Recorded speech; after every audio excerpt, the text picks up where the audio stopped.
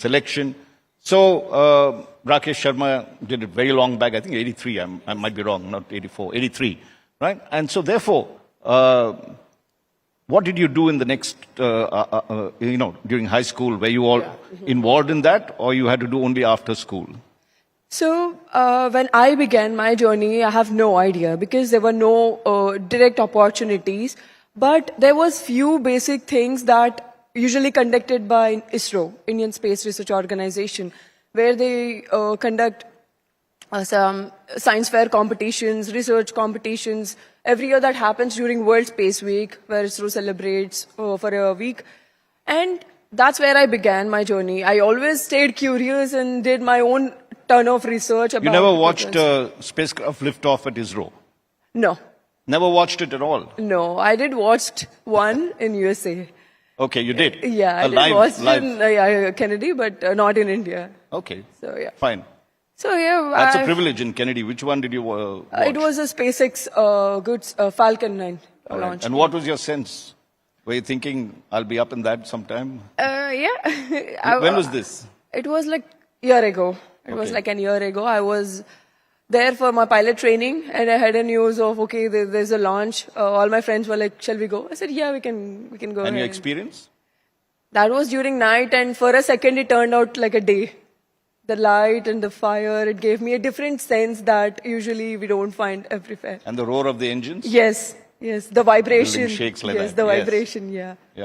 So go ahead, So ISRO got into you. The basic things are like participating in STEM activities, staying engaged, and being connected to the people who are interested in similar things.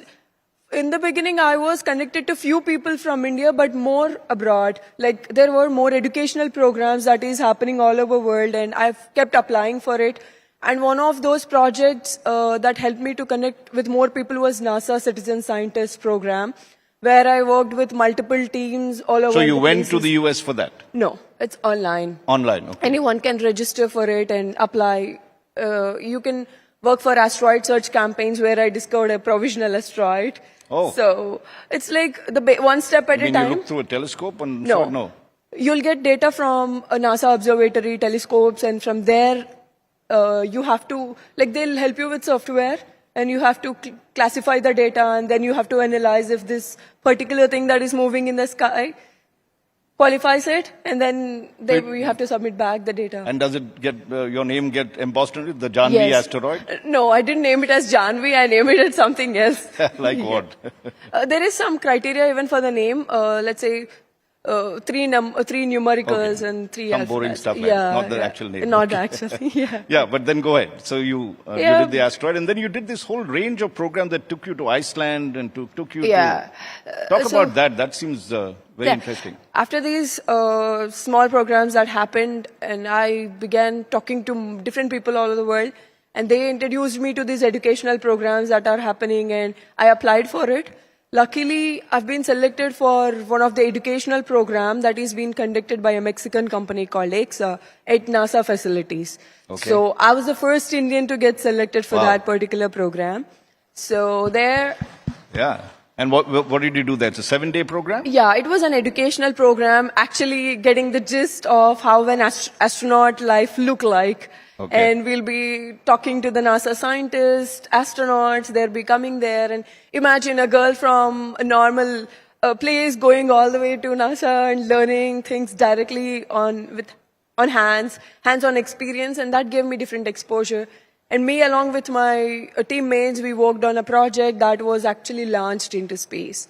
Okay, and let's move to you did about 4 of these kind of things? What were the others you did? Educational programs are like 2, but then I did analog missions.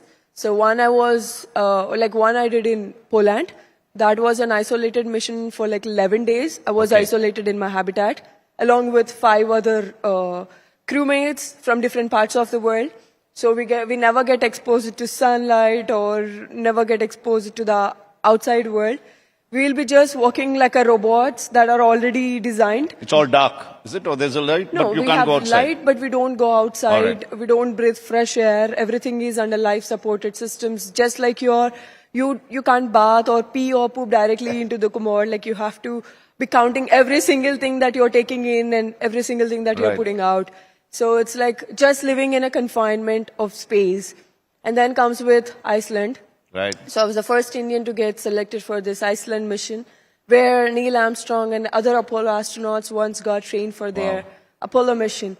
But when you ask me why Iceland, it's the place where you can find the Martian terrains and lunar kind of surfaces. So, yeah. So what did you do in that? It's a field mission. We explored the highlands and volcanic terrains of you walk? Iceland. Yeah, walking and learning from the geology in sciences. In a spacesuit or? Yes. Okay, so both in the spacesuit and then in flight suit and then regularly like a normal person. Right. Yeah. And what did that experience teach you? So it's like living in the wilderness. It's say Iceland is a place I didn't like. It's the only place I felt very different than any other country because the structures or the surface that actually mimicking the Martian terrains. And that helped me to understand, see, we are walking on the gravity. Imagine we don't have the similar gravity on a different planet. Let's say moon, it's just 1/6. And you have to walk in such terrains will make it even more difficult. And this is just a gist of practicing such kind of environments. Okay. Yeah. And now what happens? You've been selected. And so what is this? This is not a full, you go into orbit or you are at that borderline place where you... Okay. Yeah. So recently I've been selected for an suborbital mission by Titan Space Industries, and their approximate date of launching is 2029 March. Okay. And this is a private space company, and the trainings that I've did are not by that particular company. I did by myself. Like I did my own spin-off private trainings just to put me forward when India calls up for astronauts. Okay, I can raise my hand. Yes, I'm here already doing my trainings. Let's give a very warm round and bless you for your aspirations. Yeah. So I didn't waited for someone taking me as an astronaut candidate. I started my own journey and I'm doing it. And I've also graduated from Advanced Posum Academy. Where I wanted to ask you, that sounds a little technical. What does it mean? So it's a place where you will be learning the gist of astronautics. So you will be doing EVA simulations, IVA simulations, extra G flights. It's all technical. Never mind. Okay. But yes. Extra G. So you actually get the pressure coming onto you? Yes. How I've been they up to 6.5. You go through that, you spin around? Or? No, it's an aerobatic flight. It's a 300 and it's for a very shorter time, like seconds, like 2-3 seconds, you will be experiencing positive 60s, and it depends how you're gonna pushing against your chest. Yes. Right. Okay. I was been up to 6.3 or something. Wow. Yeah, that's my very first flight. And nothing happened. Nothing happened. I was still alive. Normally people puke at that time. Usually they do. Most of them did, but I was okay. Okay. And then this, you also said you did the spin. What's the spin? Spin during the aerobatic flight. We do spins and that's what you did privately. You didn't... it's from IAS, International Institute of Astronautical Sciences that I was mentioning. Okay. The Posum Academy thing. Okay. And they put you through that. And you also advanced scuba diving? Yes. How does that help up in space? So as I said, to mimic the gravity on Earth, just like space, water is the only place where you can do. It gives you this closer sensation for microgravity. So that's the reason I've started scuba diving, because I heard to go to space, you have to get trained underwater. By that time, I don't even know how to swim. Really? Yes. I started when I was 17. By the time of 18, I'm already an advanced adventure scuba diver. And I was one of the youngest people to get advanced license at that age. Wow. Yeah. Okay. Now, along with my instructor, Subhash Chandran, I'm learning the coral replantation. So I started doing ocean conservation from my end. So, yeah. Oh, good. You should go to the Andamans if you get the time. Apparently, I was graduated from Andamans. Oh, you went to the Andamans? Yes, I was licensed They're going to from do a lot of coral transplantation because of the new project that is coming out there. Exactly. Okay. And finally, I know we're running out of time, but what advice would you give to young dreamers, of those who would like to follow your footsteps or follow their own dreams? What did this whole experience teach you so far? One thing, let's say, when I come from a smaller town, people usually say, oh, you're from small town, how did you get these opportunities and things like that. But what I would say is, it doesn't matter where you come from. What all matters is what you're aiming for. Because opportunities are everywhere. The world is on the fingertips. All you have to do is go explore. Stay curious and stay connected to the people that have like mind. Stay curious, stay conducted, achieve a lot. Jahnavi, Dangeti. Let's give a really, really warm round of applause and wish you all the very best. Maybe 2029, we'll be reporting you up there in Coimbatore. Hopefully. Thank you. Thank you. Thank you. Thank you. Such a wonderful start to day 2, and I request both of you to please stay on stage as I'd like to invite Dr. J. Kumuta, Dean, Savita Institute of Medical and Technical Sciences, to hand over a token of our appreciation.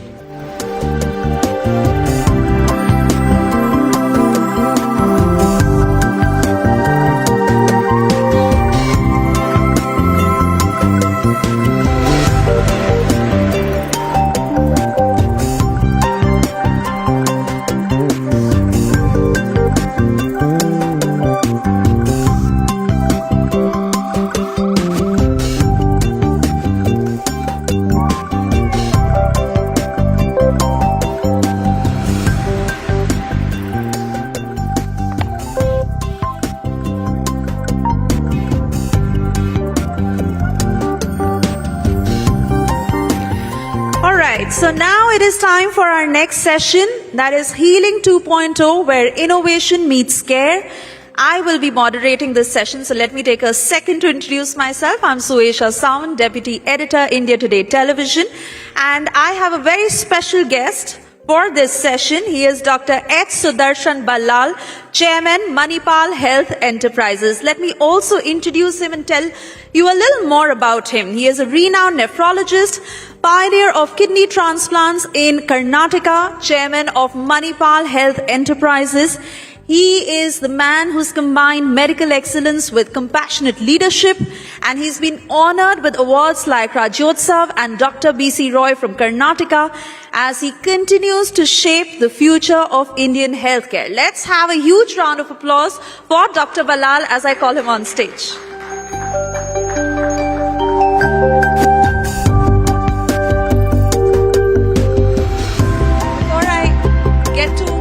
Dr. Ballal more questions. He has a PPT that he's going to take us through, after which we'll begin with the question and answers. Over to you, Doctor. Thank you, Suesha. Thank you very much. At the outset, I would like to congratulate India Today for holding this wonderful conclave, which is extremely, extremely popular. I would also like to thank them for inviting me to be here. Without further ado, we go on to the topic for today, which is Healing 2.0, where innovation meets care. Actually, I thought no care is complete without compassion. So I took the liberty of adding compassionate care instead of care alone.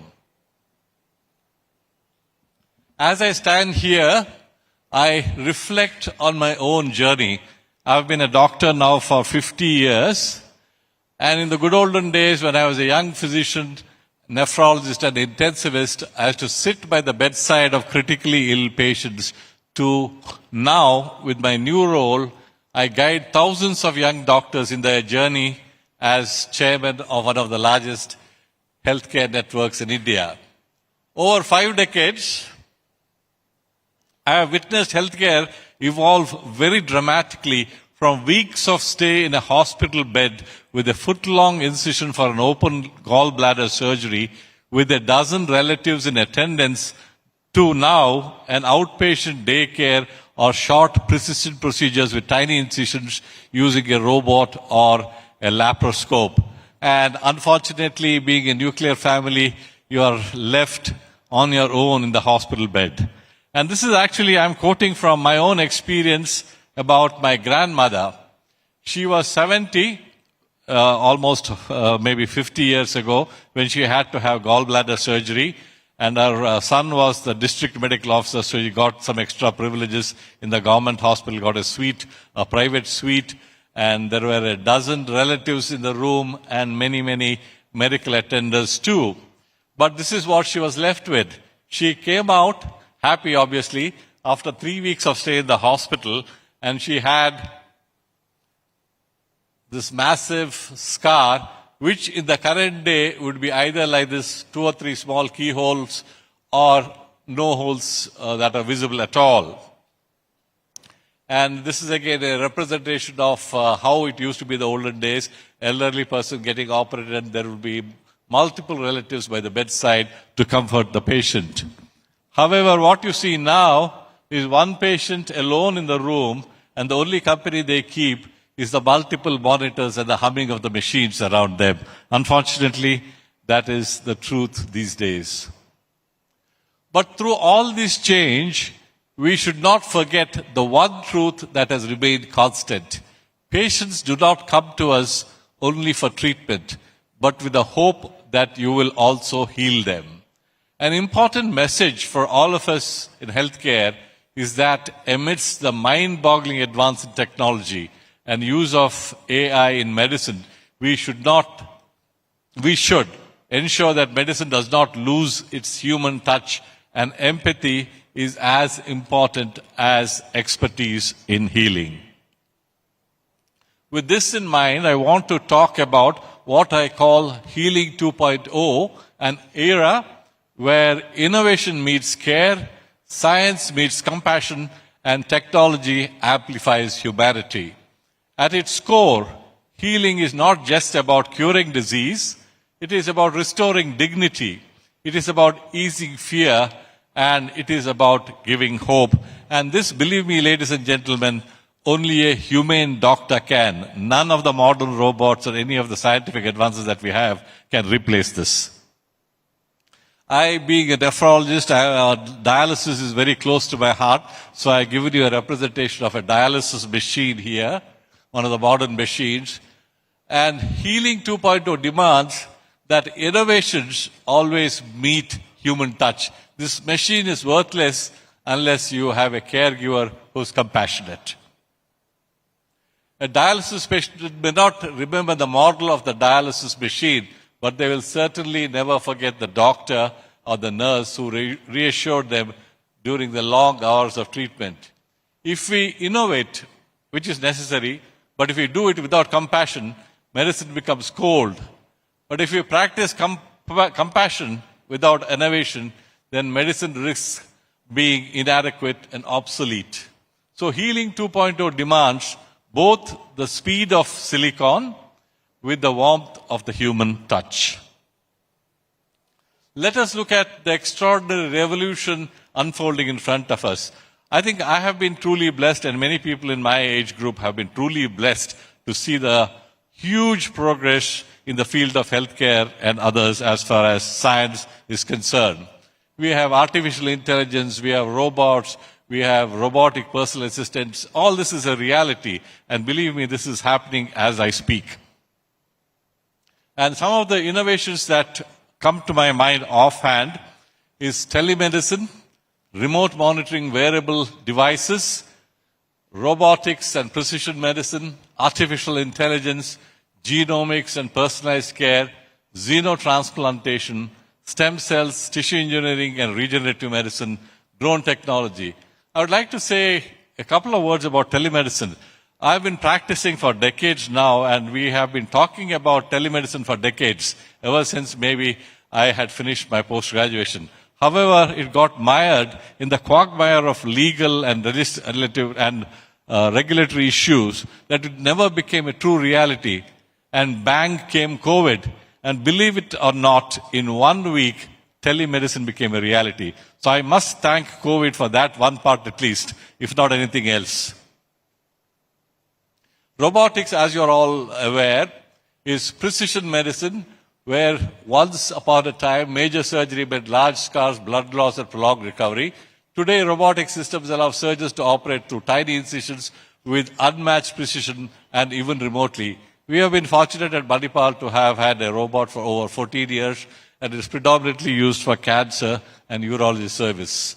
Of course, yesterday I heard a very young boy, Aju, I think, was interviewed here, and he had a lot of things to say about artificial intelligence. I think I'll cut a very sorry figure if I try to talk about artificial intelligence after what he said yesterday.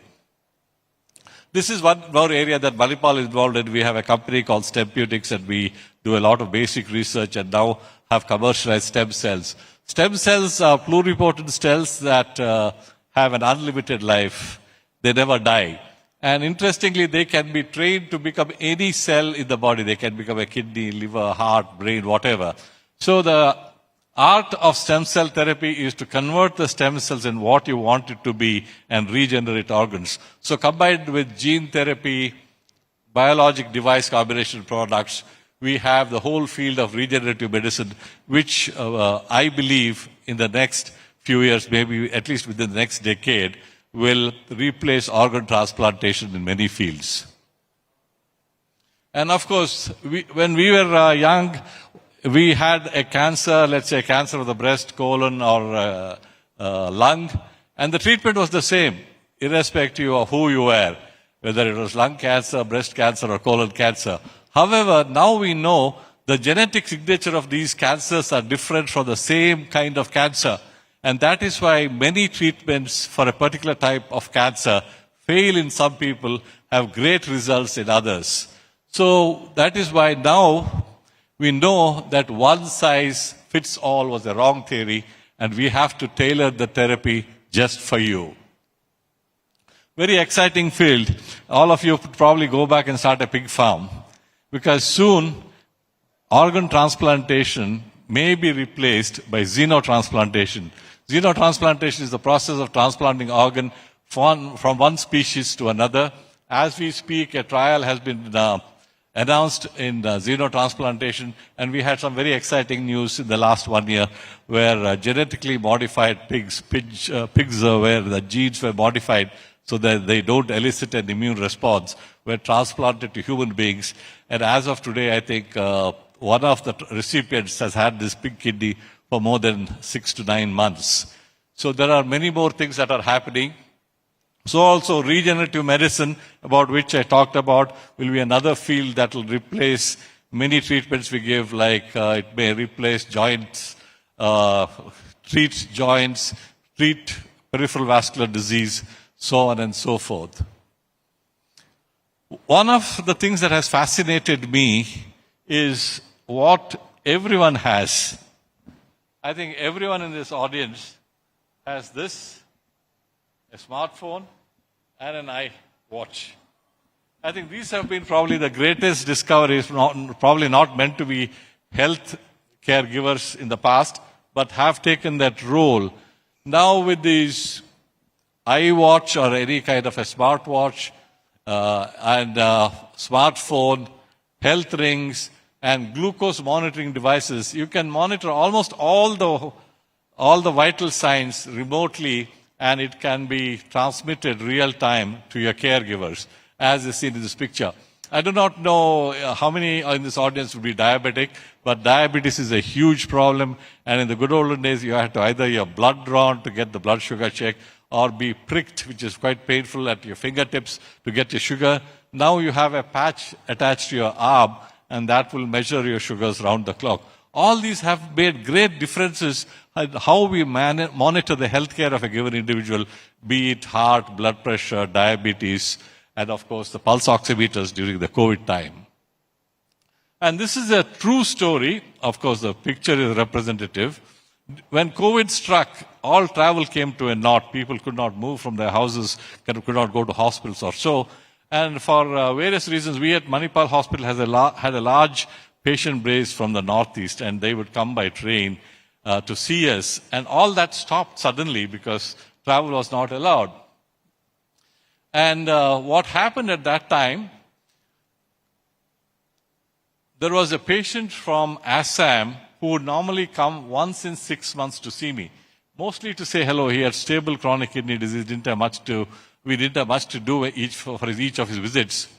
And he would spend a week traveling to Bangalore for a 30-minute consultation. During COVID, he could not travel. His daughter arranged a teleconsultation with me from a cowshed, speaking about his health. And this is the representation of that. Literally, this elderly man, this is of course a young man here, was talking to me, and I suddenly saw something with 4 legs move behind him. And that was his cow, and he was sitting on a charpai outside the cow shed. But we were able to talk to him because fortunately there was some reasonably good connection. And we finished our teleconsultation, and he didn't have to come to Bangalore. That was the power of telemedicine, where care was delivered instantly across distance, circumstance, and class. However, the story does not end there. That same patient, once the COVID restrictions were removed, even today, chooses to travel all the way to Bangalore for a consultation despite telemedicine still being available. The question is why. I asked him, why do you come all this way, traveling for a week to see me for half an hour? And what he told me was very interesting, because he said he values the human touch. The reassurance of a doctor sitting across the table, the trust built in, a shared presence, and the stethoscope on his chest, so on and so forth, is what he missed on the telemedicine consult. And that is the essence of today's topic, Healing 2.0. Technology can amplify care, but it cannot certainly replace care. We must therefore ask, what is the future of healing? I believe it lies in marrying technology with humanity. And we do hope it's a long-lasting marriage, unlike some of the marriages that happen today, do not last very long. But this, believe me, should be a long-lasting marriage. And this is, in essence, what it should be. That is technology, as you can see the various machines there, with a prayer, faith, and the human touch. A combination of this, believe me, will heal almost everyone, however sick they are. As we embrace the future, let us remember a robot can never wipe a tear. An algorithm cannot reassure a family. A machine cannot inspire hope. The healing touch, the look in the eye, the empathy in the voice will always remain irreplaceable. Healing 2.0 is about combining the two, science that is precise, care that is personal. Let me end with a story that has stayed with me. A long-term patient once told me, "Doctor, you did more than treat me. You healed me." That ultimately is the aspiration of medicine. Not just adding years to life, but life to years. As India rises on the global stage, let our healthcare revolution be measured not by the machines we install or the profits we declare, but by the people we heal, the dignity we restore, and the hope we spread. Because the future of medicine is not about technology replacing touch. It is about technology bringing us closer to the essence of touch. Thank you very much. Jai Hind.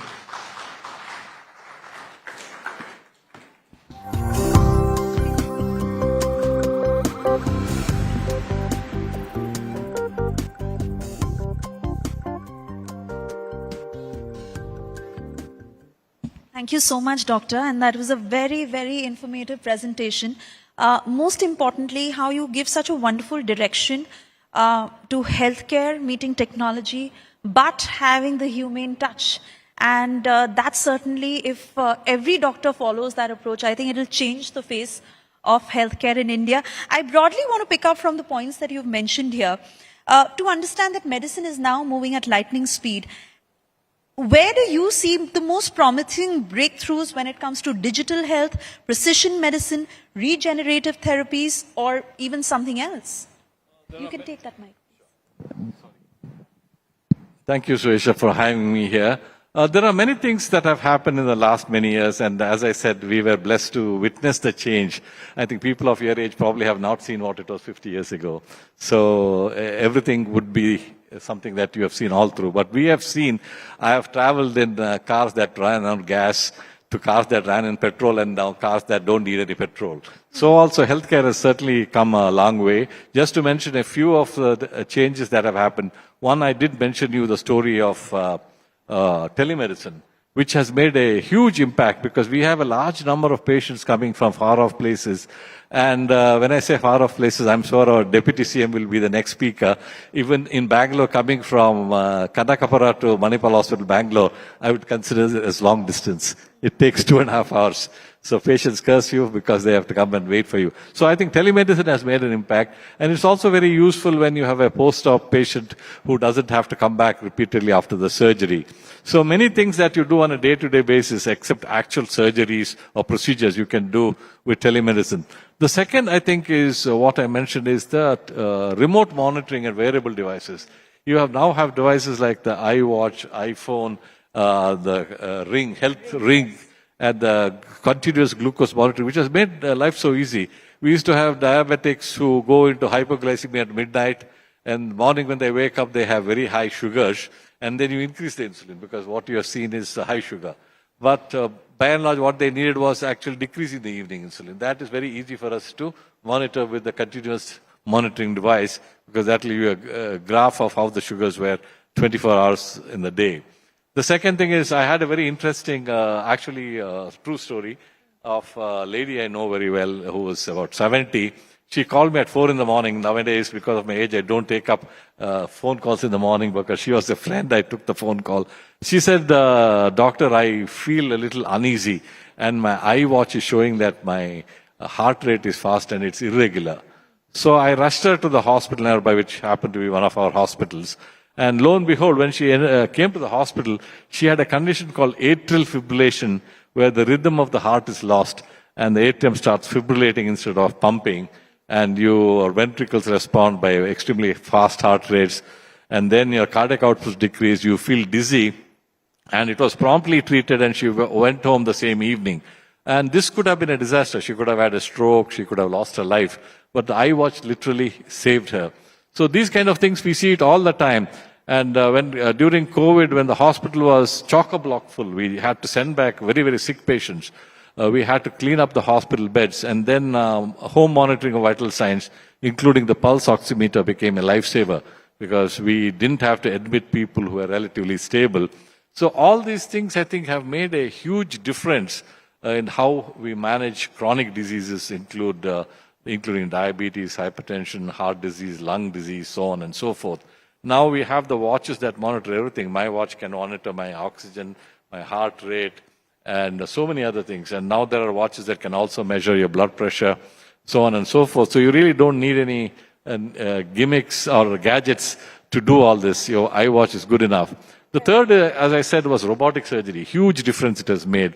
It is easy for the surgeon, and sometimes people mistake that the robot is operating, and that's where I said that doctors are still needed because the robot is guided by the doctor. The doctor may not be in the vicinity of the patient, though usually conventionally they're in the same theater. But we did have an example of our surgeons in Delhi operating on a patient in Jaipur. So it's possible, and actually transatlantic robotic surgeries have happened from the US to some country in Africa. So it's possible, technically it's possible, that the surgeon would guide the robot from long distance as long as you have good connections. Then, of course, we talked about xenotransplantation, where genetically modified pigs organs can be harvested for organ transplantation, then stem cell therapy, so on and so forth. So the field is huge. So I feel medicine will be very different in the next 5 to 10 years from what it is today. But you know, the other aspect you mentioned of how healthcare often comes into scrutiny when it is commercialized. Now, somebody like you who champions compassionate leadership, how do you reconcile business realities with the need to put patients first? I would like to prefix my statement by saying compassionate care doesn't necessarily mean free treatment. Because if your business if your business model is unviable, you cannot cannot give any care, compassionate care or otherwise. So we have to have a business model, and in my opinion, this is where the government and the private sector should work together. Because India is a massive country, population 1.4 billion. No one sector can deliver care to everyone. So we have to have the government and the private sector work together. And my mantra for a viable healthcare system is universal health insurance. Not necessarily coverage, but universal health insurance. For instance, in the US without Medicare, UK without NHS, no patient can come to the hospital. It's so expensive. Even the middle class, super middle class will not afford treatment. But of course, those systems also have flaws. So we should have a universal viable health insurance, and the government and the private sector should work together, especially in tertiary and quaternary care. And the government probably should focus on public health, preventive care, primary care, and secondary care, because then you can actually prevent serious illness and you will save a lot more patients. Just to give you an example, clean drinking water can save more children than all the hospital groups, Manipal, Apollo, Max put together in the country. And that is the beauty of preventive care. India has incredible talent. Despite that, we see a lot of doctors, researchers moving abroad. How is it that we can create a conducive environment here to be able to retain that talent? That's actually happening. In a lighter vein, I was settled in the US and they didn't want me to leave the US, but I came back. That was almost 30 years ago. But what I see today is there is reverse brain drain. I think the hospitals, at least I can speak for the healthcare, hospitals in India are on par, are better than many of the hospitals abroad. In fact, I get many of my family to fly in from the US here to get healthcare. They can see the doctor of their choice, they can go to the hospital of their choice, they can get the treatment at 10% of the cost. And, given the paucity of time, I'm going to take this last question with you, Doctor. Looking ahead, what excites you the most about the future of Indian healthcare, and which direction are we headed, given the onset of AI and the way technology is booming? You think doctors will still be relevant in the times to come, 10 years from now, or it'll be robots doing the job? No, I think healthcare is fortunately heading in the right direction, as I see it in the last 3 decades of my coming back to India. We have grown a lot, and as I said, we have grown very well. Of course, technology has been adopted and adapted by most institutions, and I think doctors who adopt technology will never perish, but doctors who do not adopt technology will perish. Robots will always be our servants. We will never be the servants of a robot. And I see great future for Indian healthcare. Dr. Balal, it's been wonderful talking to you, and most importantly, seeing where healthcare is headed in the future. Thank you so much for joining us here today at this conclave. As I would also like to invite Dr. Arun, ED, Kovai Medical Center and Hospital, to join us on stage and hand over a token of our appreciation.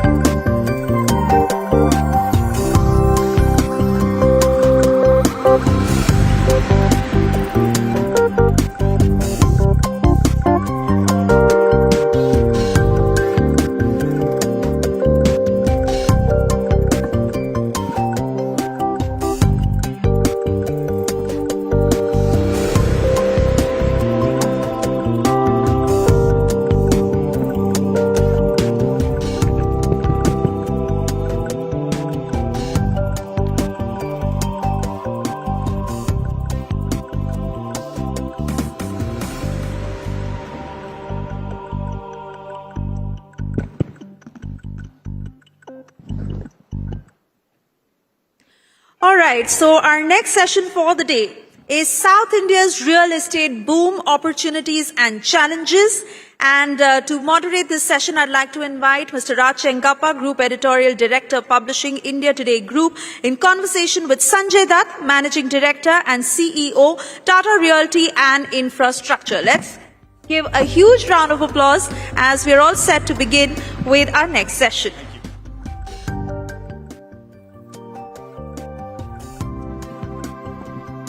There's one business that will not go out of business, and that's real estate business. And South India is a very good example of that in terms of the fact that it's among the fastest growing and the most dynamic real estate markets. Cities like Bangalore, Hyderabad, Chennai, and even Coimbatore are leading both in housing sales and office absorption, outpacing, I'm told, traditional markets like NCR and Mumbai. So let's get straight to the chase on this one. And let's welcome Sanjay Dutt, Managing Director and Chief Executive Officer, Tata Realty and Infrastructure. Very warm round of applause. Thank you. He's a top expert on the subject. And so while keeping South India in mind, maybe we can get a brief overview of how the real estate market in India is. Is it booming? Where is it going? And how is South India doing in comparison to the rest? Sure. So the biggest demand driver of any economic activity is the jobs. And the commercial real estate is on the forefront. In last 2 years, India has done about 80 million square feet absorption in the top 8 cities. And South covers roughly about 60% of that market. And this is consistent. So IT and e-commerce, telecom, banking, financial services, healthcare, all of these are the drivers. And they all are seeking top talent. And South actually represent a very healthy pool of talent.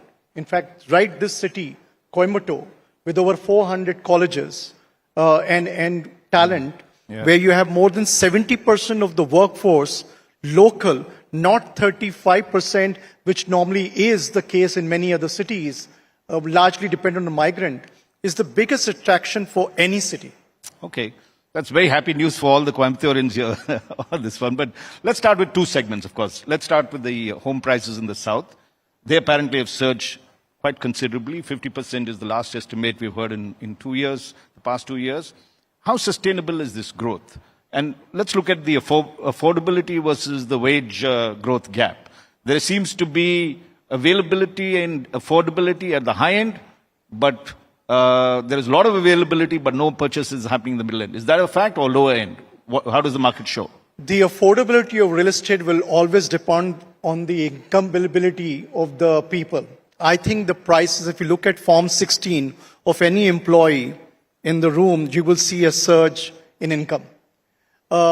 Yes, sometimes real estate markets are speculative and people tend to invest more in real estate and then leads to high prices and becomes beyond reach sometimes. But it's not sustainable beyond a point. So I think there will be a slowdown, correction, consolidation eventually. But keep in mind, every time it comes down, it goes up higher than the last peak. So it will always remain attractive. So it's like the stock market in India. It does go down, but it stays quite high. Demand and supply. Right. Also to throw some light, land valuations have gone up because sanitized land is difficult to get. Then you have to invest in approvals, you have to invest in design. Also the standards of living, the expectation, the aspirations have gone up. So the infrastructure that you're building in housing complexes today are not what they used to be. So you want to have the experience of a resort or a hotel or a very well-equipped infrastructure, and for that you're willing to pay a premium. Right. Let us talk about the challenges you face. There is a lot of positive that's happening, but when you look at ease of doing business and other factors, how would you rate that, and what are the key, Ease of problems doing you face? business, and if I may put it, cost of doing business in India is an issue.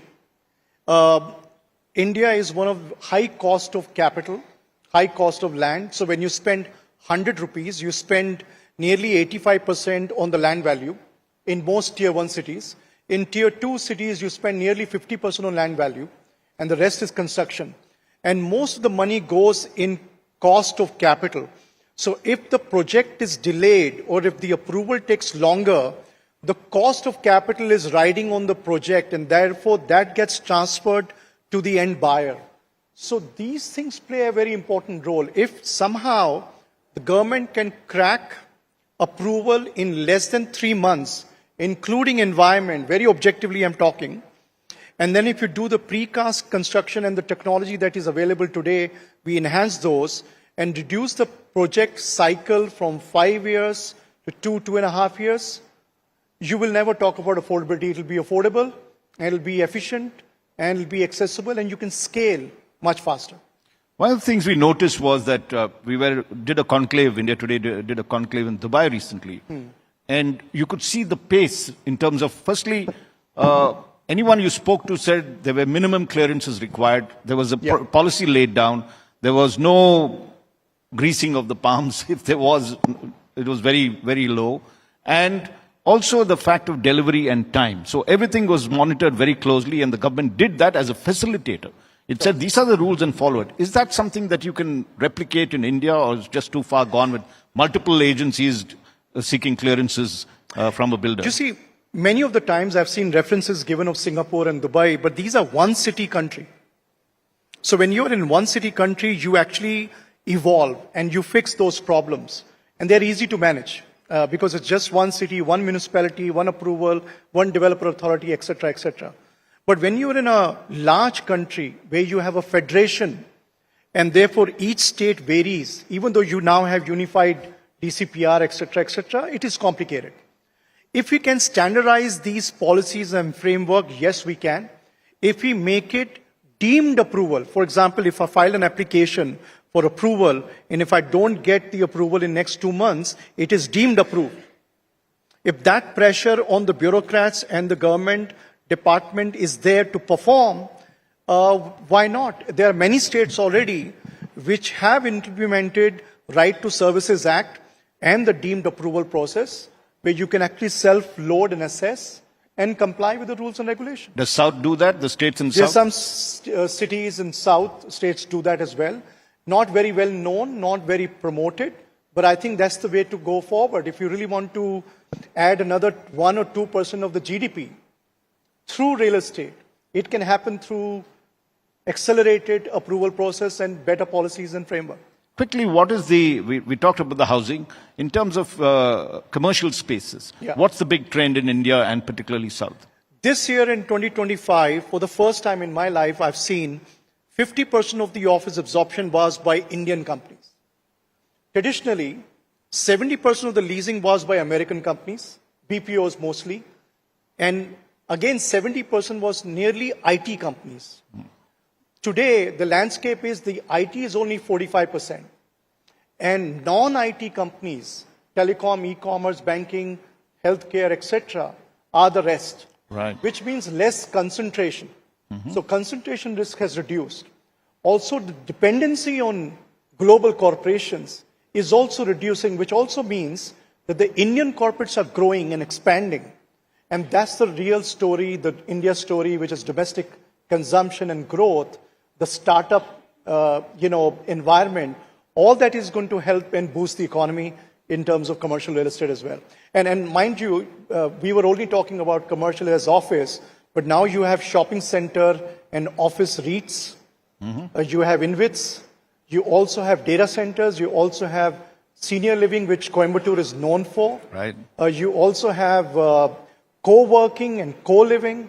So the segmentation of real estate and institutionalization is on a very high end. And finally, I know while a lot of luxury homes are in demand, the middle income, low income is less in demand. I don't know if that's a correct statement. What can we do to enhance, particularly we can see housing is a huge priority for various governments. What is the way out for them to build good houses, affordable for the state as well? Is there a solution that you think is... The government only takes away nearly 50% through the taxes on the property, so they need to first fix that to be upfront, honestly. Right. You cannot, like I mentioned at the initial stage, land plays 50% to 85% of the project cost. Right. So the government needs to facilitate railway authority, defense authority, you talk about municipal corporations, you talk about Port Trust of India. So many government bodies own land in the city, which is not being put to use. They need to monetize and unlock those, make the land available, make the land cheaper available for affordable housing, and then allow private developers to build those under tax benefits, which the government has already done. Unfortunately, the government has given tax benefits to the developer, but everything else is expensive. So taxes are still high, capital is still high, land value is still high, and you still don't have, in many places, road and transport connectivity. So what's the point of going 50 kilometers from the center of the city and doing affordable homes when people can't commute? So these are the very obvious challenges to address the affordable housing. Sanjay, that we have almost out of time. Last question, technology. Are we at the cutting edge? What's the best in building technology? How quickly can we turn around things? India is building world-class properties with the best of the global standards that you can imagine.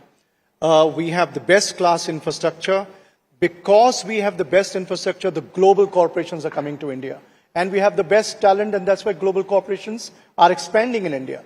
There are many IT companies which have 65 to 70% of the global workforce in India. And there are likely to be many other companies which will take the 10 or 15% of the global workforce to 30 to 40% of the global workforce in India. Right. So I think we are using technology, etc., etc. It's just that we need to address the scale and the bureaucracy and the hurdles and hindrances and open up to accelerate the growth. Sanjay Dutt, thank you for your candor. There's so many good examples that he's spoken about. I think the state government should listen to him. Very, very warm round of applause for Sanjay Dutt of Tata Realty. Thank you. Yes, indeed. And I request you, gentlemen, to stay on stage, as I'd also like to call Mr. Bala Ramajayam, founder and MD G Square, India's largest plotted real estate developer. Request you to please come on stage to hand over a token of our appreciation.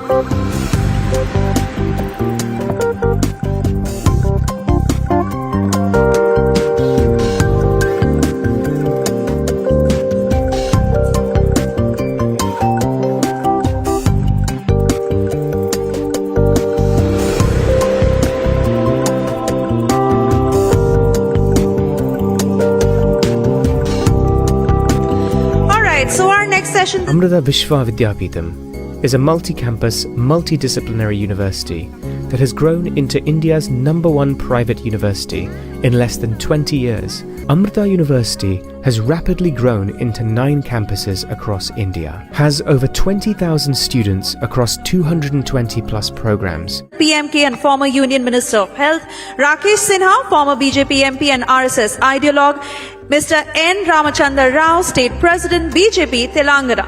Let's begin with this session.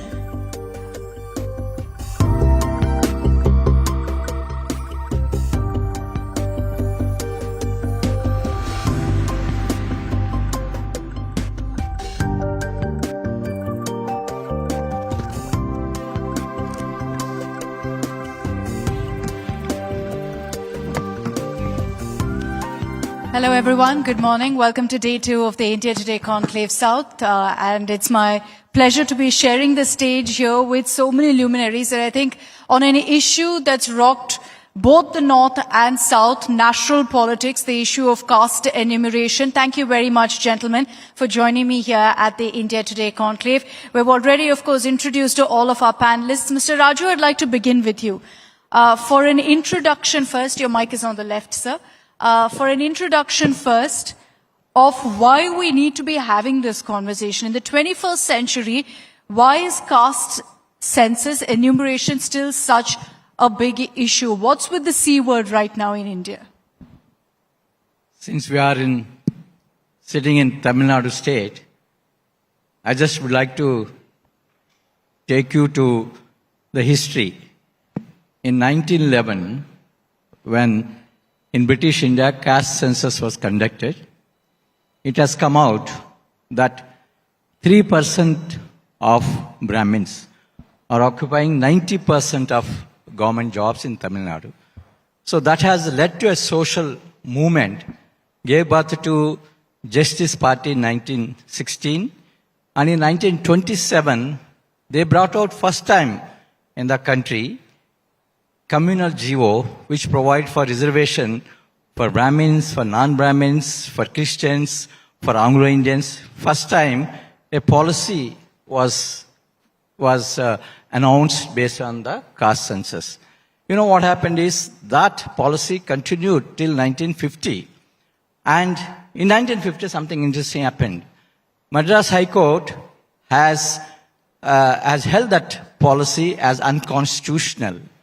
Then the first Prime Minister of India had to go for first amendment to the Constitution to provide foundation to reservations for scheduled castes, STs and OBCs. Why I'm saying is the data that has come out of the caste census has led to social reform, has led to laying foundation to the reservation policy in India. So the point that is important to note is it is not just a rhetoric.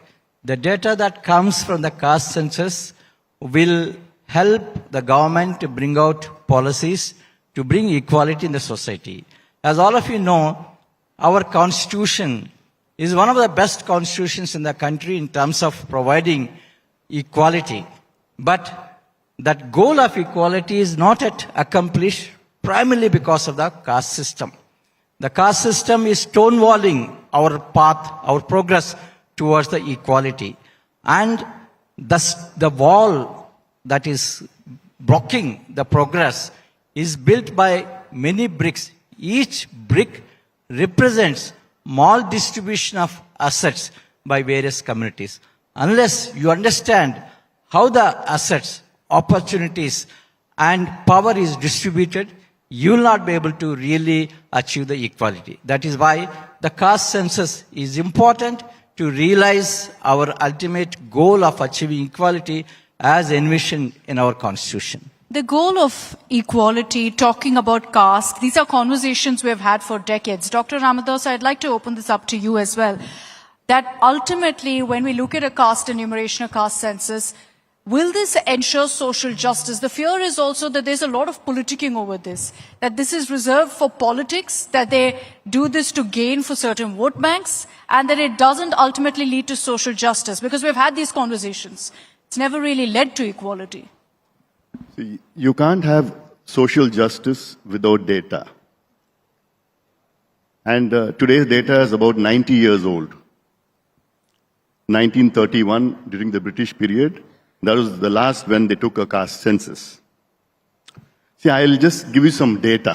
Why we need a caste count today. It's just not only for the backward caste or the scheduled caste, even for the forward. I will justify that. See, in 2017, our Prime Minister had initiated a Rohini Commission, Justice Rohini Commission, for within the OBCs, we have 27% reservation for OBCs at the national level. What is the disparity within? There are 2,633 communities within the OBCs, out of which 10 communities take away 24.94% of the jobs and employment or education. That's a reservation. You can say 25%. Then there are 38 communities, another 25% they take away. Then 102 communities, they take away another 25%. Then 506 communities, they take away 22.5%. So now you have 656 communities, they take away 97.5% of the jobs of the OBCs.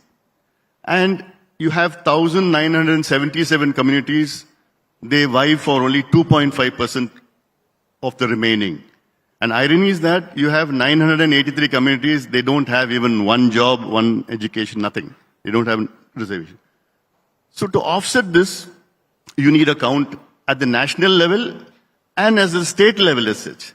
National level count is a macro count, according to me. But the more important is the state level count. We need all the state governments to take account. And why? Each state has got its own criteria. For Bihar, they have done a caste census, and 23 they have finished it. And they found out that in Bihar, 94 lakh households have a monthly earning of less than 6,000 rupees. It's just not only for reservation you need this count. It is for your other welfare schemes. Reservation is only part of the affirmative action. So economic backwardness. Absolutely, absolutely. To know the economic backwardness and to offset it. And then they found out that 67 lakh households in Bihar, families in Bihar didn't have a house. Telangana did a count. And they had 75 questions, 56 primary questions and then 19 secondary questions. And they had an elaborate question hour. So all the households in Telangana, you know that what community they come from, what is their status, what is the educational status, what is the economic status. And Tamil Nadu has a different issue. Tamil Nadu has got 69% reservation, unlike other parts of the country. And to save this 69% reservation, and we have this in the 9th schedule of the Constitution, protected. But even then, there are cases in the Supreme Court. And the judges in the Supreme Court are asking, does Tamil Nadu have 69% of scheduled castes, scheduled tribes, OBCs and MBCs? So without a count today, we can't justify the 69% reservation. And in fact, Karnataka recently, they are going to take the second count. They took a count for the SCs, Supreme Court's ruling, and because of the count for the SCs recently, they gave internal reservation. They broke up the scheduled caste 17% into 6, 6 and 5. So, social justice is where you give more, when you say reservations or affirmative actions to the needy who have not got amongst the others.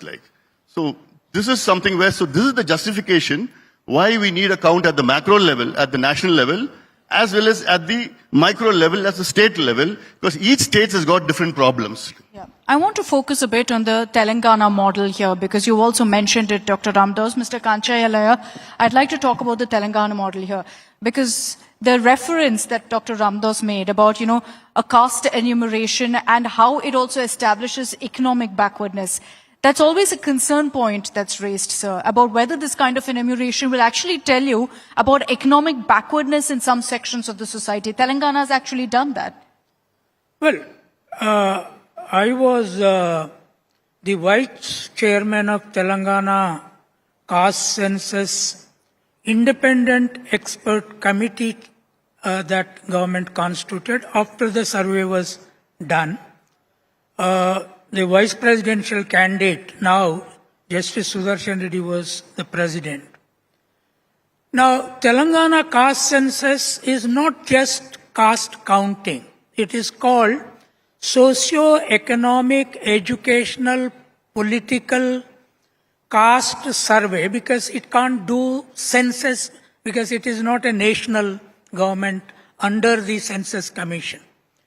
Now, the final result of this, after we did what is known as composite backwardness index of all 242 castes and the groups ST, SC, OBC, and then Muslim OBC and upper caste, general caste.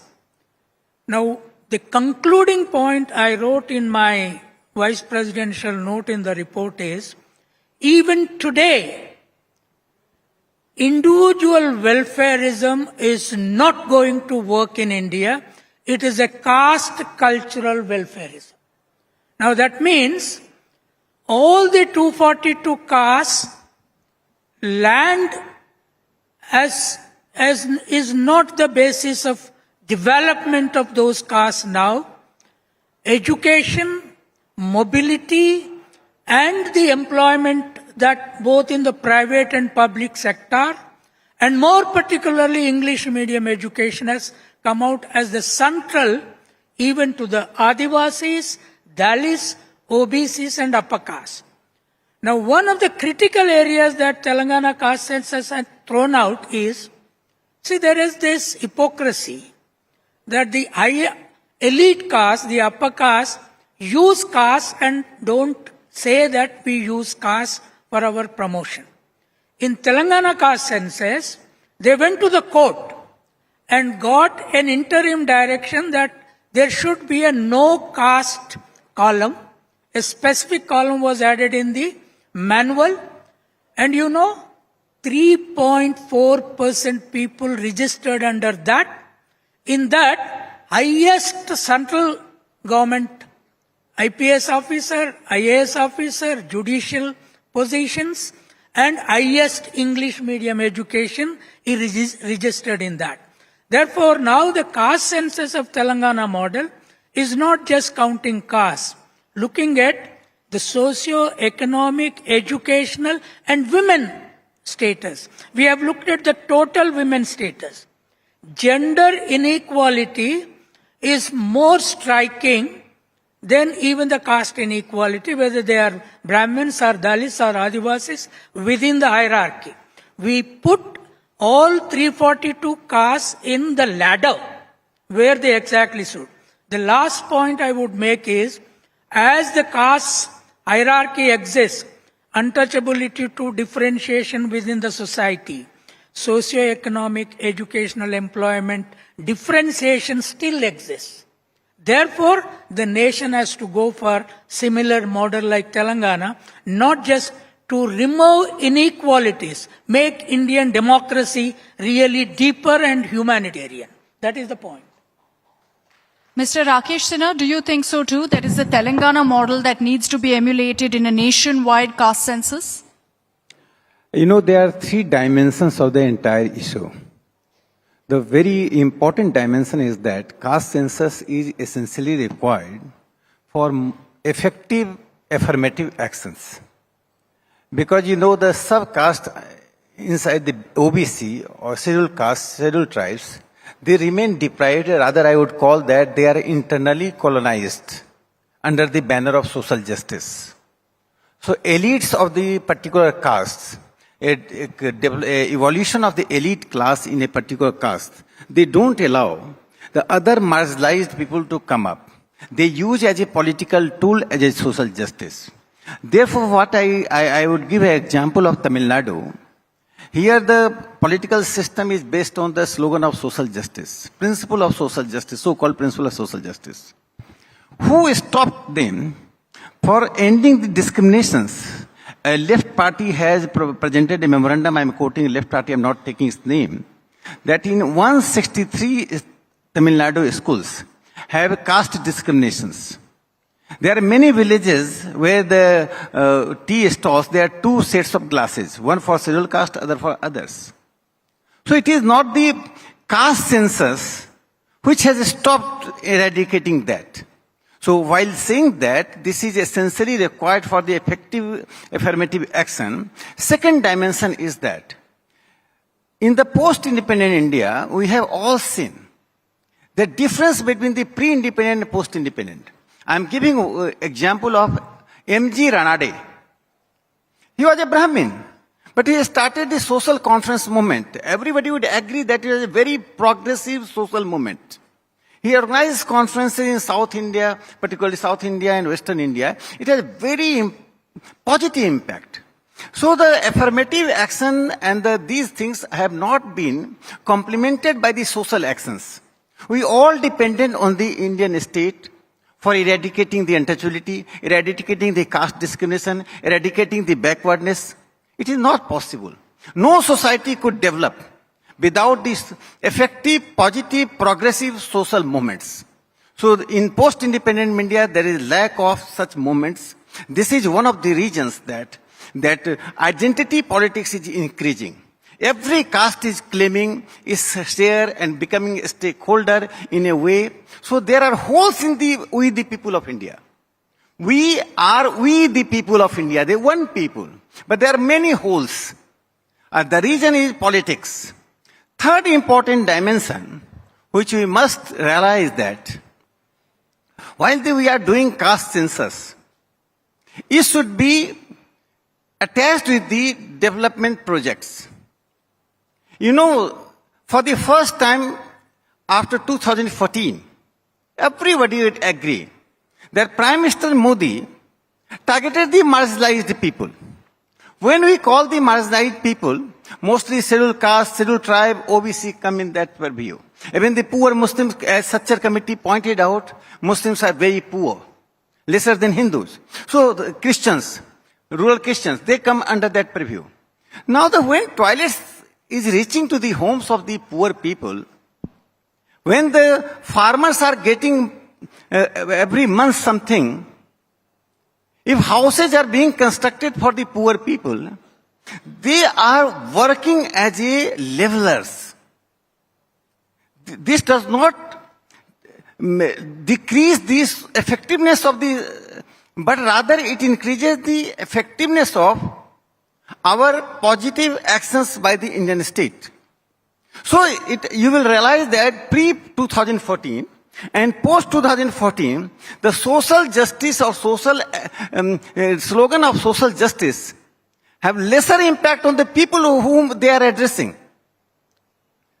Now, because the development of Ayushman Yojana, this is very important. Jan Dhan scheme.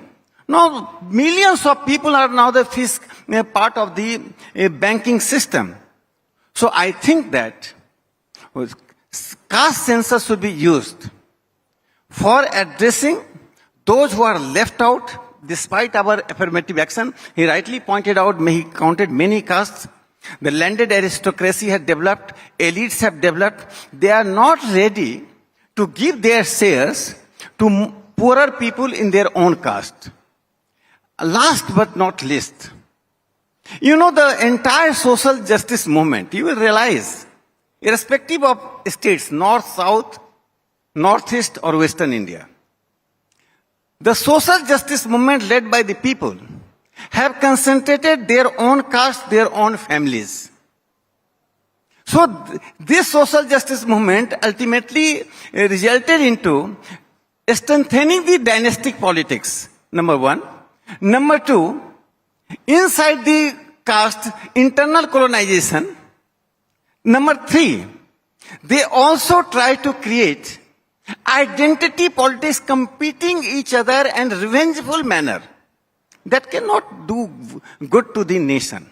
I think that development is our common target.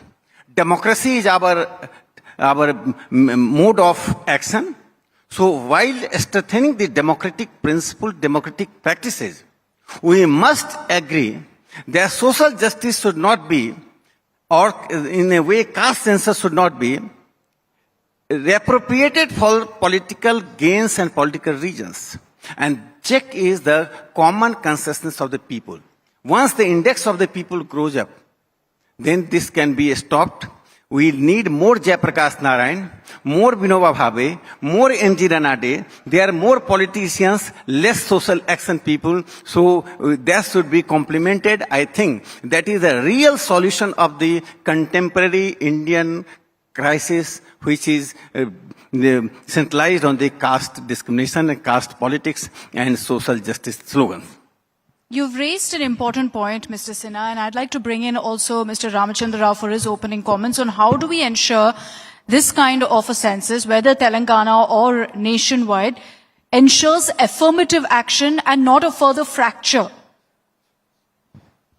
See, the caste issue as such in the entire nation is being debated in several parts of the country.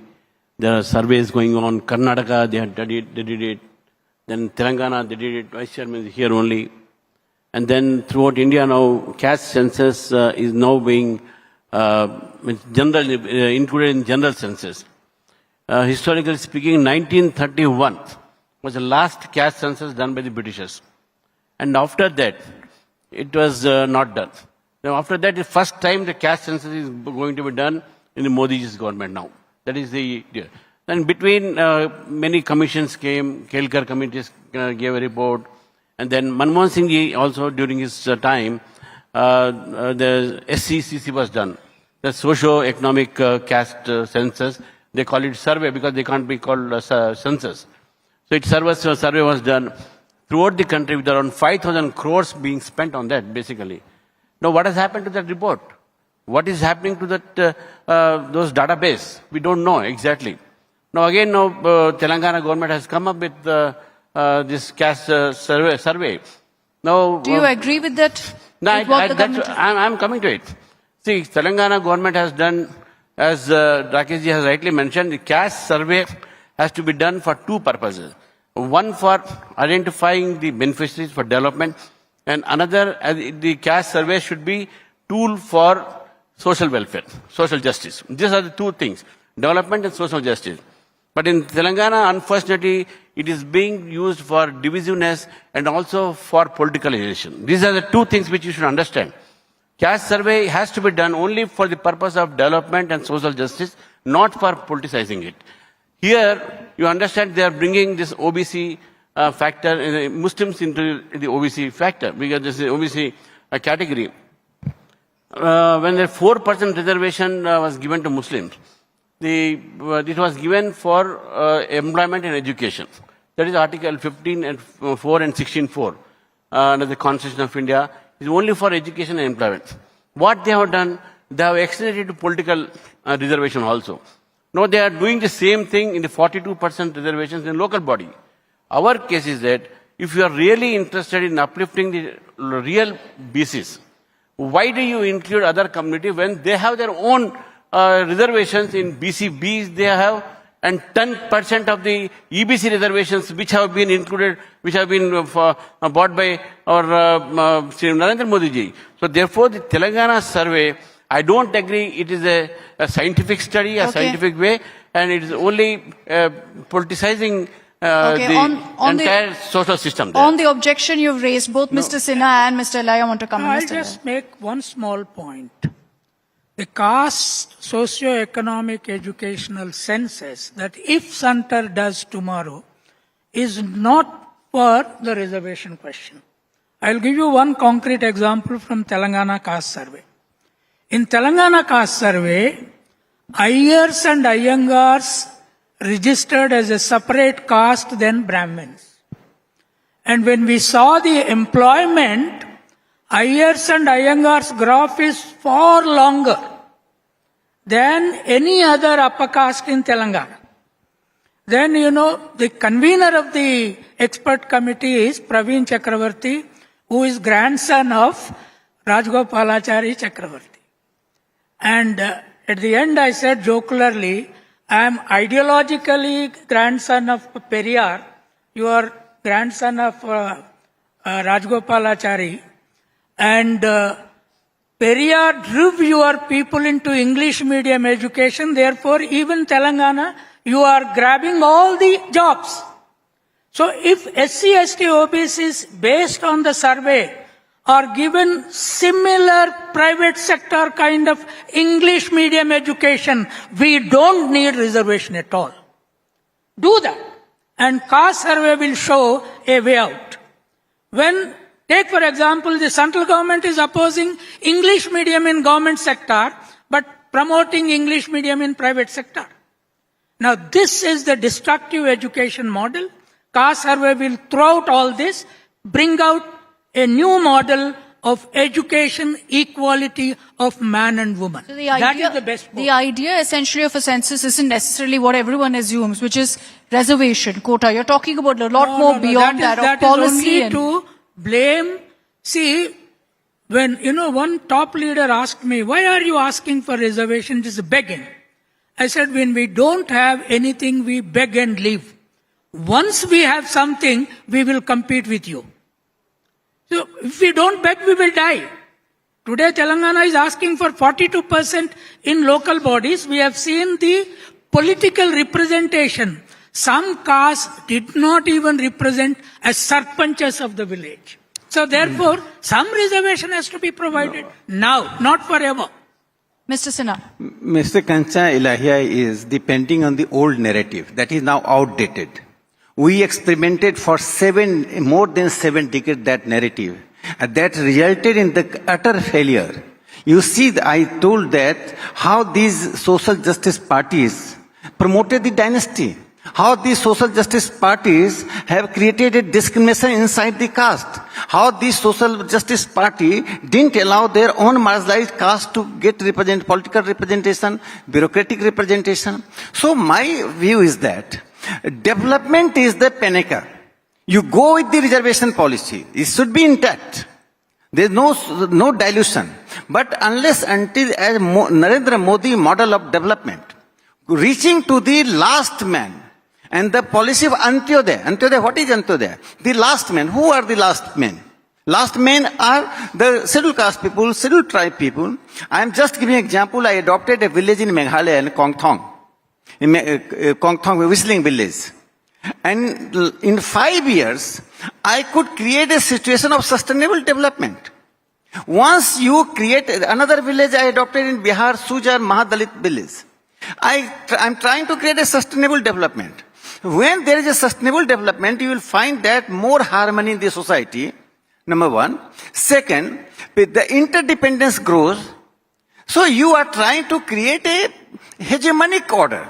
From one hegemony to another hegemony. Revengeful process of politics. That is not going to work. No, but Mr. Sinha, also at the same time, are we suggesting that right now, today, we have a level playing field already, even for development to seep through? You have to ensure it can reach that level. I'm just telling that. You know, if you are not strengthening the primary schools, and there are no primary schools in the Dalit areas, you give the 100% reservation. They will not come.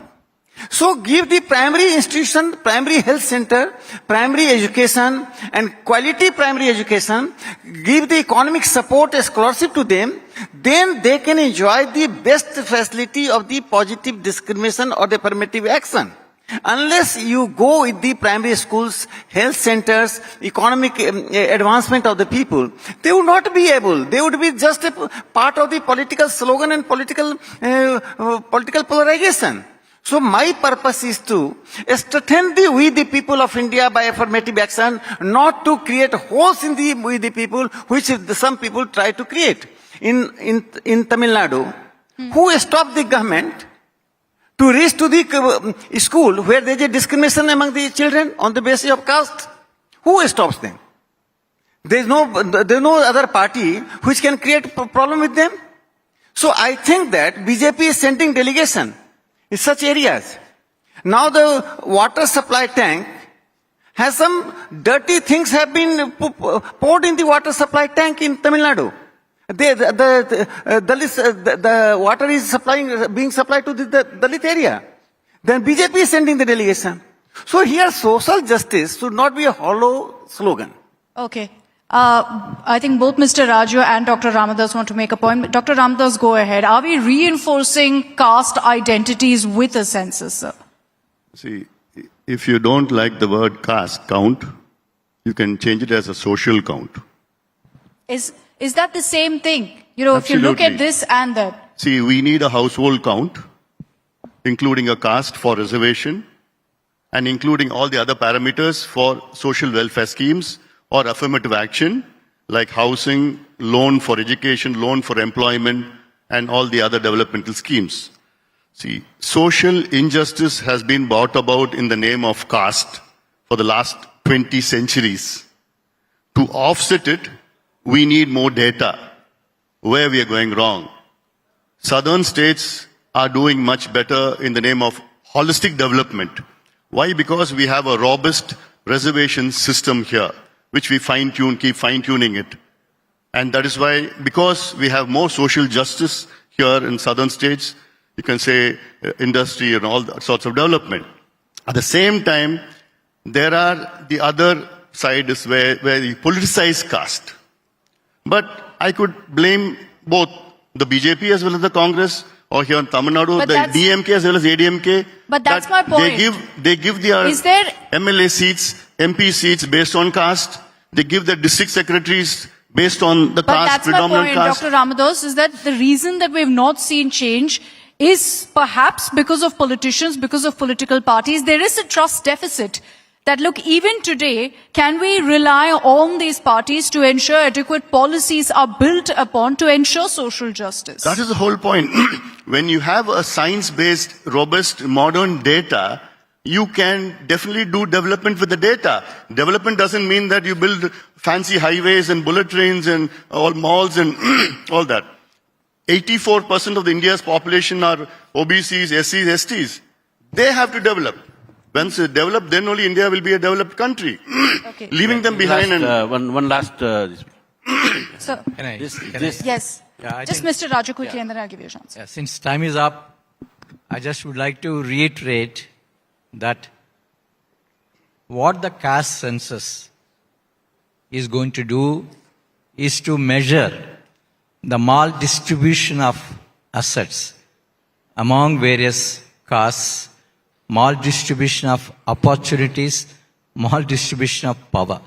This is something we need to really understand. That is what caste census is going to measure. Caste is a reality. Caste disparities is a reality. India is one of the most unequal societies on the planet. We need to understand these inequalities basically stem from the way the caste works. So the caste system will tell you how these inequalities are there, how various castes are suffering. It will give you a whole lot of data for you to plan programs, policies, legislations, so that there will be equality in the society. So we need to really look at caste census as a great opportunity for India to move towards equality. Don't look at it from the narrow perspective of reservations, narrow perspective of politics. Look at it as a great opportunity India is having to become an equal society. If done right. I think we'll wrap up this. Mr. Rao, apologies, but we've completely run out of time. If done right, the caste census perhaps provides that opportunity to address all of the issues that Mr. Raju also mentioned. We've run out of time. This is, of course, an issue that we can really dig deep into. And I think we just began a very, very interesting conversation on caste enumeration. But thank you very much, gentlemen, for joining us here at the India Today Conclave. Thank you very much indeed. And I'd like to request Dr. Arun ED, Kowai Medical Center and Hospital to please come on stage to hand over a token of our appreciation.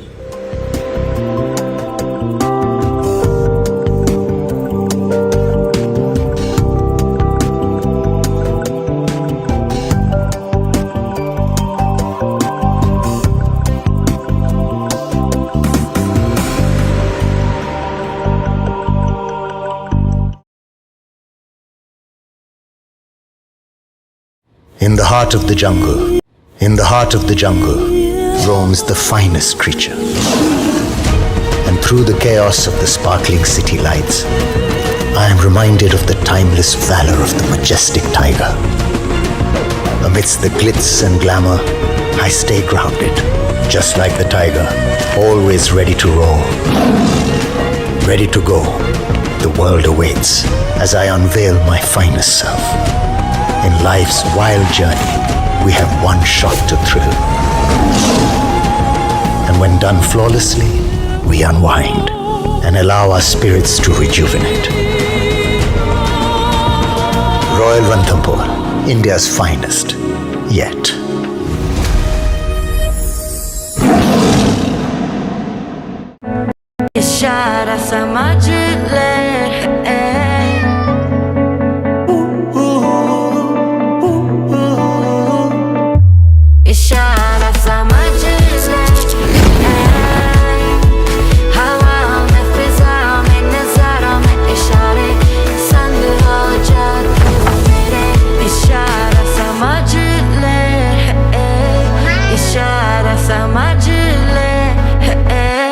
Every picture here has its own Would-be story. This is Anand and family. His dream home in the city is not just a dream anymore. Anwar's investment in a plot changed the plot of his whole life. John definitely couldn't live inside a box, so he thought a little outside the box. 18,000 happy stories in 12 years, across many cities. You could also come home and be a part of this story.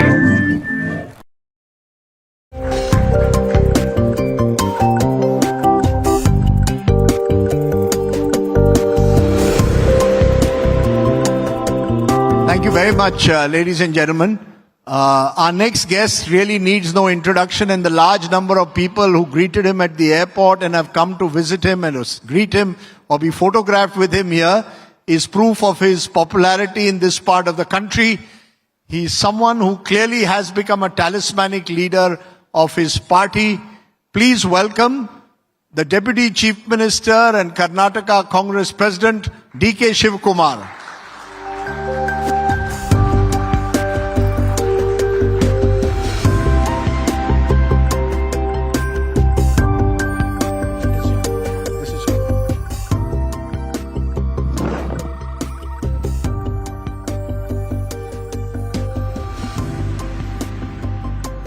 Namaskara, welcome once again to the India Today South Conclave, where we are joined by a very special guest, someone who is seen to be the face of the Congress of the future, someone who's built a strong, formidable reputation as a politician who certainly knows how to win elections. Our special guest is the Deputy Chief Minister and Senior Leader of the Congress Party, DK Shivakumar, the Deputy Chief Minister of Karnataka. Please give him a very big hand, ladies and gentlemen. Thank you very much, Mr. Shivakumar, for joining us. Our subject is how do you make Bengaluru great again? But before that, I just want to understand, the moment we told people that you're coming here this morning, lots of people suddenly wanted to attend the conclave. Every Congress leader in Coimbatore wants to meet you. What is your secret? Why have you become, I thought you were a leader of Karnataka. You seem to have crossed the divide and entered Tamil Nadu. We all are basically Indians. India is one country with a lot of diversity. We believe in our same constitution. So we all have been protected with it. So we love each other. Okay, but beyond the love, before we come to Bengaluru, I must ask you a couple of national questions since there is a big buzz. No, something you're asking first. Yes. But something you asked first and you forgot it. Yeah, I'm going to ask you very clearly, November 20th, 2.5 years will be completed of the Karnataka government under Mr. Siddaramaiah. The buzz in Delhi and Bengaluru is that there was some kind of an arrangement, 2.5 years, Mr. Siddaramaiah as Chief Minister, 2.5 years, Mr. DK Shivakumar. Am I therefore talking to the next Chief Minister of Karnataka? If we have this conclave 2 months from now, I will have to introduce you as the Chief Minister of Karnataka. See, I don't like to speak anything on the media. It is me and my leadership, me and my party, and me and Mr. Siddaramaiah. So my party high command is whole and soul for us. We go by their directions. Whatever they decide, we accept, we work. We have promised to the people of Karnataka, we will give a good government with good governance. That is the most important thing. So we all will work together for whatever we have promised to the people of Karnataka. Sir, that is a politically correct answer. Now you have to give me the reality. Every time I ask you the question, there is a glint in your eye and a smile on your face. And I recall meeting you even in May of 23 when you all won the election, and somewhere even your supporters, your own MLAs, when I meet them, say DK Shivakumar will take over before 2025 is over. Is there a hope, an expectation? You have often been open about the fact that why should I not be considered as a Chief Minister? So is that a hope that you could succeed Mr. Siddaramaiah one day? No, time will answer. I am not to answer. Only the time has to answer. But you are hopeful. See, anyone in this world has to live on hope. Without hope, there is no life. Have you been given any assurance by your high command, your leadership, for all your Karnataka Congress president? You played a major role in bringing your party to power in the state. Have you been given any assurance? DK Shivakumar, don't worry, be patient. It is not one man's effort, or not me or Siddaramaiah or some of us. It is all of us have worked together. We tirelessly work together. we gave a commitment to the people of Karnataka. The people responded to her. They believed to us. It is the unity which brought us big strength. I will come to what has happened in Karnataka and Bangalore over the last 2 years and what has not. But one more controversy I want you to settle today. Few weeks ago, this happened, and I'm going to play the video, and I want you today, once and for all, to settle it.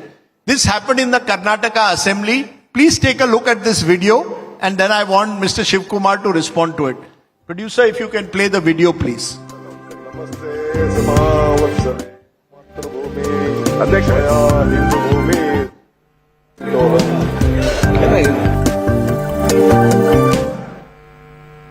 Okay, the video was of you at the Karnataka Assembly reciting a RSS song. Immediately it was picked upon by your rivals, both within the Congress.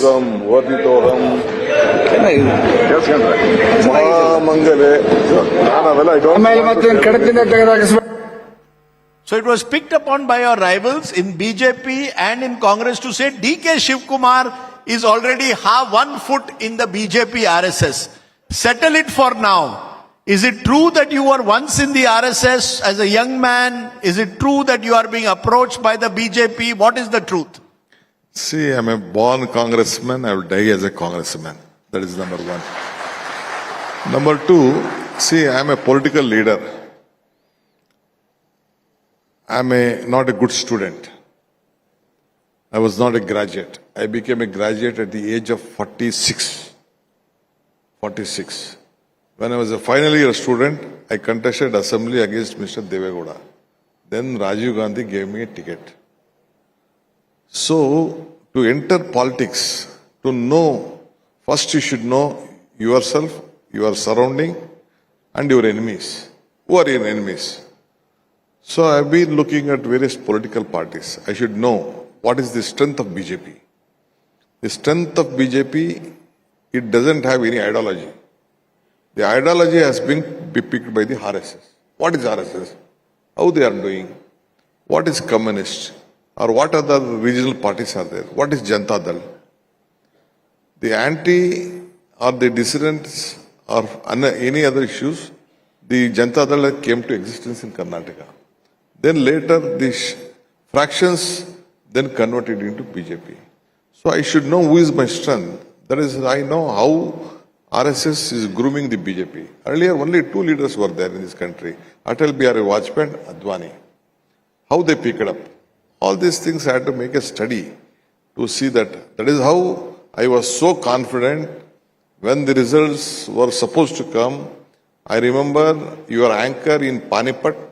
When I was going to Bharat Jodo Yatra, she asked me, what you are telling? I said, you take it on record. 136 is my number. You also came to me. I said to you also, you Rajdip, you go ahead. 136 will be my number. That was my number. This is my number. 223, 28, again I will come to you. That will be, you also will tell, again Congress party will come to Karnataka again and you will congratulate me that day. So you have become a pollster. You are saying you got 136 in the last election. You predicted it. You're predicting a Congress victory in 2028. But let me settle this. You're saying never a question of having anything to do with the RSS. See, you will not become an Eknath Shinde-like figure if you are denied chief ministership. It is not the question. There is no point. No one has looked at me also. Sometime they might have looked at. See, someone is at a ripening stage. When fruit become, when mango, it is green, no one will throw stones. One, it will be ripe for someone. They feel that some might try it. I don't tell no to it. But there is no question. My loyalty to the Gandhi family is different. It is the Gandhi family has kept this party and the country united. See, I had a touring theatre at my younger days. I named it after Indira Gandhi. The day she died, I named my theatre as Indira Gandhi, Indiraji Chitra Mandiri.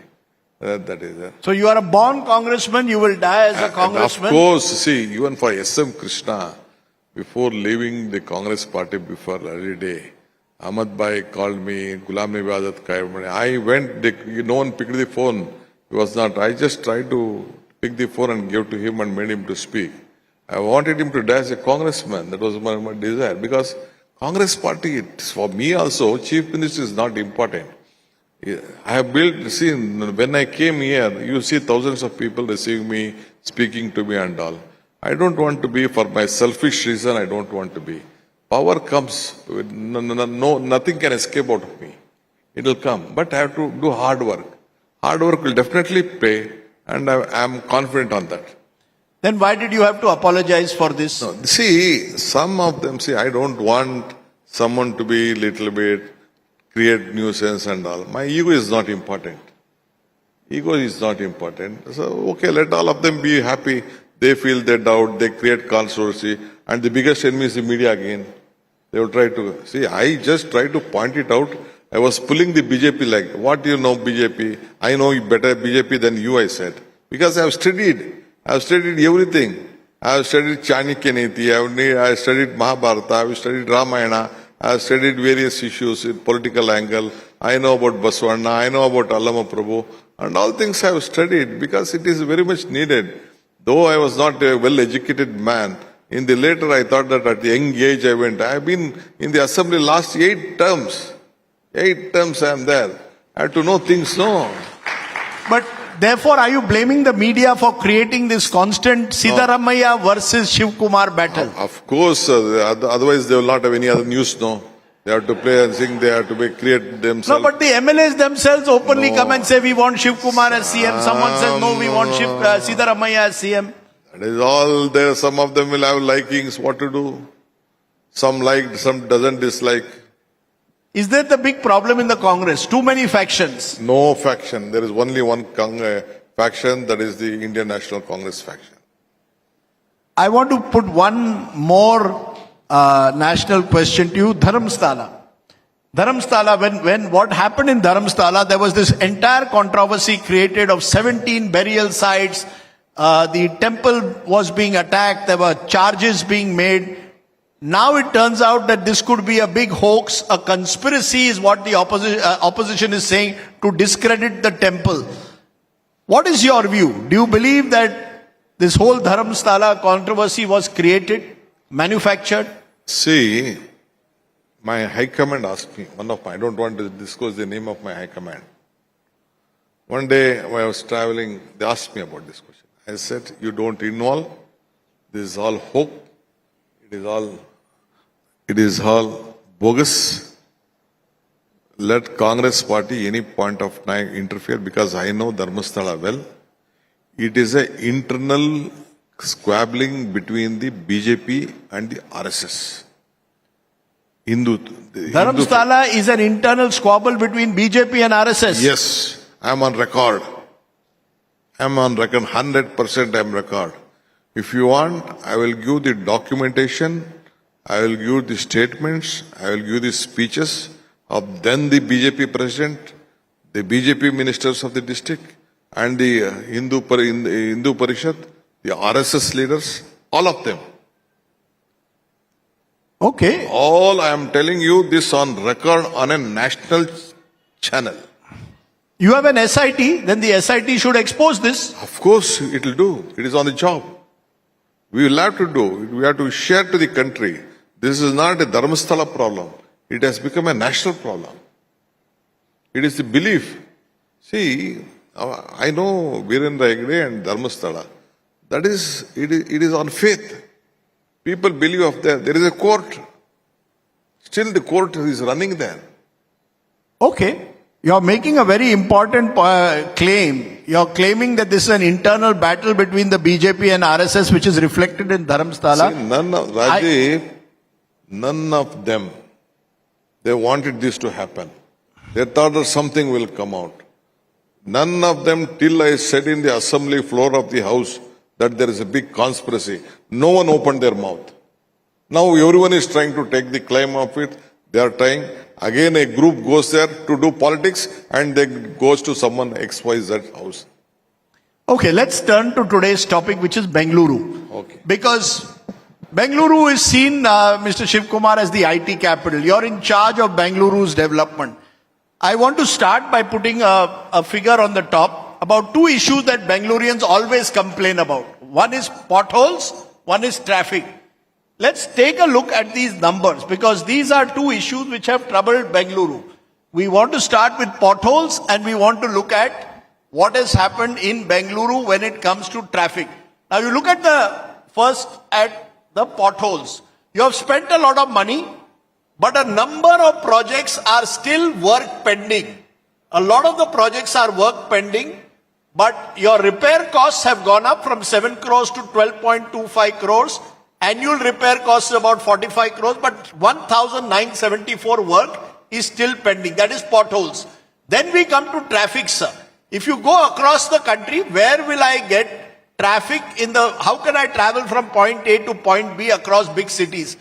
Bengaluru, sir, is not rated among the highest cities. If you look at the cities, Delhi, it is much easier for me to travel from point A to point B compared to a Bengaluru. I'll put that number up in a moment. Take a look at that. In New Delhi, it takes me 23 minutes, 24 seconds per 10 kilometers.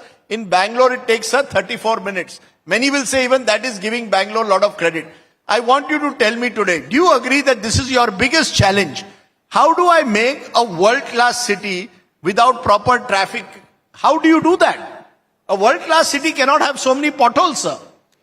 I agree with you. Your numbers also are not right. According to me, we are more than 10,000 potholes. More than 10,000 potholes? Yes. Of course. See, now looking at, you have got some old numbers you might have got. I have come out with a concept that I have asked citizen, whoever sees a pothole, let them make a small video and send it to the corporation. I think last month we cleared about 5,000. How many? 5,000 plus. You cleared 5,000 potholes? Still 5,000 are there. Still 5,000 are there. I should not tell this because someday already I have come out in the media also, this number. Still we have more than 5,000 plus potholes. Now that is why I have looked at management is very risky. Bangalore is not a planned city. Even I have seen in Delhi also. The major roads, main roads may be okay. But internal roads still has problem even in Delhi or any part of the country. Bangalore is not a planned city as New Delhi is there. Even if you go to the outer Delhi, the older Delhi, worse than this. Any part of this one. But I don't want to compare with other city. We have to do our job right. I am planning it out. It is not one-day solution.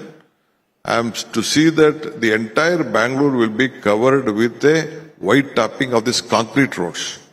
Almost 60% we have tried to cover all the major roads as on today. It is costing about 13 to 14 crores a kilometer. 30 years minimum we'll have it will be stronger 30 years. You will take 30 years to do this project? No. I'm telling you, this white tapping roads, which you are doing a concrete roads, already about more than 300 kilometers we have done this. Major roads. I'm telling you on the major roads. It is a very big challenge which we have taken. And as far the traffic is concerned, of course I agree. Earlier I was a minister when Krishna's government was there, urban development minister. The population was 67 lakhs. Now the population is 1.4 crores. Every day 70 lakh people come to Bangalore like you and so many other visitors come to Bangalore from across Karnataka and different part of the day. So the population every day will be more than 2.2 crores every day living in Bangalore, coming, going and out. It is a very big responsibility and a challenge on the mobility plan. BJP government, whenever they had an opportunity, they could not do anything. They have not supported. Central government has not supported. I have requested the Honorable Prime Minister a number of times. They have not supported at any point of time. But still, I don't mind whether they support or not. It is our prime duty. We are looking at. I am coming out with a new Bangalore business corridor road of 100 kilometers. 67 kilometers in one side, 40 kilometers in one side. Around Bangalore, within the city itself. When will that be ready? That will start, I'm telling you. Within this year, it will start. With the next 7-8 months, it will start. Already notification has been done. Today, there is a Bangalore Development Authority meeting. They are taking a major decision. I have given them the guideline, what has to be done. 26, it was been notified. From that day, any government could not take any decision. I thought that I've been here in Bangalore last, I think 4 or 5 years I was not in Bangalore at my younger days. Rest I came to school to Bangalore. From that day, I've been here. I thought that I should contribute something to the state, and I've decided this 90-100 kilometer, that Bangalore business corridor should come to existence, and I've started that. So Bangalore business corridor will start this year. You are also planning, you have put out tenders for an underground tunnel. Tunnel for 40 kilometers. First stage 17 kilometers. Second stage 23 kilometers. Already floated the tender. Time frame? Time frame, I'll do it. It takes 3.5 years. Because coming out with the tunnel boring machines, because it is 14.5 meters dia. It is not a small dia. At least for 3 vehicles has to go on one side, 3 vehicles has to come, 6 vehicles has to pass. That is the size of the tunnel which we are looking. Because China, we are not allowing the China machines to come to India. That has to be only supplied to other part of the world. So it takes time. Otherwise, I would have started by this time. But you're saying you're going to do all this. What about existing projects? For example, flyovers. Number of the flyover projects have not met their deadlines. Yes. Already I have planned for 113 kilometers of flyover, number one. One more, the biggest decision I have taken in Bangalore is that along with the metro, 44 kilometers of double-decker. There will be a flyover, then there will be a metro on that. I just showed to the Prime Minister also. Trial I have done for 6 kilometers. 44, that will be the biggest in the country, taking 44 kilometers double-decker in Bangalore. I know what Bangalore is, what world is looking at Bangalore, what India is looking at Bangalore, what all of you are looking at Bangalore. We want to separate this thing. People of this country has given us state has given us a big responsibility, and we will deliver it. No, when you say deliver, give me a time frame. All of these projects, many of them are pending. You will come to the conclave, I will do this, do that. I want a deadline. By 2028, before the next election in Karnataka, will at least 50% of what you are saying be complete? Of course, 100% will be. 50% will be, we will start it. It is not 1 year, 2 year, 2 year project. Minimum it will take, any project will take 3 to 4 years. There are a lot of financial constraints. But I am telling you, after I took over, more than 1 crore 25 lakh crore, 1.25, 1 lakh 25 is totally is the first time we are investing for Bangalore in the next 3-4 years. With a lot of financial constraints, though we have given these 5 guarantees, we have managed. My Chief Minister, my government has been committed to it. We have taken loans from the Woodco and various other places, more than about 75,000 crores loan we have already tied up, and we will see that it has been executed. You see, because you mentioned financial constraints, one of the big challenges is your government came with a Karnataka model with various guarantees. Much of your money seems to be going into the guarantees, and therefore you don't have enough money for all these infrastructure projects. CAG has just flagged off concerns over Karnataka's financial health, that many of these programs, even in your assembly show, account for 15% of your revenue expenditure. How will Karnataka find the money for all these projects? See, Karnataka budget 4.8 lakh crore. Yes. Financially, we are strong still today. Though we are giving 56,000 crores for guarantee. Why we wanted to give this guarantee? Because of the price rise. Common man could not survive. The price rise on the peak. Whatever he was getting, his income was very less. He could not maintain. So very common man, for more than 1.21 lakh, 1.21 crores, 1 crore 21 lakh women, they are getting 2,000 rupees every month. 1.4, 1 crore 41 lakh people are getting 200 unit of power, 10 kgs of rice. All women in the state are traveling free as far as the state is concerned.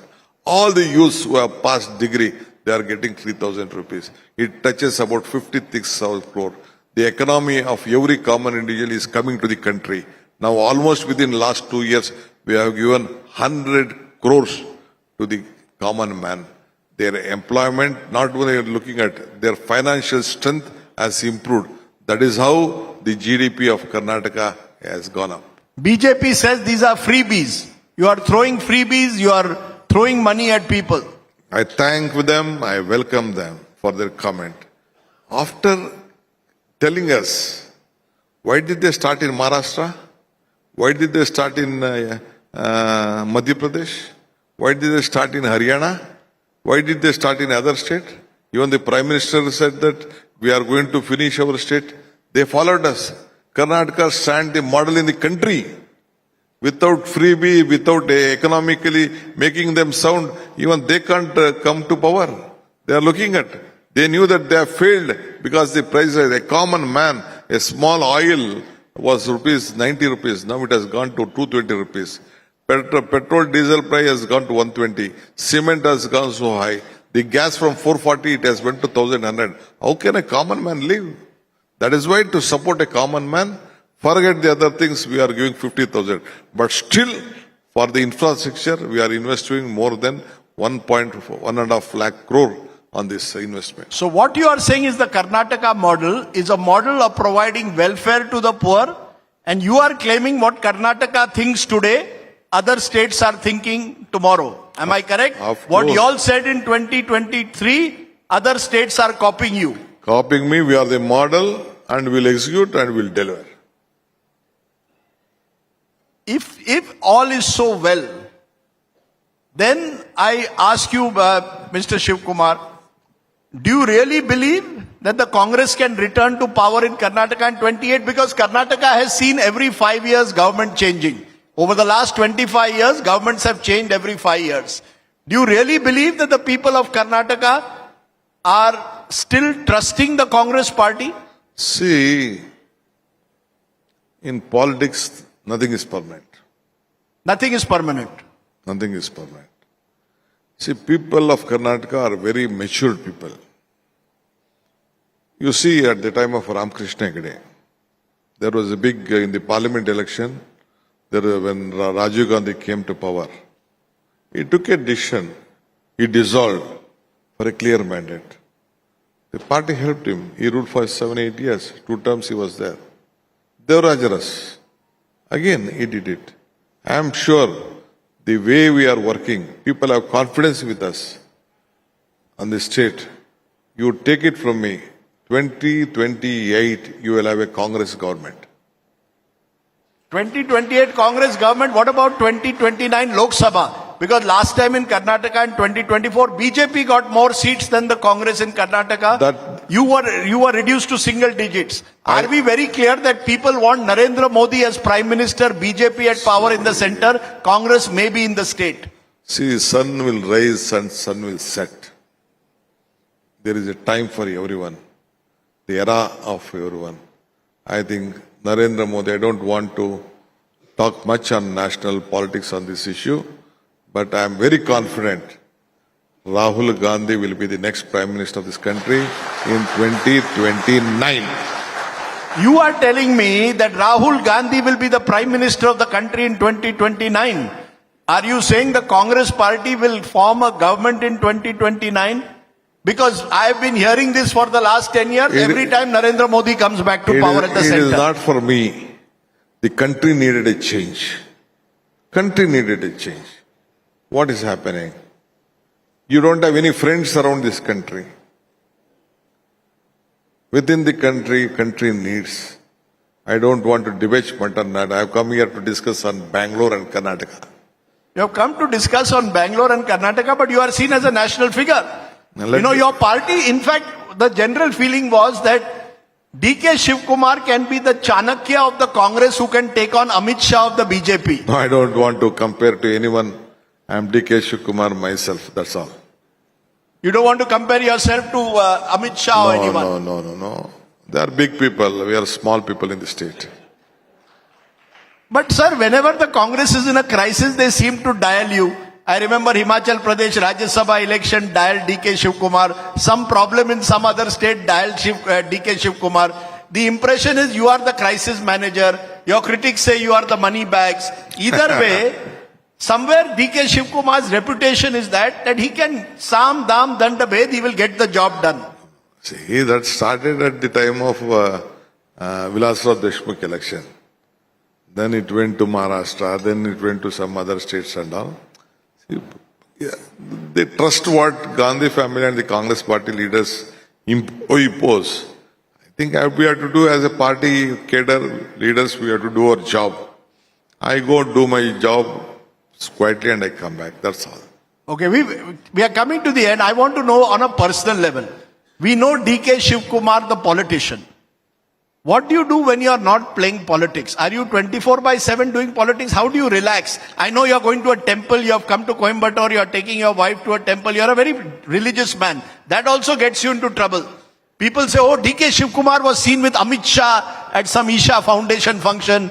DK Shivakumar is going to a temple. Why you went to the Kumbh Mela, you praised Yogi Adityanath for arrangements. You are a deeply religious man, am I correct? Of course.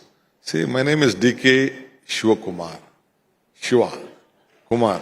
Can I change my name? See, here, Chief Minister Mr. Stalin is here.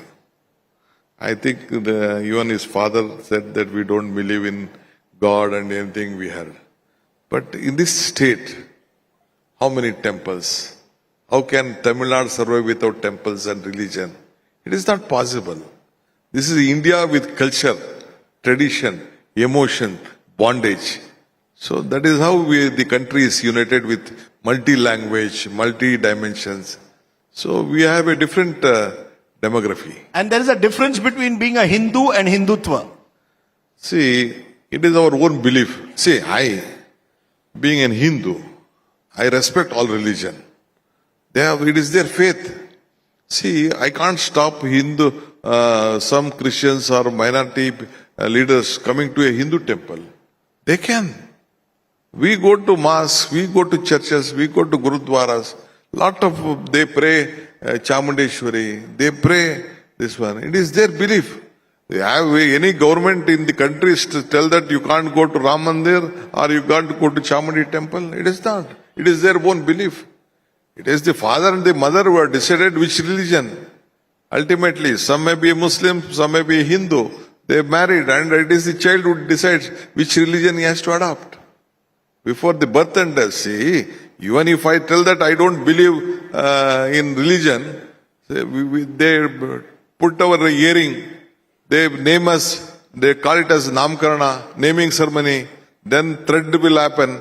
When someone make you to, at last when you die, whether you to burn or you to keep you inside the soil, that is been decided by the religion. So you are a proud Hindu, but you will accommodate every other religion, live and let live, of tolerance course. and mutual respect. Yes. It is their belief. Some love Buddhism, some love Jainism, some love the hard work of Jainism, Christianity. I respect everyone. We have to live, and this is a country with lot of different dimensions. I think that's, to hear a politician speak like this is very, very, in a way, commendable in the times in which we live. But what do you do? One day I'm telling you. Sir. I remember 25-30 years back. I met Sonia Gandhi at the time of Ugadi festival. Ugadi. I met her one day after she became the president. Myself and three of them. They were festive. In their house they were doing Ugadi. In Karnataka there was Ugadi festival. I said in our village Ugadi festival is there. Myself, my wife, my young daughter, we had gone to meet her. In their house also they were doing Ugadi festival. They said in Kashmir and they are also doing festival. She came to, at Bharat Joda Yatra time, she came to Mysore. At Dasara time, she went to a Durga temple. She just took a small, our MLA, local MLA, and without informing anyone, she went to a Durga temple. She prayed there at the time of Dasara. She went back to her room. Because there is a controversy in Karnataka. Banu Mushtaq has been invited for the Chamundeshwari temple during Dashera. BJP, they are just saying politics. They don't have anything to do now. They can't bring 1 rupee to Karnataka. No MPs were raising their voice. They have not supported anything. They could not take any single decision to be helped to Karnataka. My final question, how do you relax? No final. Do 100. I am there to answer to you. How does DK Shivakumar relax? You see, all you politicians, as I said, 24/7, how do you relax? How do you, when you are away from the noise of politics, what is your best form of relaxation? Only I don't have time to relax also.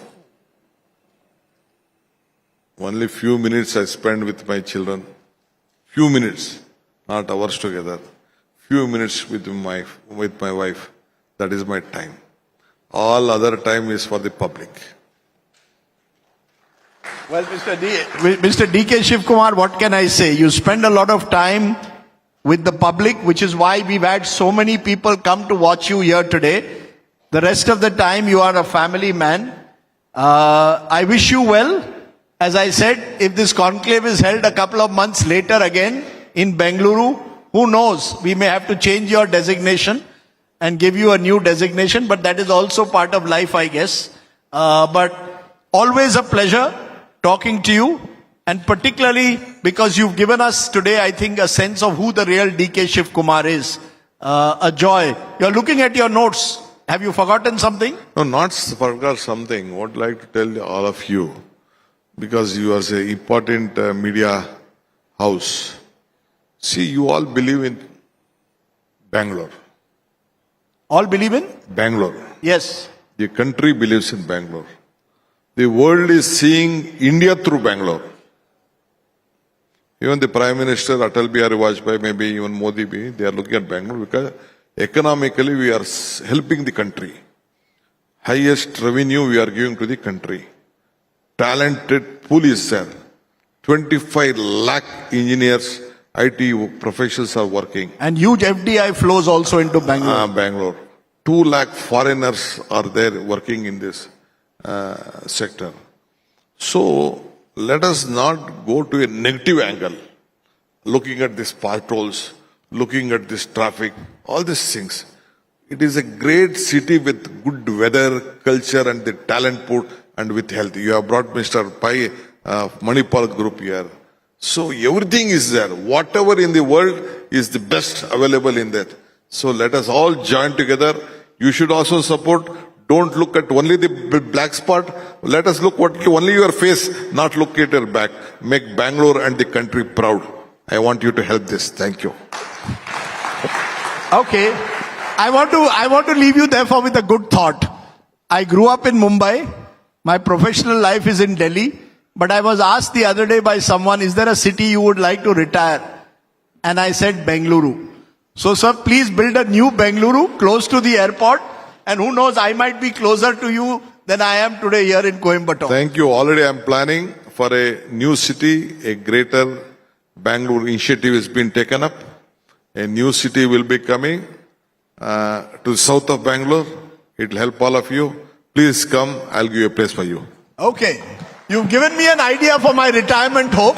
But for now, DK Shivakumar, for speaking to us so candidly, openly, your vision for Bengaluru and all the possibilities that exist in Karnataka and beyond. Ladies and gentlemen, please give a big hand to the Deputy Chief Minister and Senior Minister and Leader of the Congress, DK Shivakumar.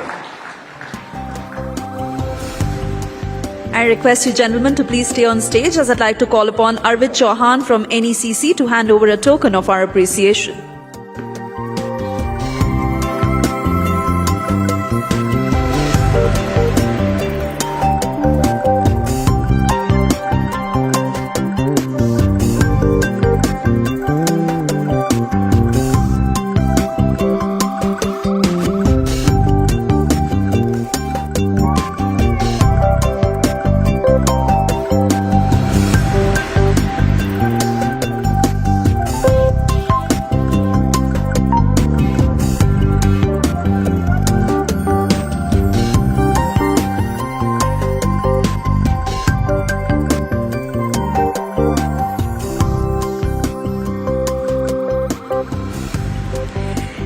Next, we have a special message from Tamil Nadu Chief Minister MK Stalin, who couldn't be with us at the India Today South Conclave as he's just returned from an overseas tour. But he has sent us this video message. Let's take a look. வணக்கம். புகழ்பெற்ற India today குழுமம் கோவையில் நடத்துகிற 2 நாள் கருத்தரங்குக்கு வருகை தந்திருக்கக்கூடிய சிறப்பு பேச்சாளர்கள், அன்பிற்குரிய விருந்தினர்கள், பார்வையாளர்கள் மற்றும் பத்திரிகை துறை அன்பர்கள் எல்லோருக்கும் என் அன்பான வணக்கம். இந்த கருத்தரங்கில் நேரடியாக கலந்துக்கிட்டு தமிழ்நாட்டின் முன்னேற்ற பயணம் குறித்து என்னுடைய கருத்துக்களை உங்ககிட்ட பகிர்ந்துக்கணும்னு திட்டமிட்டு இருந்தேன். ஆனால் ஐரோப்பிய பயணத்தை முடிச்சுட்டு நேற்று தான் சென்னைக்கு திரும்பினேன். அதனால் என்னால் நேரில் இந்த நிகழ்ச்சியில் கலந்துக்க முடியல. இருந்தாலும் வீடியோ வாயிலாக உங்களை சந்திக்கிறதுல மகிழ்ச்சி. இந்த வாய்ப்பை ஏற்படுத்தி தந்த இந்தியா டுடேக்கு என்னுடைய நன்றி. தமிழ்நாடு இன்று இந்தியாவோட வளர்ச்சி எஞ்சினா எல்லா இண்டெக்ஸ்லையும் நம்பர் 1 மாநிலமாக திகழுது. இதுக்கு அடித்தளமாக திராவிட மாடல் ஆட்சியின் சமூக நீதி, சமத்துவம், கூட்டாட்சி மற்றும் அனைத்து தரப்பு மக்களையும் உள்ளடக்கிய வளர்ச்சி ஆகியவை அமைஞ்சிருக்கு.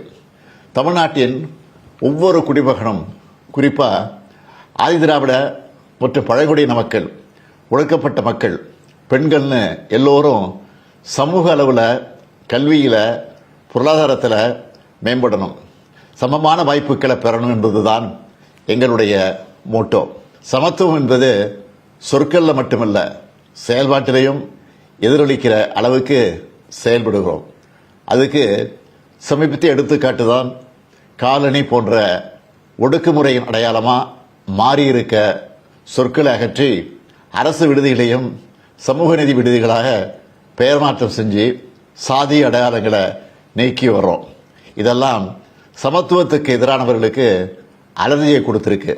தமிழ்நாட்டோட வளர்ச்சியை பொறுத்துக்க முடியாதவங்க இந்த வளர்ச்சிக்கு காரணமாக இருக்கும் திராவிட மாடல் மேலே அவதூறுகளை பரப்புகிறாங்க.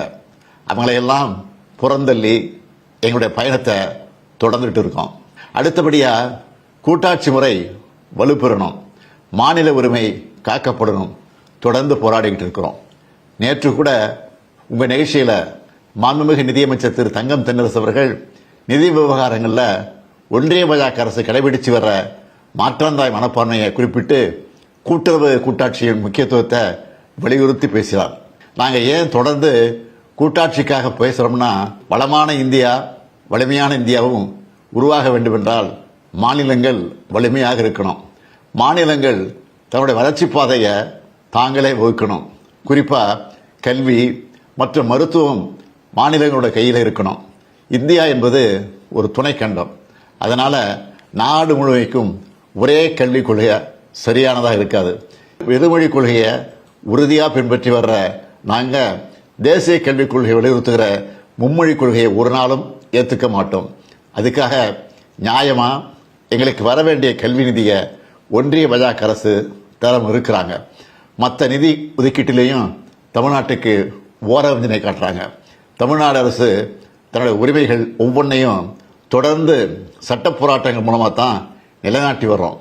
நியமன ஆளுநரின் முட்டுக்கட்டைகள், ஒன்றிய அரசின் தடைக்கற்கள் பல வரலாம். ஆனாலும் தமிழ்நாடு போராடும், தமிழ்நாடு வெல்லும்.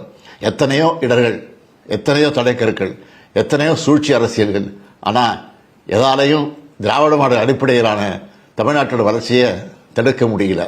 அதனால தான் இந்தியாவிலேயே இரட்டை இலக்க பொருளாதார வளர்ச்சியை எட்டி காட்டின ஒரே மாநிலமாக திராவிட மாடல் தமிழ்நாட்டை உயர்த்தி இருக்கு.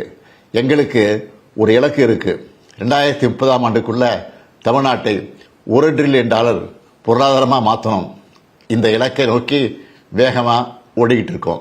நிச்சயமாக சொல்கிறேன், திராவிட மாடல் 2.0 அதையும் அச்சீவ் பண்ணி காட்டுவோம். எங்களுடைய ரோட் மேப் தெளிவாக இருக்குது. அதனால தான் தொழில் வளர்ச்சியில் முன்னே எப்போதும் இல்லாத அளவுக்கு தமிழ்நாட்டை நோக்கி முதலீடுகள் வருது. இன்னைக்கு நீங்கள் கூடியிருக்கக்கூடிய கோயம்புத்தூர் தென்னிந்தியாவின் மான்செஸ்டராக இந்த வளர்ச்சியோட முக்கிய மைல்களில் ஒன்றா விளங்குது. தொலைநோக்கு பார்வையோட தமிழ்நாட்டுக்கான எதிர்காலத்தை வலிமையாக கட்டமைக்கணும்னு மாணவர்கள் மற்ற இளைஞர்களுக்காக பல முன்னோடி திட்டங்களை செயல்படுத்திட்டு வரோம். முதலமைச்சரின் காலை உணவு திட்டத்தில் 20 லட்சத்திற்கும் மேற்பட்ட குழந்தைகளுக்கு ஊட்டச்சத்து மிகுந்த உணவு வழங்குகிறோம். இளைஞர்களை அப்ஸ்கில் பண்ற நான் முதல்வர் திறன் மேம்பாட்டு திட்டம், 1000 அரசு பள்ளி மாணவர்களுக்கு முதன்மையான உயர்கல்வி நிறுவனங்களில் கல்வி பயில வாய்ப்பு உருவாகியிருக்க திறனறி தேர்வு திட்டம், பெண்களின் உயர்கல்வியை ஊக்குவிக்க மாதம் 1000 ரூபாய் வழங்குகிற புதுமை பெண் திட்டம், அதே போல மாணவர்களுக்கான தமிழ் புதல்வர் திட்டம்னு நாங்கள் உருவாக்கியிருக்க திட்டங்கள் எல்லாம் அதோட நோக்கத்தில் வெற்றி அடைஞ்சிட்டு இருக்கு. எங்களை பொறுத்த வரைக்கும் கல்விக்கு எந்த தடையும் ஏற்படக்கூடாது. ஏன்னா கல்வியோட முக்கியத்துவத்தை உணர்ந்தவங்க நாங்கள். கல்வி என்பது நாம் போராடி பெற்ற உரிமை. இன்னைக்கும் கல்விக்கு எப்படிப்பட்ட இடர்கள் உருவாக்கப்படுதுன்னு உங்கள் எல்லாருக்கும் நல்லா தெரியும். நான் உறுதியாக சொல்கிறேன், யார் எத்தனை தடைகளை ஏற்படுத்தினாலும் கல்வியில் எங்கள் முன்னேற்றத்தை தடுக்க முடியாது. அதே போல பெண்கள் முன்னேற்றம் மற்றும் பாலின சமத்துவத்தை நோக்கியும் உழைச்சிக்கிட்டு இருக்கோம். மகளிர் உயர மாநிலம் உயரும். அதுக்காக 1,17,00,000 மகளிர் மாதம் 1000 ரூபாய் பெறும் கலைஞர் மகளிர் உரிமை திட்டம், 528 கோடி முறை கட்டணமில்லா பேருந்து பயணம், செஞ்சிருக்க விடியல் பயணம் திட்டம் போன்றவற்றை செயல்படுத்தி கொண்டிருக்கிறோம். எதிர்காலத்துக்கான வலிமையான கட்டமைப்புகளை உருவாக்கி மக்களோட தேவைகளை உணர்ந்து அதுக்கான திட்டங்களை உருவாக்குறதோட அந்த திட்டங்கள் எளிமையா மக்கள் கிட்ட சென்றடைகிறத உறுதி செய்கிறது தான் நல்லரசுக்கான இலக்கணம். அந்த வகையில் உங்களுடன் ஸ்டாலின் திட்டம் மூலம் 10,000 சிறப்பு முகாம்கள் நடத்த திட்டமிடப்பட்டு இதுவரை 5,691 முகாம்கள் நடத்தி முடிக்கப்பட்டிருக்கு. இதில் 46 அரசு துறை சேவைகளை வழங்குகிறோம். மாற்றுத்திறனாளிகளுக்கு உள்ளாட்சி அமைப்புகளில் இடஒதுக்கீடு கொடுத்து அவங்க குரல் ஒலிக்கிறத உறுதி செஞ்சிருக்கிறோம்.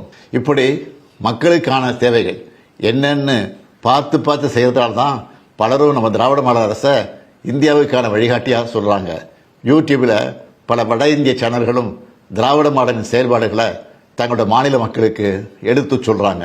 நேற்று கூட கேபிசி நிகழ்ச்சியில் அமிதாப் பச்சன் அவர்கள் மன்னார் வளைகுடால இருக்கக்கூடிய கரியாச்சல்லி தீவை காப்பாற்ற திராவிட மாடல் அரசு எடுத்து வர்ற முயற்சிகளை பற்றி சொல்லியிருக்கிறாரு. இப்படி யாரையும் புறக்கணிக்காத திட்டமிட்ட வளர்ச்சி பாதையில் செல்லும் தமிழ்நாட்டின் பயணம் ஒவ்வொரு குழந்தைக்கும் தரமான கல்வி, ஒவ்வொரு பெண்ணுக்கும் மேம்பாடு, ஒடுக்கப்பட்டவருக்கு உயர்வு என்பதை உறுதி செய்யுது. உங்கள் எல்லோருடைய ஒத்துழைப்போட உலக அளவில் தலைசிறந்த மாநிலமாக தமிழ்நாட்டை உருவாக்க எல்லா முயற்சிகளையும் தொடர்ந்து நாங்கள் மேற்கொள்வோம்னு உறுதியளித்து இந்த வாய்ப்புக்கு நன்றி கூறி விடைபெறுகிறேன். வணக்கம். Thank you, Honorable Chief Minister Stalin, for joining us at the India Today Conclave South. We would have loved to have him here in person, but as you heard from the Chief Minister, he's just returned from a Europe tour, so it's our pleasure that he could address us virtually. Chief Minister Stalin laying out in that 7-minute speech there his vision for Tamil Nadu, focusing particularly on education, and you heard there from him also about the much talked about Dravidian model. Interestingly, Mr. Stalin speaks of Dravidian Model 2.0, in which he says that he wants to make Tamil Nadu a $1 trillion economy by 2030. So that's a clear message that he believes that the DMK will remain in power after next year's elections as well. Mr. Stalin has also thrown light on some of his successful schemes to help Gen Next youth as well as young girls and women. He's spoken of his morning meal scheme, which of course several other states have also spoken of, other chief ministers have spoken of, about skill development schemes and much more. There's also a reference there that Chief Minister Stalin made to the ongoing state versus centre fight, with the Chief Minister saying that there are attempts to create hurdles, but his government will not allow it. He refers, of course, to the city of Coimbatore as the Manchester of the South. We've got a glimpse of that over the last 1.5 days here at the India Today Conclave South as well. But we'd like to once again extend our heartfelt gratitude and thanks to the Honourable Chief Minister, MK Stalin, for joining us virtually here at the India Today Conclave South.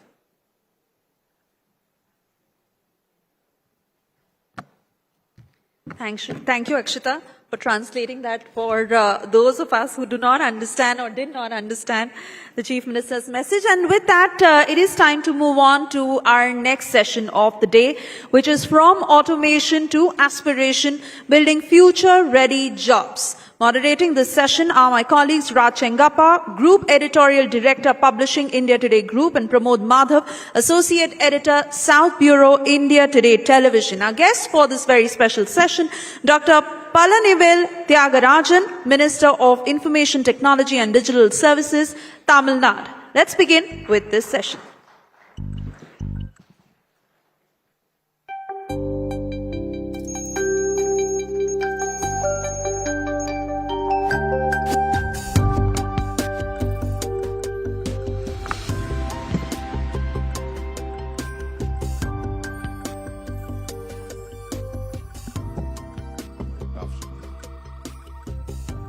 Good afternoon, everyone. And after that very inspiring address by the Chief Minister, where he touched upon various issues, including, very interestingly, saying there's going to be a Dravida Model 2.0. And that presumes, as my colleague was saying, that the DMK is coming to power again. And with that, let's turn to Dr. Palanivel Thiagarajan, the dynamic Minister of Information Technology and Digital Services for Tamil Nadu, a veteran, and always a pleasure to talk to you. Well, first, thank you for having me. I was just reminded that I met you for the first time when you came for the first South Conclave when I was an opposition MLA, and my Chief Minister was the leader of the opposition. Yes. And we both participated at that time. Thank you for giving us the opportunity. I'm glad to see that it's now in its 6th edition and you've gone from strength to strength. So thanks for having me back. Thank you. As he's known, PTR, if I may call you that. And one of the things, you've worn several hats and now you've moved into information technology and digital services. And for the past 2 years, you've been steering a digital transformation of Tamil Nadu, and you've got a citizens first approach. So before we get into this system of looking at skill development and for the future jobs, let's look at what is the big changes you've made in terms of the citizens and service to the citizen through the digital mode, and how different it is. We had Nara Lokesh yesterday come and talk about how he is trying to transform whatever he's doing in terms of WhatsApp and everything else. What is the big difference you brought into this? Well, I think all of us have broadly the same problem, and that is that we need to make the delivery of services more equitable and more efficient and reduce the likelihood of friction through personal interactions. These are broadly the ambitions. Some of this is thrust upon us. If you look at the headcount of overall government employees, it's going in the wrong direction compared to the citizens or the amount of services. Some of it is by integration of various programs and schemes and databases the government has to reduce, leakages, increase efficiencies and so forth. But mostly I think for all of us it is to use the latest technology available and find ways to get the citizens, the services and the, let's take simple things like certificates or a driving license or a ration card or, any of these things which used to be laborious and with forms and all of that, to try and make it as automated as possible. So most of us have an e-service center. Either you can do it online by yourself or you go to one of these e-service centers. After I came, for example, to this department, we've expanded the number of e-service centers by some 300%, from 8,000 or 9,000 to 30,000, and make sure that there's one within reach of every human being. Now, like Andhra, we're also in the WhatsApp phase, and we increase the number of services you can get answers to by actually just sending in a WhatsApp message. So it is both a necessity and I think an ambition to increase the quality of the citizen government connect. It is a necessity because the amount of services and the amount of complexity keeps increasing and the number of people keeps going down. And it is a desire and an ambition because penetration of the internet keeps increasing. And we think that in every way possible, doing it touchless or faceless like the income tax does actually improves outcomes quite a bit. My colleague Pramod Madhav is here, who's associate editor for India Today TV, heads the Tamil Nadu bureau. Pramod, you might have some questions to... I sure do a lot of it, sir. Thank you so much for being here. The one important aspect about Minister Thiagarajan is that, as far as I know, he takes along the ancient tradition along with technology. I'm sure he will agree with that with me. So, sir, I have one question. This is about the artificial intelligence, because you are somebody who always keep thinking way ahead.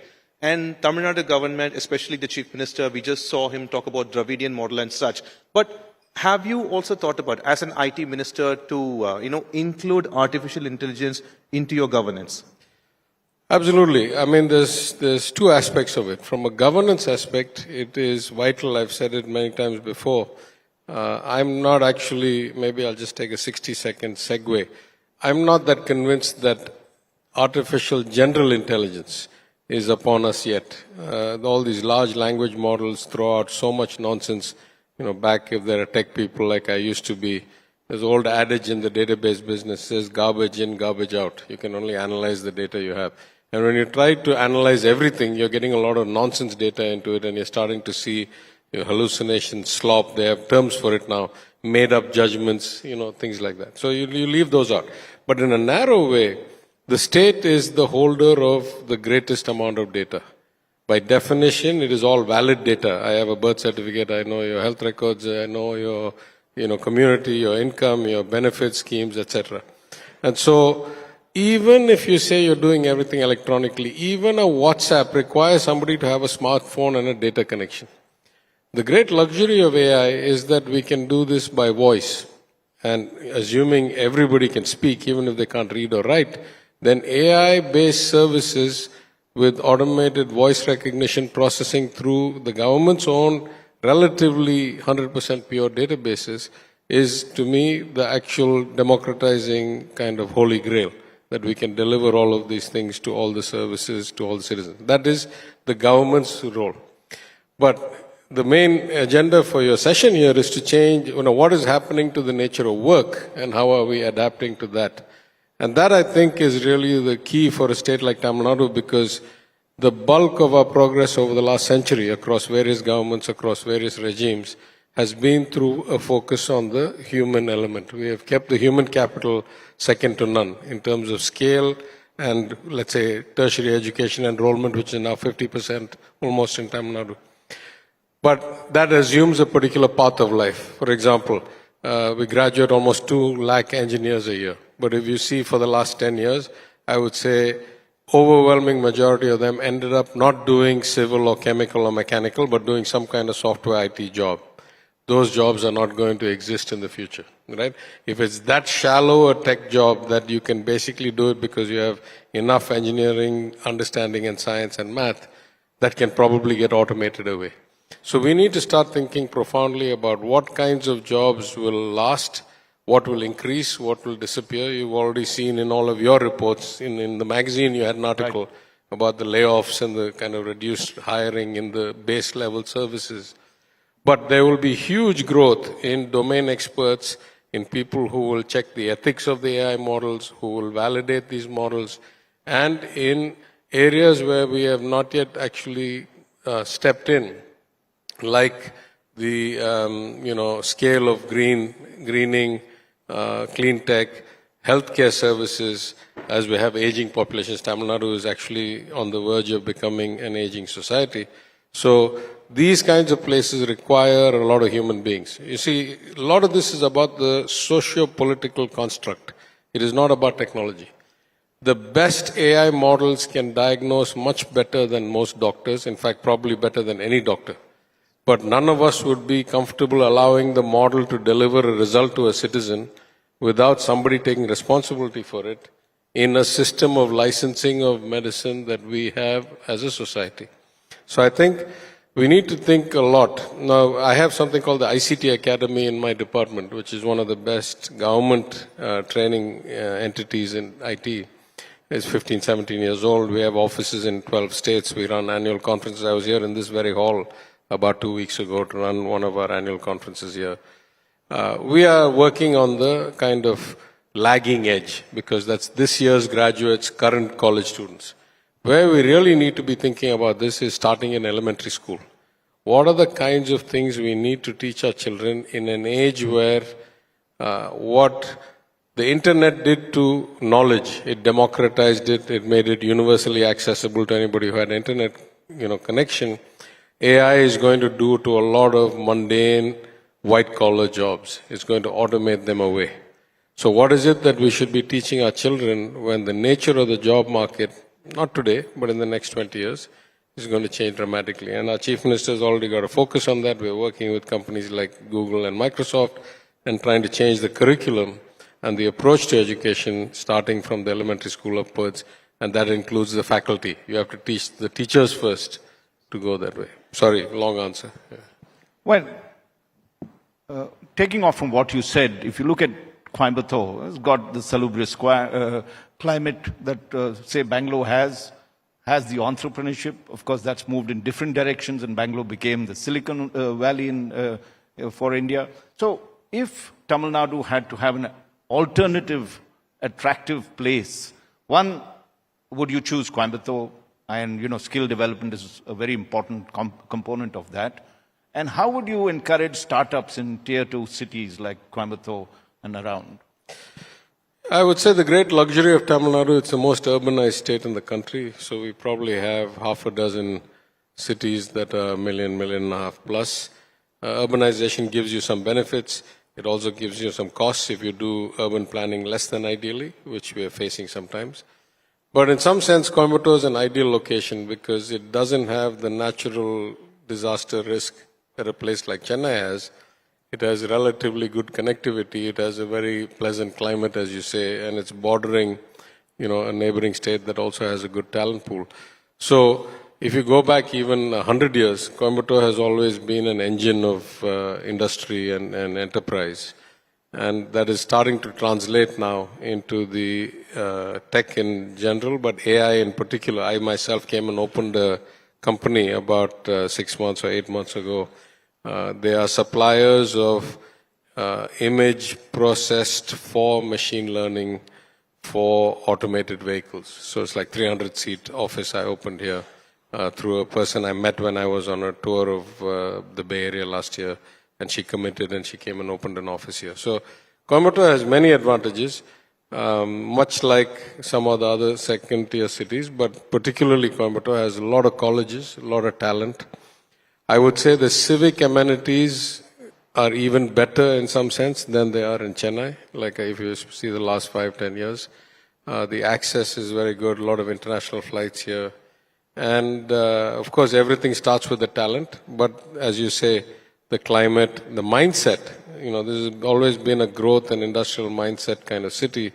So even when I was an MLA, I used to get invited here so often that I joked that people asked whether my constituency was Madurai or Coimbatore because there was so much happening in Coimbatore that I'd get invited all the time to participate. And I've probably been here 4 or 5 times in the last 3 months. So that's how much activity is going on here. From our department's perspective, we are expanding all of our platforms from the ICT Academy to the IT&T. We started something called the Information Technology Hub of Tamil Nadu after we came to office and I was then finance minister. I funded it. All of these we are setting up regional campuses or regional offices, and of course ICT we always had in Coimbatore. And we are making sure that people are supported wherever the talent is, rather than forcing the talent to come, particularly to a place like Chennai, which has got big city problems like Bangalore and so forth. So we are trying to support development in second-tier cities generally. Some second-tier cities are inherently more industrious and better talent equipped than others, and so they get the benefit of it even more. And we have announced, when I was finance minister, I announced this back 2 years ago. We had some problems with it. But 3 integrated high-tech cities. One in Coimbatore was one of them? Yeah, one in Hosur, one in Coimbatore, and one in North Madras. And the one in Coimbatore, we've had some issues with the land because it's too close. It's it's actually Bharadiyar University, kind of northwest Coimbatore. And we've had some issues because of the Hakka regulations and so forth. But the plan for these integrated cities was to compete with the likes of Bangalore or Hyderabad, which have seen a lot greater growth in civic amenities and kind of nightlife and social aspects, which we have not quite kept up with in some ways. So these were integrated commercial plus residential plus hospital plus school plus malls plus theaters plus, all of it together. And we hopefully will get at least kicked off. The other major commitment which my Chief Minister has had is that in my department, ELCOT has a SEZ, which is on the main road between the airport and the city. It's on the other side of this airport. And there we already have a bunch of companies and we have some title park, but my Chief Minister has announced in November that we will have a 3 million square feet AI dedicated IT co-developed with private developers, world-class office space. So we are betting heavily on Coimbatore as a government because the talent pool is here. Yeah. I'm sure Coimbatore, yes, we'll be very happy to hear that. Pramod, go ahead. In fact, I was going to ask you about that because knowing the IT minister's capability, already inquiries are starting about whether we know that the Tamil Nadu Chief Minister has also said that Tamil Nadu Dravidian model is paving the way for whole of India. And we know about the artificial intelligence engines. So is Tamil Nadu also planning, we've seen how Tamil Nadu government is actually planning with various parallel way of working. So does Tamil Nadu government also have any plan, especially PT Tyagarajan, to create an AI engine for the people of the state? Yeah, I think, look, as I say, I think more targeted, call them small language models, if you will, or purpose-built automation. I mean, AI basically is like saying the machine will learn itself, will program itself, I don't need to do it. So in some sense, the analogy I give is that industrial automation, when I was a factory consultant going back, 1980s in the US or 1990s, we knew that automation was coming. But, manual labor still paid back in those days in manufacturing, $80,000, $90,000 a year in compensation. I'm saying in that day's dollars, not today's. And then it took 20, 30 years and it happened, phase by phase. But now if you go look at a car factory, anybody who's ever been to a car factory, let's say 30 years ago like me, you can't recognize it's like ghost town. The robots can do everything. The flexibility and the cost of robotics and automation has come down so much that there are hardly any human beings left. They just monitor the machines, right? So, and of course, sometimes they go wrong. A friend of mine is big in the dairy business, and I went to he took me out to see his automated ice cream factory. And the error rates, in my opinion, are too high. Like, you shouldn't waste that much ice cream. That's a sin anyway. But, automation comes in its own way. The same thing, I think, is going to happen to technology. I think the more limited your ambition and the purer your data set, the more likely you will go to fully successful voice-based or easiest interface automation through AI. And the government is doing its own preliminary work on that. I would say we have something that it was announced in 2020 or something by the previous government, which is the notion of integrating all the different databases we have with privacy controls, but trying to figure out how we can provide citizen-centric benefits, programs, services instead of department-centric or budget-centric. Right now, in agriculture alone, we probably have like 240 schemes. Incidentally, I have a quick question. When we started doing this exercise, we started tracking how many benefit schemes are there. Like we have Pudumai Pen or, Kalangar, Magalir, Urumetoge, but like those schemes, subsidies or grants or whatever, how many such schemes can we find in the government of Tamil Nadu? Take a guess. I'm not saying we're comprehensive, but let's say after 2 years of effort, how many schemes do you think we have? Pramod, you're more on the ground. Schemes are multiple. I can even say like major schemes. Pick number, 100, 200, 300. Right? Some random, close enough, approximation. I should say at least more than 150, if I'm correct. The last count, we had 565 or something like that, right? Of which let's give them a warm round of applause for that. We were able to get like 380 of these decent data.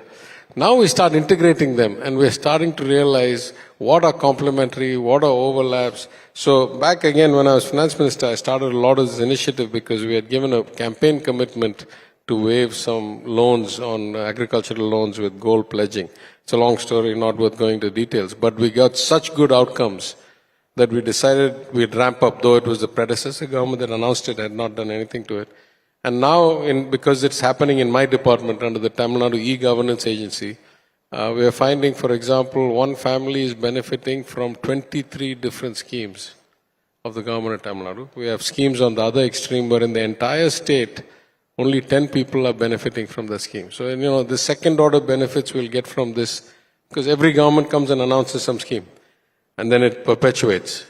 But, if you every now and then could clean houses. So the data integrity and the automation of beneficiary selection, I think, is the lowest hanging fruit for where AI can basically help us in the governance.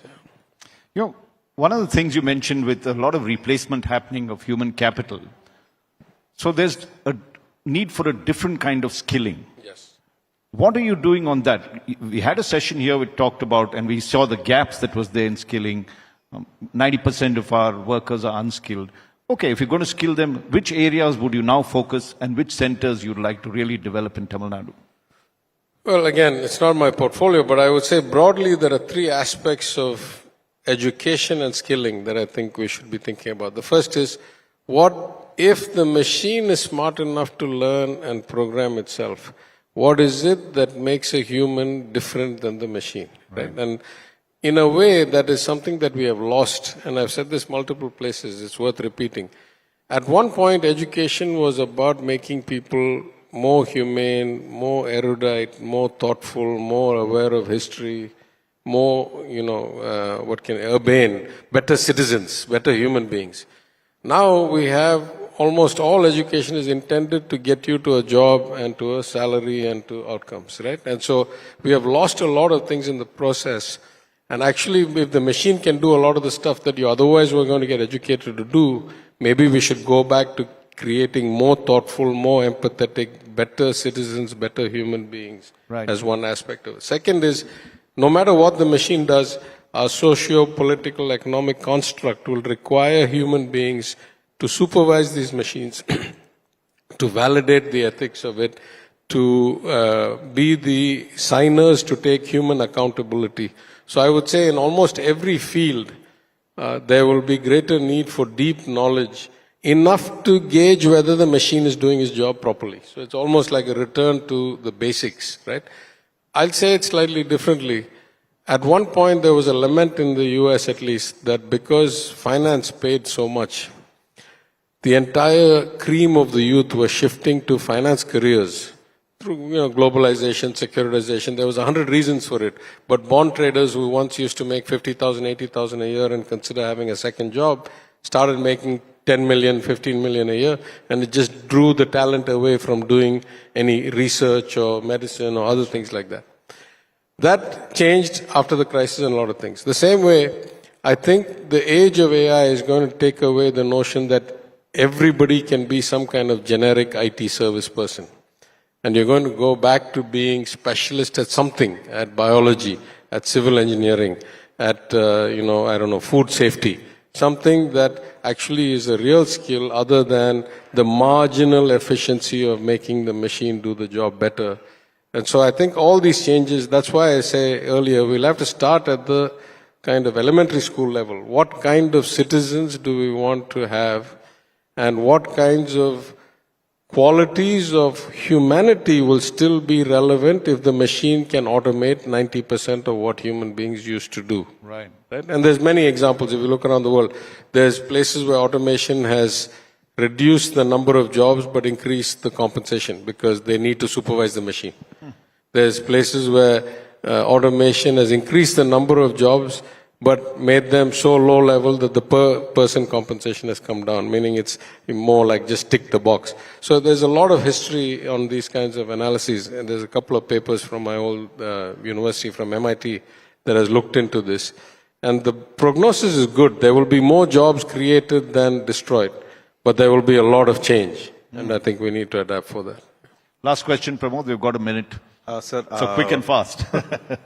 So very clearly you mentioned that you are equipping the children of the state of Tamil Nadu to be AI friendly or AI aware. Can you give us 1 or 2 steps taken for that? And it's a hypothetical but a very interesting question that's been put forward already. In case you are creating an AI engine, what would you name it? No, we're actually investing a lot in Tamil language databases and Tamil language models through my TVA, Tamil Virtual Academy, and we're working with Bhashini and a lot of the national districts. So naming and all is the realm of the Chief Minister. I won't get into that. Would you suggest but I would say that from an education perspective, I think we have 2 million odd people trained in partnership with Google through some of the things. My education minister was here yesterday, right? I don't know if he mentioned some of it. My colleague was here in the event yesterday, Anbil? Yes, yeah. he was there. And then in ICT Academy, we are trying to train a lot of the faculty of these institutions about the notion of learning, because it's a bit late stage. We're just now helping them adapt on the margin. To teach properly, you'll have to start at the basics, and only that'll take a generation to implement. Yeah. Okay, we are bang on time and out of time as well. Always, Dr. Tyagarajan, always a pleasure to listen to you. Brought out very important points, both in terms of citizen services, looking ahead, skilling for the future, the role of AI, for all of them, invaluable insights. Ladies and gentlemen, please give PTR or Dr. Pannalivelu Tyagarajan a very warm round of applause. Thank you so much. And I'd also like to invite Mr. Bala Ramajayam, founder and MD of G Square, India's largest plotted real estate developer, to hand over a token of our appreciation.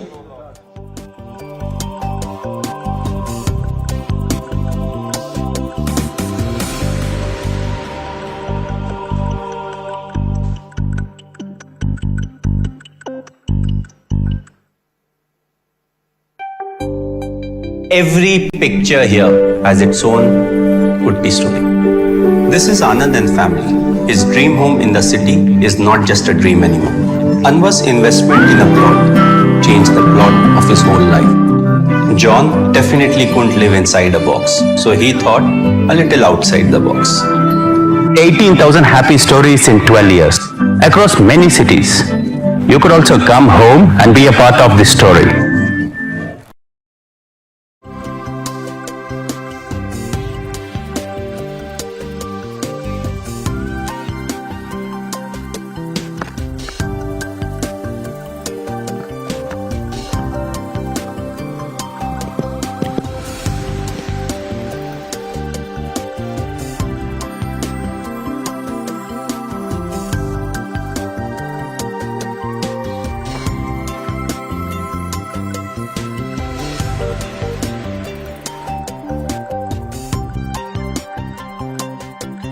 Alright, so our next session is Prescription from the South, Lessons in Healthcare Leadership. I will be moderating that session, and for all of you once again, I'm Suesha Sawant, Deputy Editor, India Today Television, and I'd like to invite our speakers for this session, Dr. Arun N. Palaniswamy, Executive Director, Kovai Medical Center and Hospital, and also Professor Ashwini Kumar, who's Vice Chancellor, Savita Institute of Medical and Technical Sciences.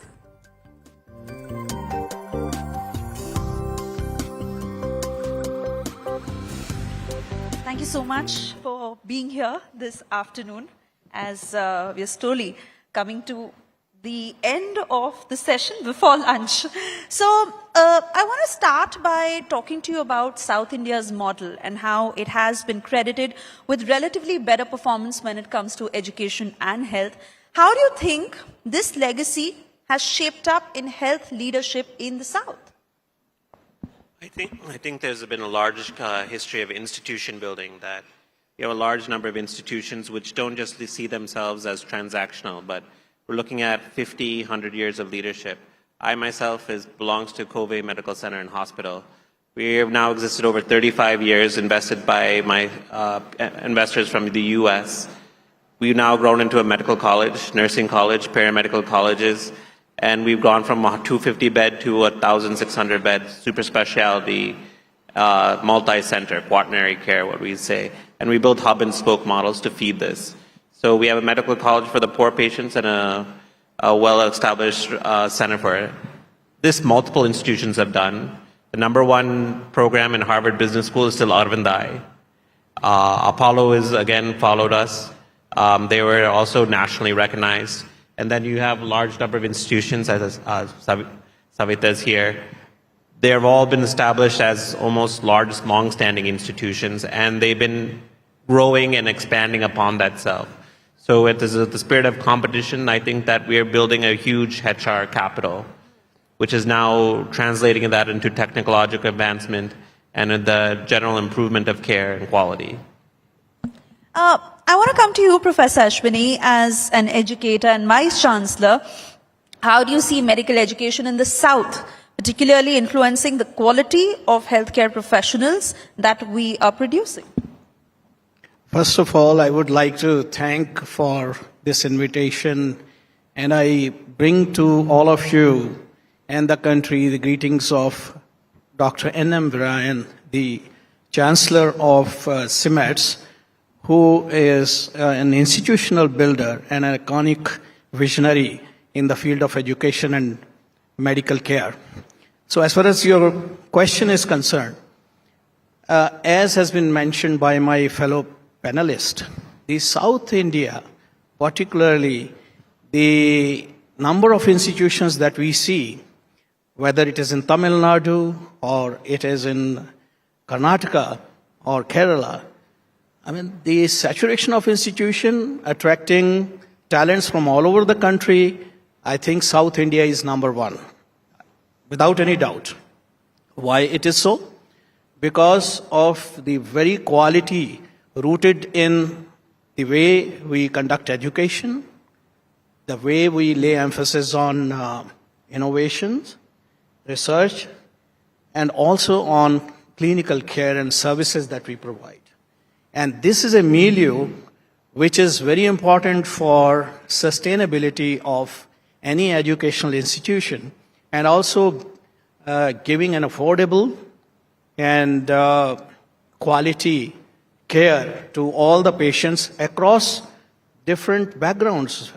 We cater to the diversity from the poor to the elite patients with equal care and empathy. I think that is very important as far as, building these institutions are concerned and attracting the talents from all over the country. I'm going to talk about that aspect in greater detail, but before that, I also want to talk about the onset of AI and how technology is really changing the face of healthcare. I was talking to Dr. Balal also this morning, asking him the same question that, with the way things are going, how relevant will doctors be in the decades to come? Will robots be performing all the important surgeries? How do you see that shaping up? Dr. Arun? Still, people would want personal care. Right now, what we have is large language models.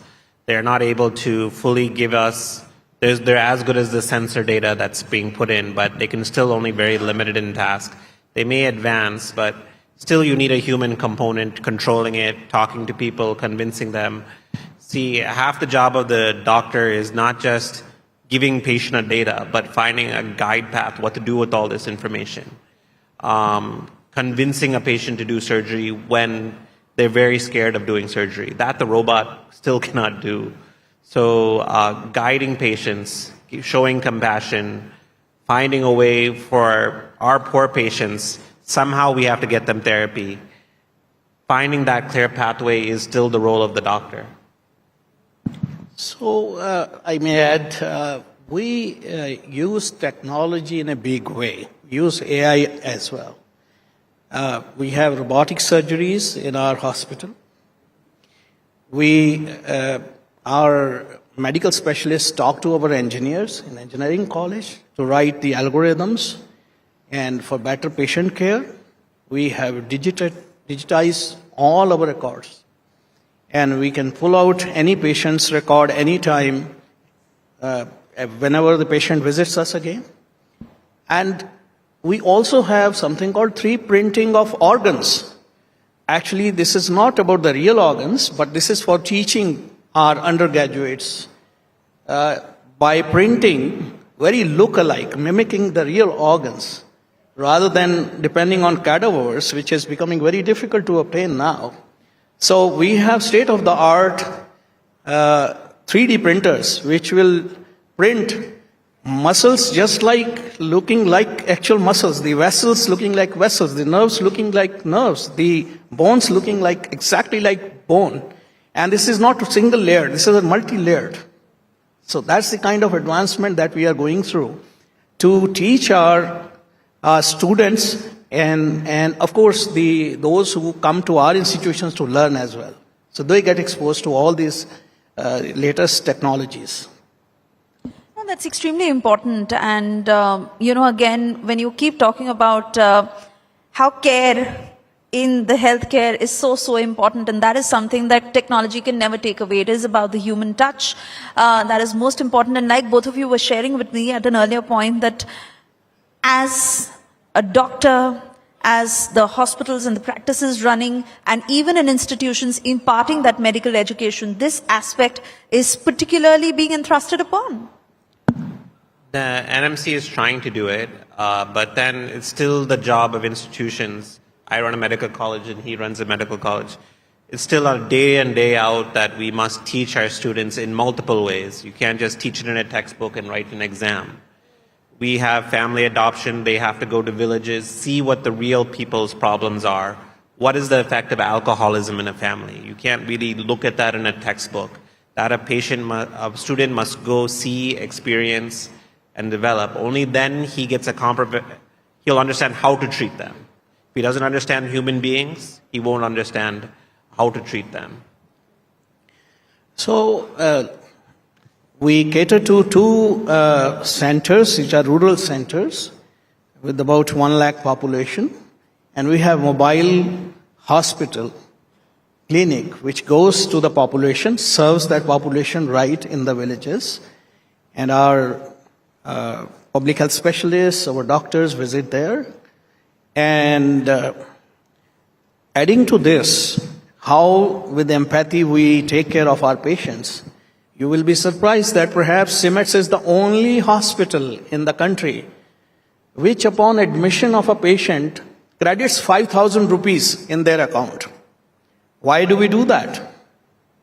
We do this because if a patient comes in emergency, he is not worried about its diagnostics or money and all that while the family members are coming to take care of this patient. So that's the kind of care. And we give 3 meals free as long as the patient is admitted. Now, how does it serve? It serves to attract it serves to bring in large number of patients every day. And that helps our students to train better because our young doctors get to see a large number of patients, they train very well. And also at the same time, we help the community. And many a times we have waived total expenses of the patients running in lakhs. So that is the kind of care that we provide. Perhaps this will be a prescription from South to the rest of India. Dr. Arun, I want to talk about the affordability and accessibility factor in greater detail because that becomes a huge concern when it comes to quality healthcare and reaching out to the common man, the poor people, every small pocket. And again, to ensure lowering costs through a strong and enduring system of primary, secondary, tertiary healthcare. How are you doing your bit on that front? So we're working on 2 fronts. One is our large corporate hospital. That's to develop the latest and the best of care that's no longer available anywhere in the world, and to develop research and giving people the chance that they can survive deadly illnesses which they would not have before. No one should leave, we said, my father had put it, no one should leave Coimbatore for health care.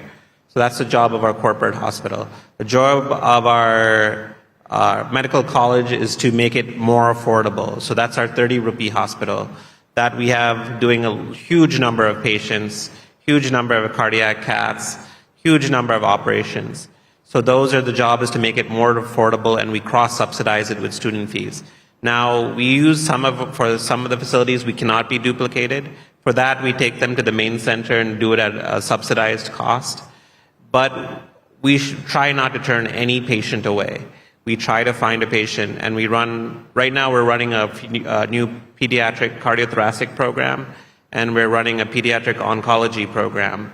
And we deal with a lot of unaffordable children. So we first tell all those patients, please come, and then we'll find a way to make it affordable.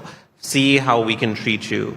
And then we can find ways that we can enhance ourselves and give back to the community.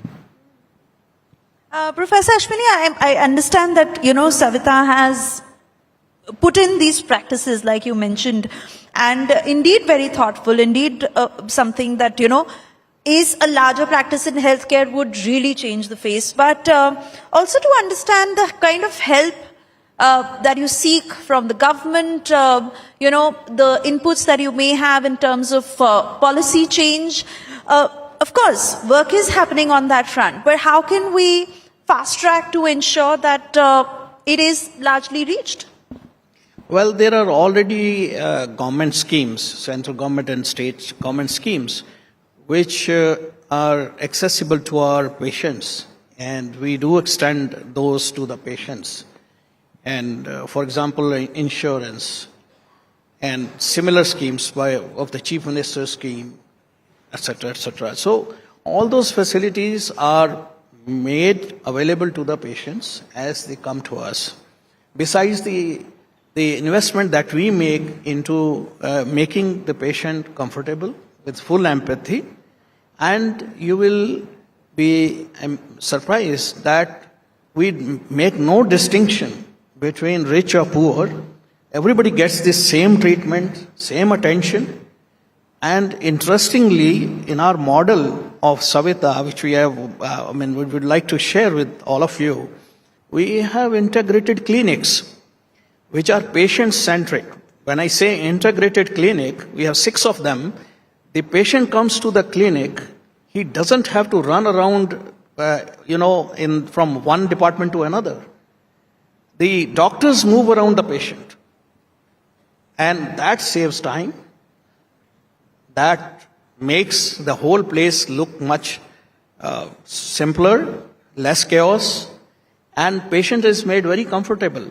Our PGs, our doctors, specialists, they come to the patient once notified and provide the care.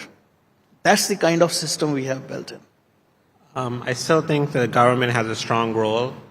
We usually, in most countries, I think as our chairman put it, the role of education, basic education and healthcare should be provided by the government. There's certain things that the hospitals can do at our current earning income. We can't cross-subsidize that much. So what we really need is a little bit stronger insurance, especially if you were to ask me, especially when it comes to elderly care, when older age. When buying insurance when you're young, from 20 to 60 is fairly easy. You may or may not need to go to the hospital. But past 60, you are definitely going to end up in a hospital. You are going to have a pre-existing condition. So these problems have to be set out at a larger government policy level. It can't be done by a single hospital or institution. So there, I think government has to step in. Oh yes, absolutely. And any specific points that you particularly want to make, being in the system, being in the setup, that you feel that, if their help steps in? Because even when we talk about state-sponsored health cover, and while that access is improved for the poor, there are still a lot of hospitals who complain of delayed payments, unpaid bills, and those cases are out there. So I think that there's going to be a large trial and error. I think there's multiple systems that work around the world. US is considered a very expensive, bad model with a lot of people falling through the cracks. Canada is a little bit better, but they have their own limitation. One thing is I find is the Taiwanese model, which doesn't give you a whole lot of payment, but almost admin costs are almost 0.1% of the treatment, whereas it focuses more on patient care. So we are having to go to some sort of cross model. I think with that, you have to have an efficient payment system, an efficient system for the government to act. It can't be, okay, I may get 50,000, but I know I'm getting 50,000 rupees on day one. It can be, I may get 1 lakh or 1 crore after 1 year, 2 years. question mark. I don't know when the money is going to come or not come. So I can't plan my payment system, or how do I cross-subsidize. If it comes in a quick, efficient system, even if the payment is a little bit less, we can actually predict and know how much we have to spend and how much to cross-subsidize. But if you put this questioning method, I don't know when the cash flow is going to come in, for any insurance company, not just government, then that really puts a strain on the hospitals. You want to add to that? Well, I completely agree with Dr. Arun. We don't wait to extend our services just because the government has delayed payments to us. We never deny. We understand these delays are part and parcel of day-to-day life, and we go on doing what we think is right. So eventually the payments would come, and then we understand completely. Also, Professor Ashwini, the other point I want to talk to you about is greater transparency. While you do make a point to say that digitization has largely helped on that front, and I also say this from the point of view of running an educational institute that imparts medical education, in every which way, from how the students are admitted to how the procedures happen in the hospital, how has that changed over the years? Well, as you may be knowing, that right now we cannot admit any student who has not come through NEET in the medical college, and similarly in dental college through national eligibility tests. And it's a very transparent process. The merit is very much seen by every candidate. And we cannot bypass any candidate and admit the one who is not, who is above this particular candidate. We cannot bypass any candidate. So we strictly go by norms, and there is a complete transparency. And fortunately, in case of our institute, CIMETS, as well as the Savita Dental College, in the second round itself, most of the admissions take place. And hardly we go to the third round, and we have a full quota already. And there has never been a controversy in our admission so far. So we maintain that transparency. Similarly, in digitization also, our records are very much transparent. It can be seen by anyone.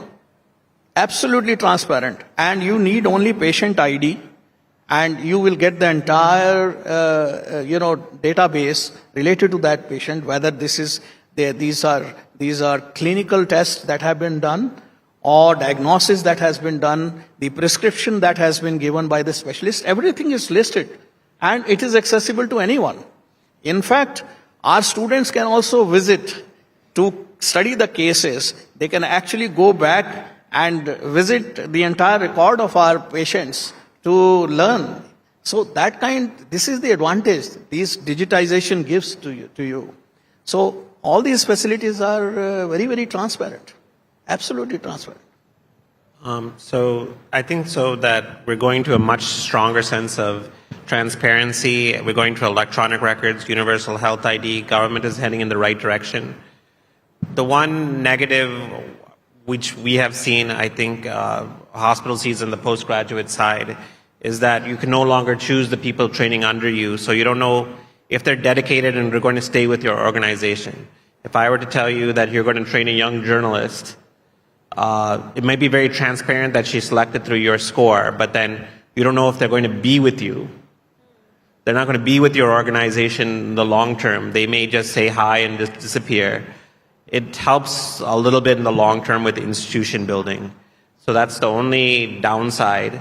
But it does help on the transparency side now. If anyone asks me any questions, I can be very transparent. And it's very open that I can't alternately influence it in any other way.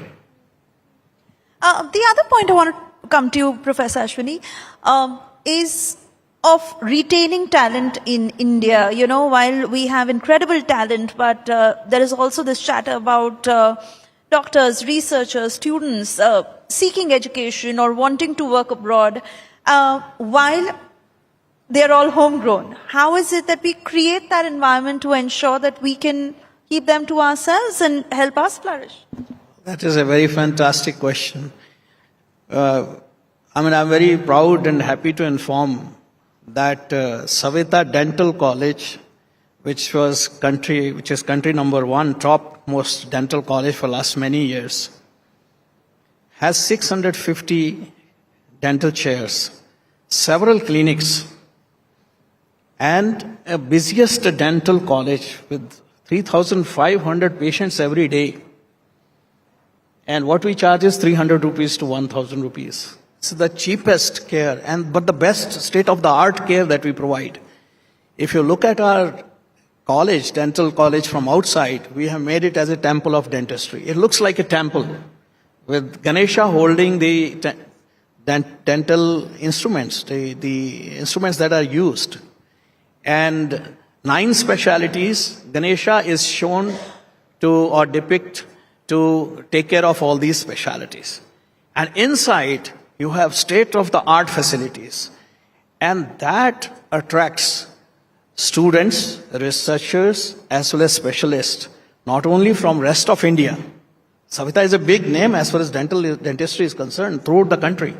But also we are one of the topmost dental college in the world. And therefore, specialists as well as students come from USA, from Australia, from UK, from Southeast Asian countries. You name it and we get it. We have over 200 MOUs with different institutions. And there is a student exchange program. Our students go abroad, and last month itself, we had 100 visitors from different countries who took training in our dental college. So, why students have to go abroad? Of course, you visit, see how those countries work as for or provide healthcare to their people. But believe me, the number of patients and the kind of exposure our students get is not available elsewhere. That is wonderful and sounds like a very, very ideal model. You want to make a point? Yeah, so I would say that everyone asked me this question, and I would say that Canada is aging, UK is aging, Europe is aging, Russia is aging, Japan is aging, China is aging, Philippines is aging, even Australia is aging. And they're all demanding Indian healthcare workers. Multiple missions have come to Coimbatore and asked for how do I get healthcare workers, nurses, doctors to come there. So there's a huge demand. The only way we can keep and retain talent is the ethos of the organization. You're going to have to take young doctors, train them, build an environment in which they can grow and develop. You're not necessarily going to find all the people running to join sitting here in Coimbatore, but you have to have not a 1-year view, but a 5-10-year patient view, a building culture where people want to work for you, and that you will back them whenever they're in trouble, and that you'll be there for them. So that is the most important thing. I think we need to retain talent. Otherwise, there's too much competition around the world for their talents. While it's heartening to know that the change is in the positive direction, we are running out of time. So as a closing remark, I want to know from both of you, what makes you optimistic in terms of how the healthcare industry is shaping up, and how do you see it in the decades to come? We are adopting the state-of-the-art facilities, AI, ML. At our heart is the service. Patient is the nucleus for us. Everything we do is patient-centric. However sophisticated our facilities may be, but we will always take care of our patients. That is the bottom line. The patients are at the end of the day king. If you don't give good service, they'll just go over to the next hospital and then go get treated. So we are at a stage where we can teach people that we can deliver the best, and we're on par with world quality care right here. And that is our continued mission, and that we can deliver and save people where other people have not had the chance. I want to thank you both for joining us at the conclave this afternoon. Real model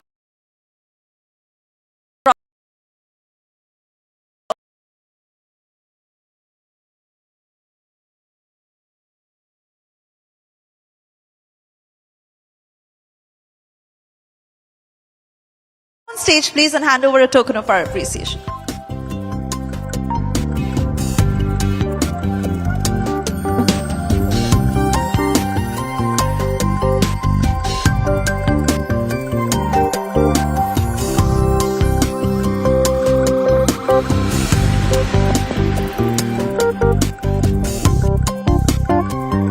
Amrita Vishwa Vidyapeetham is a multi-campus, multidisciplinary university that has grown into India's #1 private university in less than 20 years. Amrita University has rapidly grown into 9 campuses across India, has over 20,000 students across 220 plus programs. Every picture here has its own Utti story. This is Anand and family. His dream home in the city is not just a dream anymore.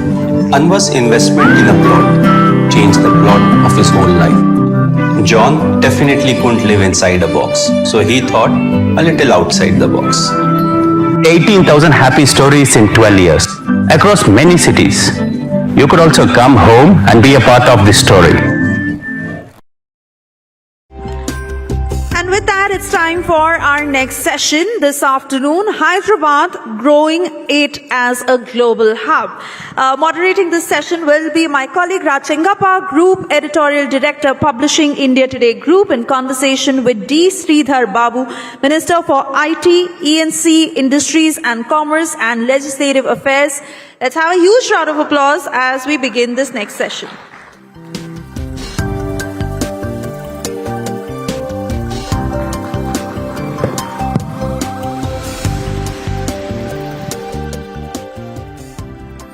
Let's give a even warmer round of applause to D. Sridhar Babu, the Minister for IT, Electronics and Communication, Industries and Commerce, as well as Legislative Affairs of the Government of Telangana, a veteran, and we're delighted, sir, to have you on this platform to talk about not only Hyderabad as a hub that can be the next economic growth hub that's there, but also looking at Telangana and some of the big things you're doing. Let's start with this thing about the competition between Hyderabad and Bangalore, if you'd like to.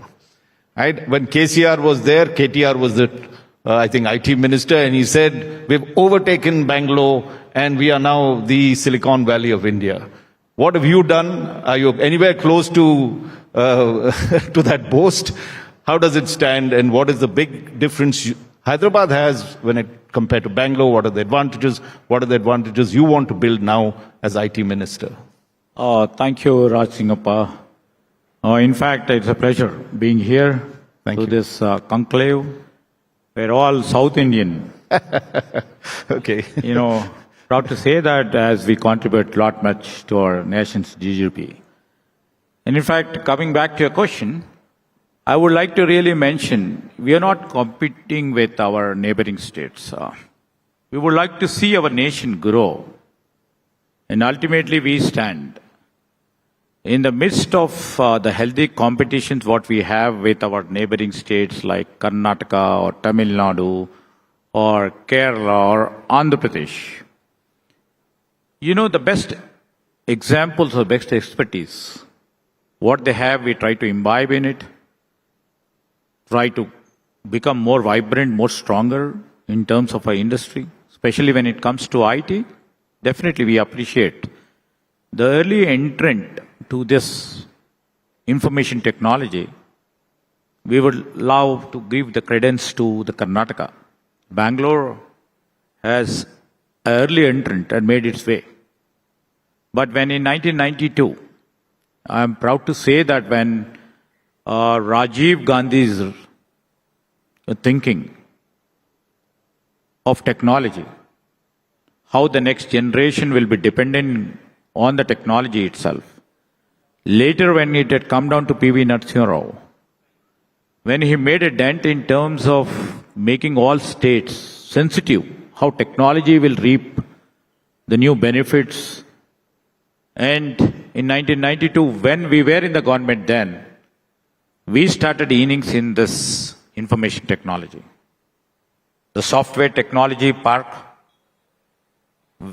when we have laid the foundation then in 1992, 3 decades have been passed.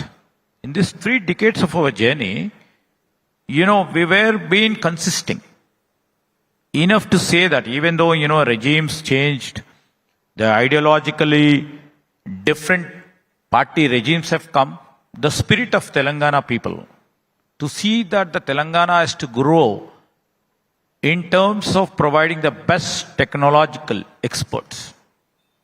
We were there in 90s, later some other government had come, and later we had come. And again... And that's what I wanted to ask you, is what is the difference? Karnataka has certain, say, advantages. What is it that you think the areas that you could focus on and get that competitive advantage? Which are the 3 or 4 areas you think Hyderabad could compete with Karnataka? Yes. Here we would like to say, this cutting-edge technologies and the recent advent of the artificial intelligence coming into being.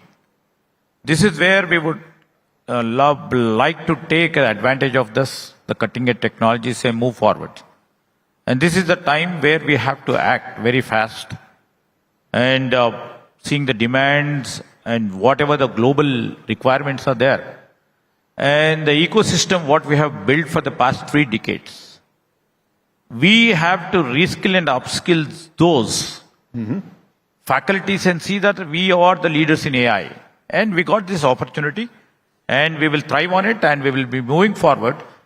And we would be the top players in India, and also at the global level, we would come up with the niche products of AI. Like what? Cyber security? Sorry? Which are the niche products?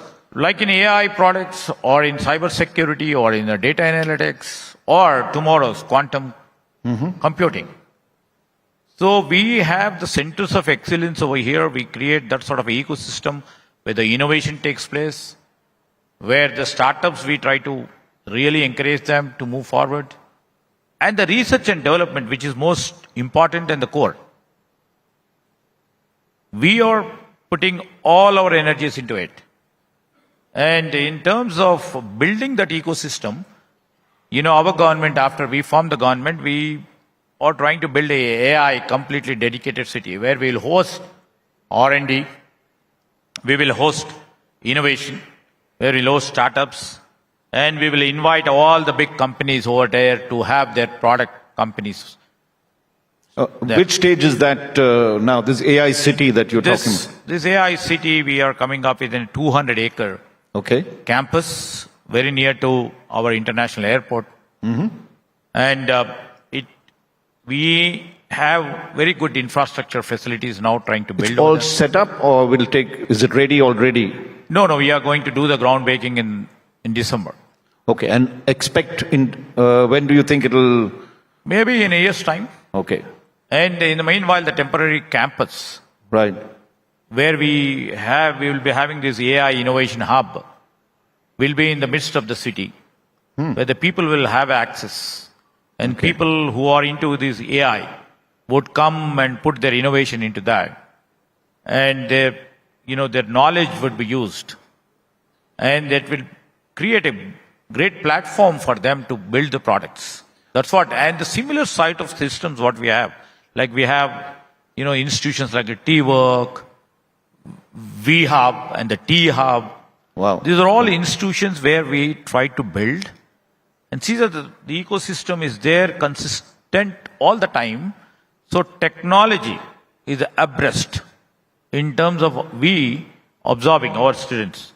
And secondly, what we have planning to do over the past 2 years is to create and build the talent.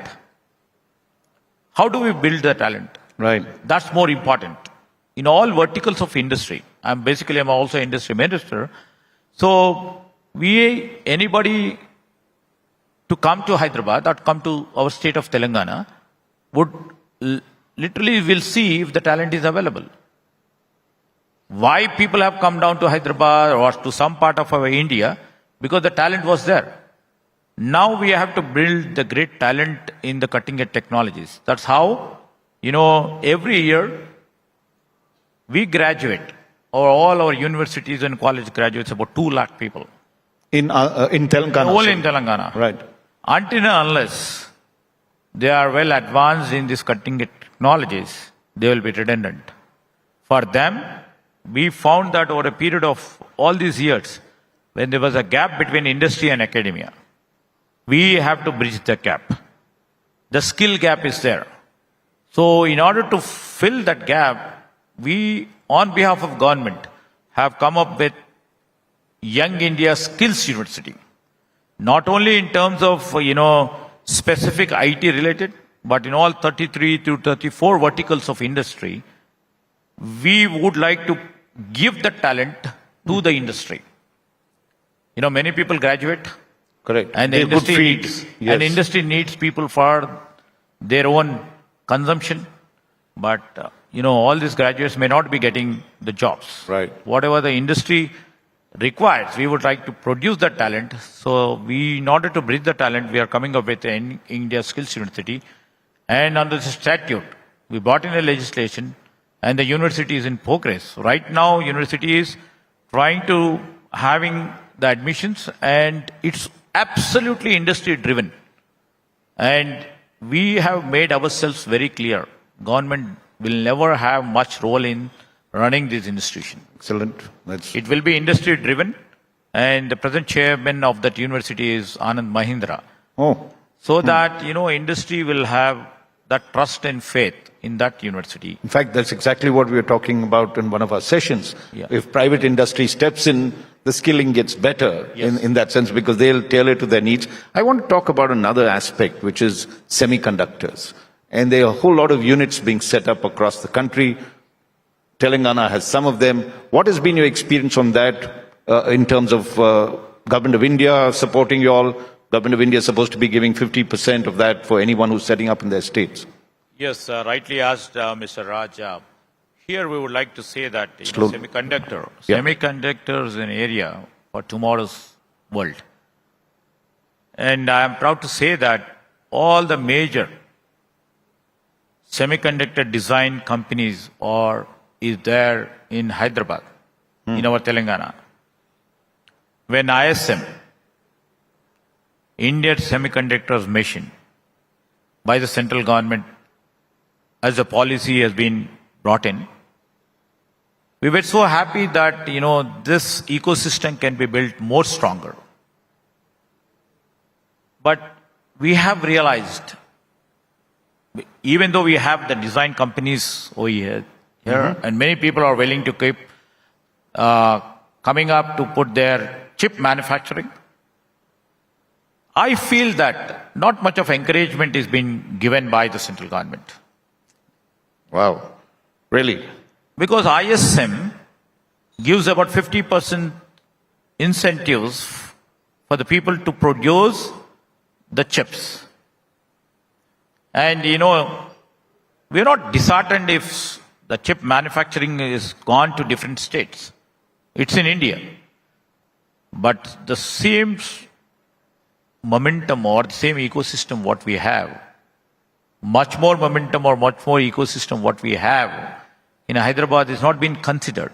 Are you saying that the central government is discriminating against an opposition government in Telangana and not giving you in a very critical area that we want to build our capability, that they are favoring other states to the detriment of Telangana? Am I right in summing up? That's yes, what sometimes something like that, basically.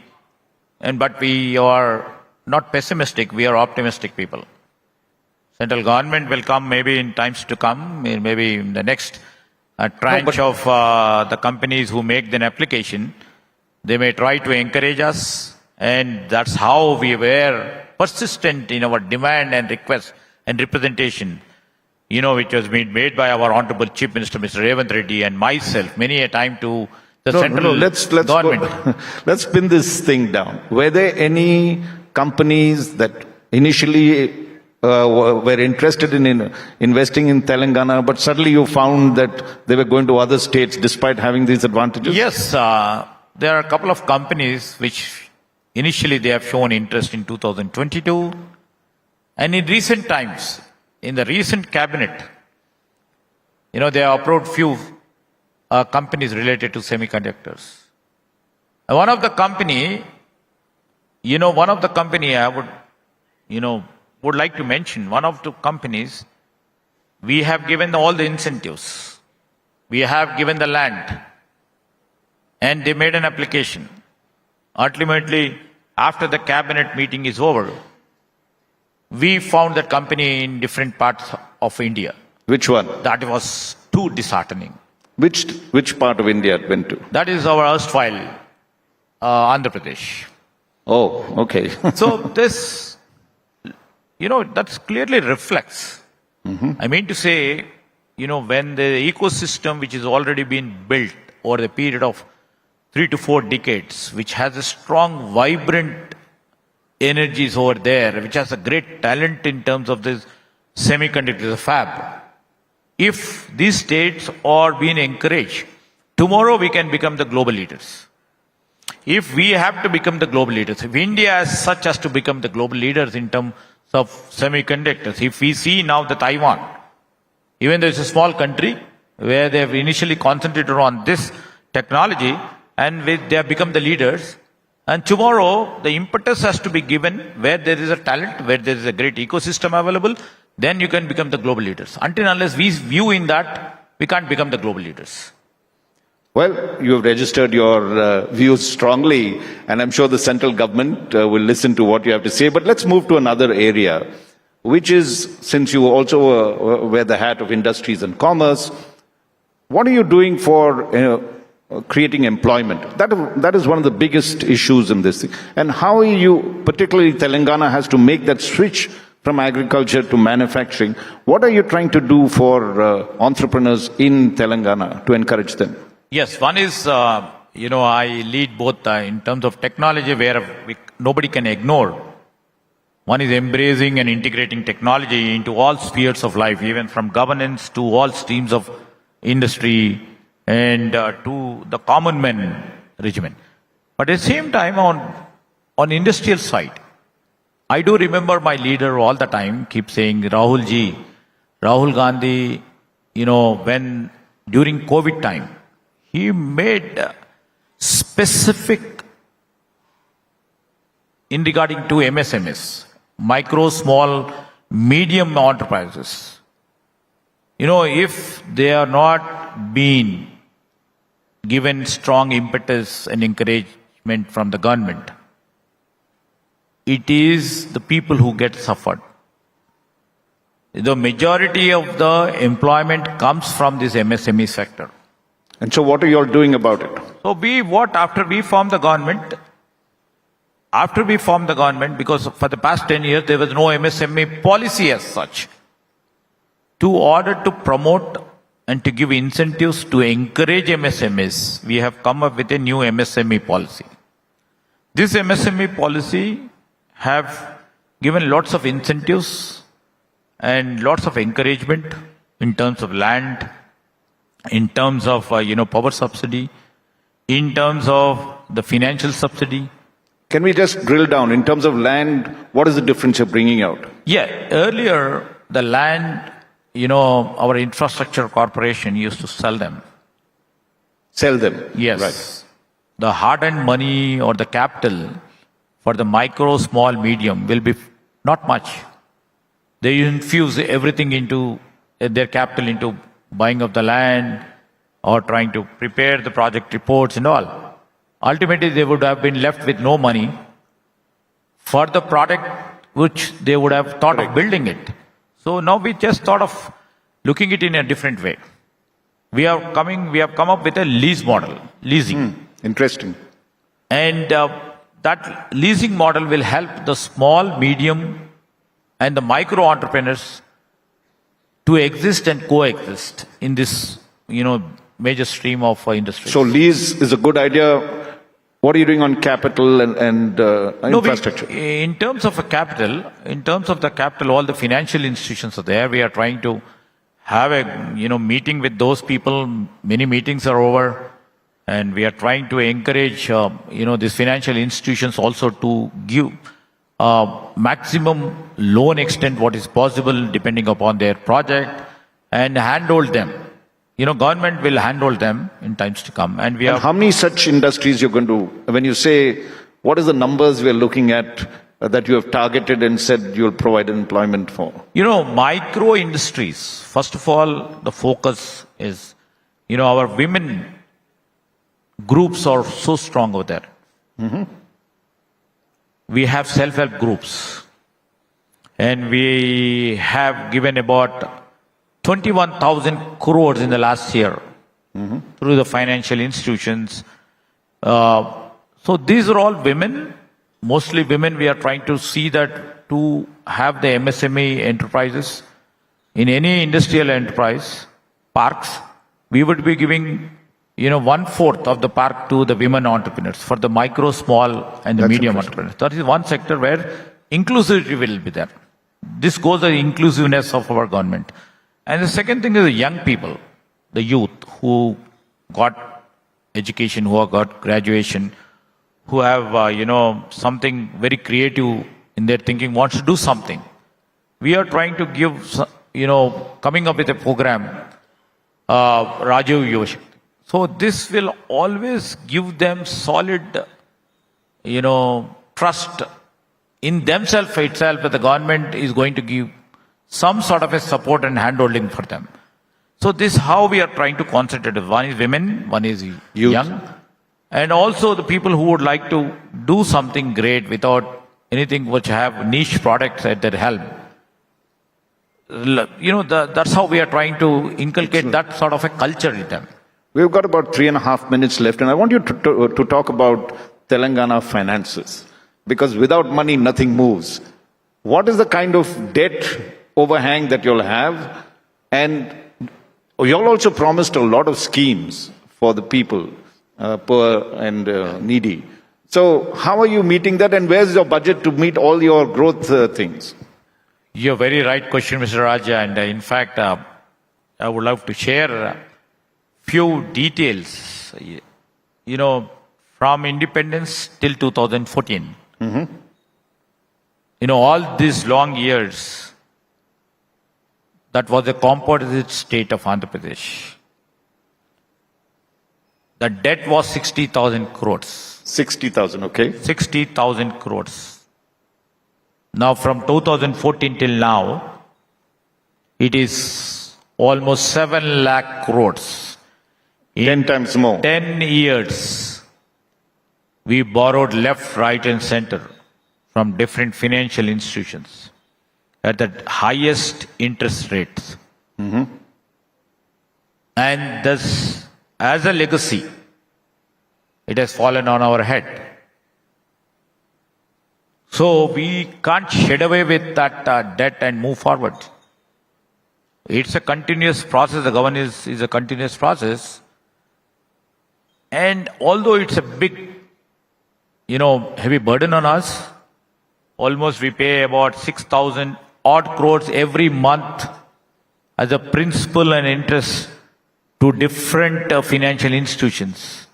But still, we have a responsibility. What we have promised to our people, all the welfare schemes. We are trying to implement all the welfare schemes on one end, and also to clear off the debts.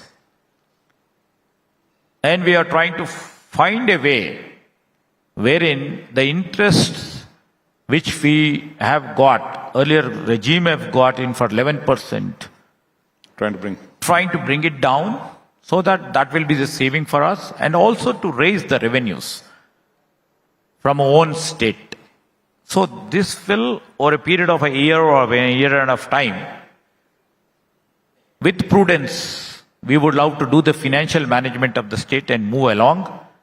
We will deliver all the welfare schemes what we promised to the people, and at the same time see that whatever is been there before 2014, the revenue surplus was there.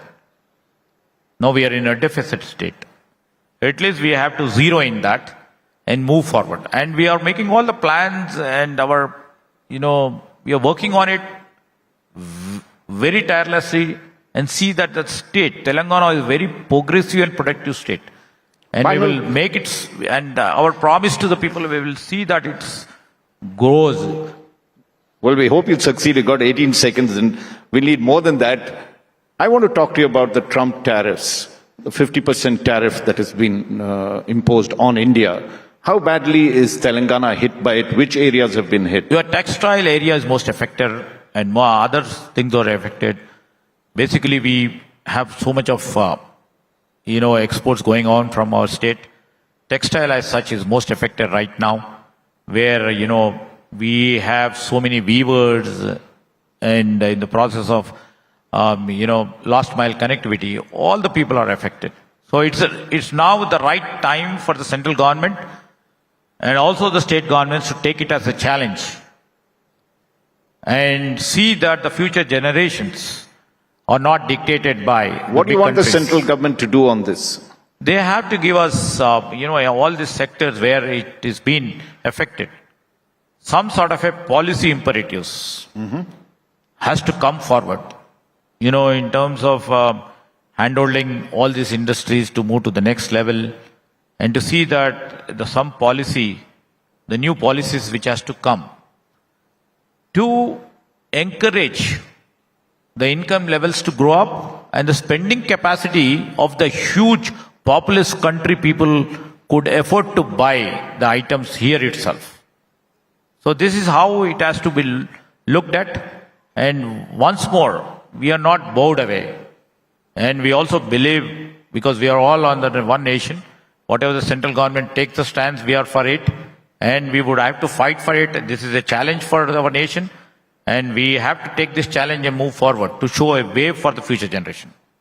We're completely out of time, but you have, in these 25 minutes, enunciated not only your industrial policy, you looked at the IT sector, you've talked about the problems of semiconductors, you've talked of the problem of the textile and the other problems there and demanded attention on that, and you've talked of the state finances. This has been a great sweep. Sridhar Babu, for taking time out. Thank you very much from India Today Conclave. Let's give him a very, very warm round of applause. Thank you, everybody. And as this session concludes, I'd also like to invite on stage Dr. Ezil Kumar from NECC to hand over a token of our appreciation.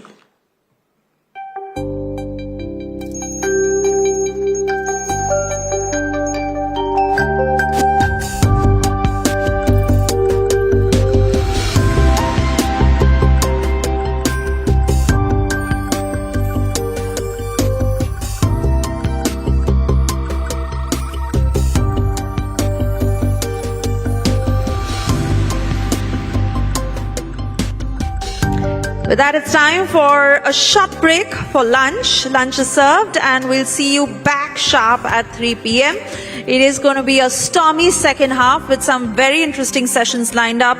And of course, looking forward to the big session. Who will win Tamil Nadu in 2026? I'd also like to take a quick moment to thank all our sponsors for making this event happen. Presenting Adani, co-sponsor G Square, celebration partner Radico, international school partner SSVM Institutions, knowledge partner Amrita University, partner NECC, health partner SciMaths, health partner Kovai Medical Center and Hospital, print partner Dinamalar. The hashtag for the day, India Today Conclave South. Thank you and see you back at 3 p.m. रास्ता है वही शहर तो कब आया अभी life से? अरे वाह ताई, पहचान गई? शहर जाके आँख का ऑपरेशन करा लिया क्या? शहर जाए मेरी जूती नहीं, यही अपने गांव में ही करवा लिया। वो जो सूरज है ना अपना, वो सब कर रहा है। अरे राकेश, अरे वाह छोटी, ये स्कूल में सीखा? इंटरनेट पे। इंटरनेट? हाँ, सूरज भैया है ना? कौन है ये सूरज भैया? आपको उनसे मिलना है क्या? हाँ? चलो, वो रहे सूरज भैया। हम सूरज से सिर्फ बिजली नहीं बनाते हैं, खुशहाली को देश के कोने कोने तक भी पहुंचाते हैं। अदानी, हम करके दिखाते हैं। Amrita Vishwa Vidyapeetham is a multi-campus, multidisciplinary university that has grown into India's #1 private university in less than 20 years. Amrita University has rapidly grown into 9 campuses across India, has over 20,000 students across 220 plus programs. Every picture here has its own Utti story. This is Anand and family. His dream home in the city is not just a dream anymore. Anwar's investment in a plot changed the plot of his whole life. John definitely couldn't live inside a box, so he thought a little outside the box. 18,000 happy stories in 12 years across many cities. You could also come home and be a part of this story.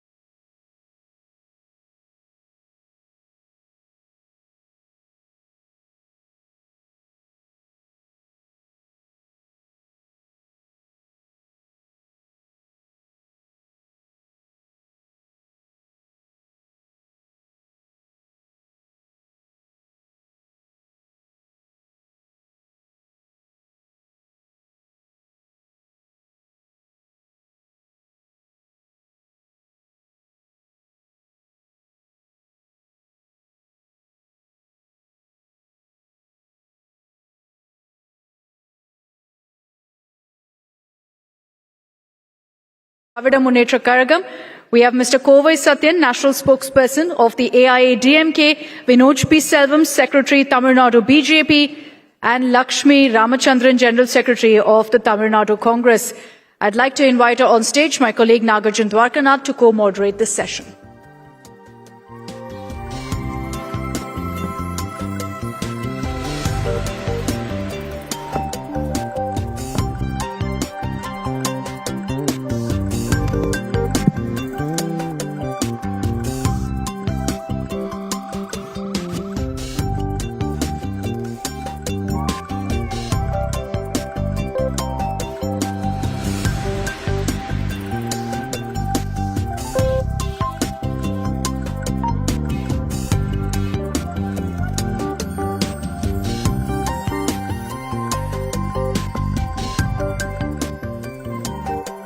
So, vanakkam to all of you. We're used to, of course, seeing this panel when we do our daily debates as well.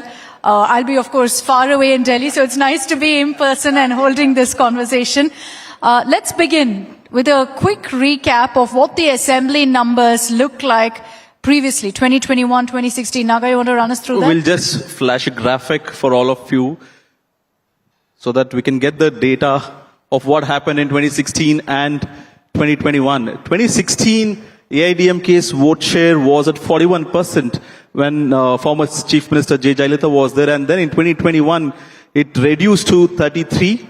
And DMK went from 32 to 38. And Congress went from 6 to 4. And then BJP has remained the same, has not seen a growth in 16 and 21. This time around in 26, the scenario is quite different. The alliances are different. And the talking points are different. And this time we have some X factor called the Vijay, TVK party. We still don't know which party's votes is he eating up. But to start with, Mr. Sharavanan, yes, it's natural to have anti-incumbency. Yes. This figures will be reversed this time, or you still see some respite and pro-incumbency with you? Yeah, see, before diving headlong into this 2026, I think we'll have to set certain records straight. The chief economic advisor of Modi ji yesterday was here and he was giving out so much of propaganda. I just want to point out two things. He said the DMK has stolen the identity of Tamil Nadu. We want to reiterate, we are Tamil Nadu. We are the cultural heritage. We represent the cultural heritage of Tamil Nadu. We reclaimed it in the last 100 years. And probably that is why he said what he said. And that apart, he said, I expect more from the state of Tamil Nadu. Tamil Nadu should become California. We would have surpassed California if only federalism was followed in its truest form. US, we all know how the states are so independent. We don't want that kind of autonomy. We want the same kind of autonomy that is guaranteed by our constitution. We are better than California. There are no homeless people here in the state of Tamil Nadu. We abolished it by Tamil Nadu Slum Clearance Board, by the visionary scheme of Dr. Kalaignar. And in California, they don't thrust NEET down your throats. They don't ask their children to study 3 languages. Students in California study only 1 language. So we will do better when there is less interference. And this has a direct bearing on the 2026 election. But how long are you taking this same point, center versus state, language versus language? Is there no new narrative for the DMK? It's not about no new narrative. It is about what that is thrust upon us. See, 2,500 crores was not given to the state of Tamil Nadu. It is not pocket change. We could do so many things with this 2,500 crores. Why it was not given to us? It was not given to us because we did not want Hindi as the third language. Not Hindi. We did not want any third language. And if this policy was uniformly followed across India, yes, we said, okay, BJP has some morality.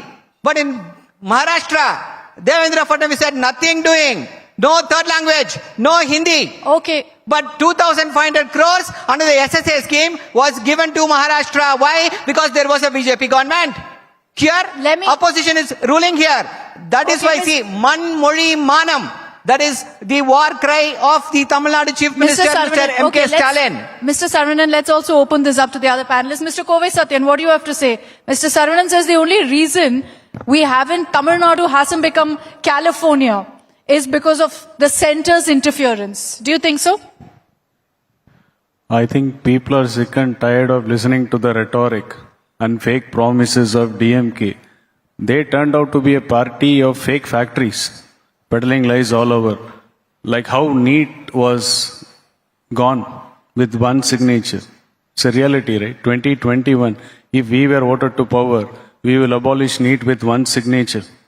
And still people are waiting when MK Stalin will put his signature to get away with NEET. 525 poll promises. 3 years ago, they were claiming that 90% is fulfilled, 80, 85%.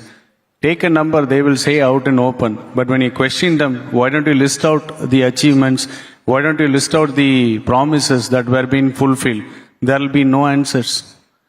This is the only government in India, post-independence, among all the other states, which ran only on advertisements.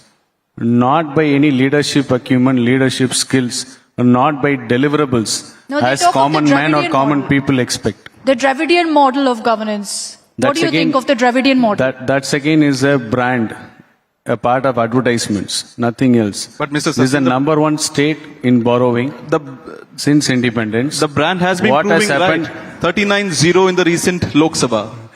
You have to understand, the brand is just started in 21, and what has happened is, by thinking that they are going overboard and taking it across global, the Dravidian icon Periyar was made a laughable stock by this chief minister. 210 pounds they paid to rent a hall. They had a picture of Periyar there, and they advertised saying that Oxford hosted EVAR's picture. We are happy to take Periyar global, when it was just a 210 pound exercise. That's what their priorities are. Their priority is to run government only by advertisements, and the lead actor in those advertisements is Mr. MK Stalin. Nothing else. We'll take the question to Mr. Vinod from the BJP. How is it with the new president, firstly? As the alliance with the AIDMK is in sync right now after Mr. Annamalai vacated the seat, how is the alliance doing, and what are the prospects of BJP in this election? Alliances between political parties is beyond the ideologies. It is basically for the electoral numbers. And in that sense, today in Tamil Nadu, the DMK has only been able to win elections is because they've been able to somehow manage and keep their parties together, the alliances together, and that is the only reason they've been able to scrape through with elections. In 2024, there was a small error wherein the parties, especially the AIDMK and BJP, ended up contesting alone, and that is why, since you asked the question, a 39-0 was given to the DMK's alliance only because of the vote split which happened between BJP and the AIDMK. Now, if this had not transpired, the story would have been entirely different. But even otherwise, it doesn't matter because the parliament elections has never been a barometer for what will happen in the assembly. If you take the instance of 2009, the DMK alliance was able to win very, very handsomely in the parliament elections, but in 2011, DMK could not even be the principal opposition in the state of Tamil Nadu. Now, that was the kind of anti-incumbency during the days of the late Karnataka. But today, the anti-incumbency against the DMK is 10 times more than what it was between 2006 and 2011. In 2021, the DMK created a Kamal Hassan to split the votes and to help them gain a victory. But this time around, it looks like the monster that they created called Vijay is going to be affecting the DMK themselves very badly. And especially coupled with the huge anti-incumbency the DMK is facing. What have you done for the state of Tamil Nadu? DMK... To seek votes. With the huge anti-incumbency the DMK is facing... So you want to speak, I can wait.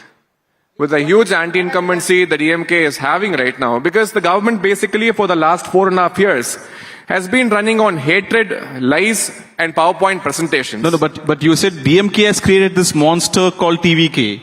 I have a feeling that the DMK has created this monster call because you know what has happened in Kamal Hassan? He was an aspiring CM candidate, but today he has sold his party for one Rajya Sabha seat and he's merged with the DMK.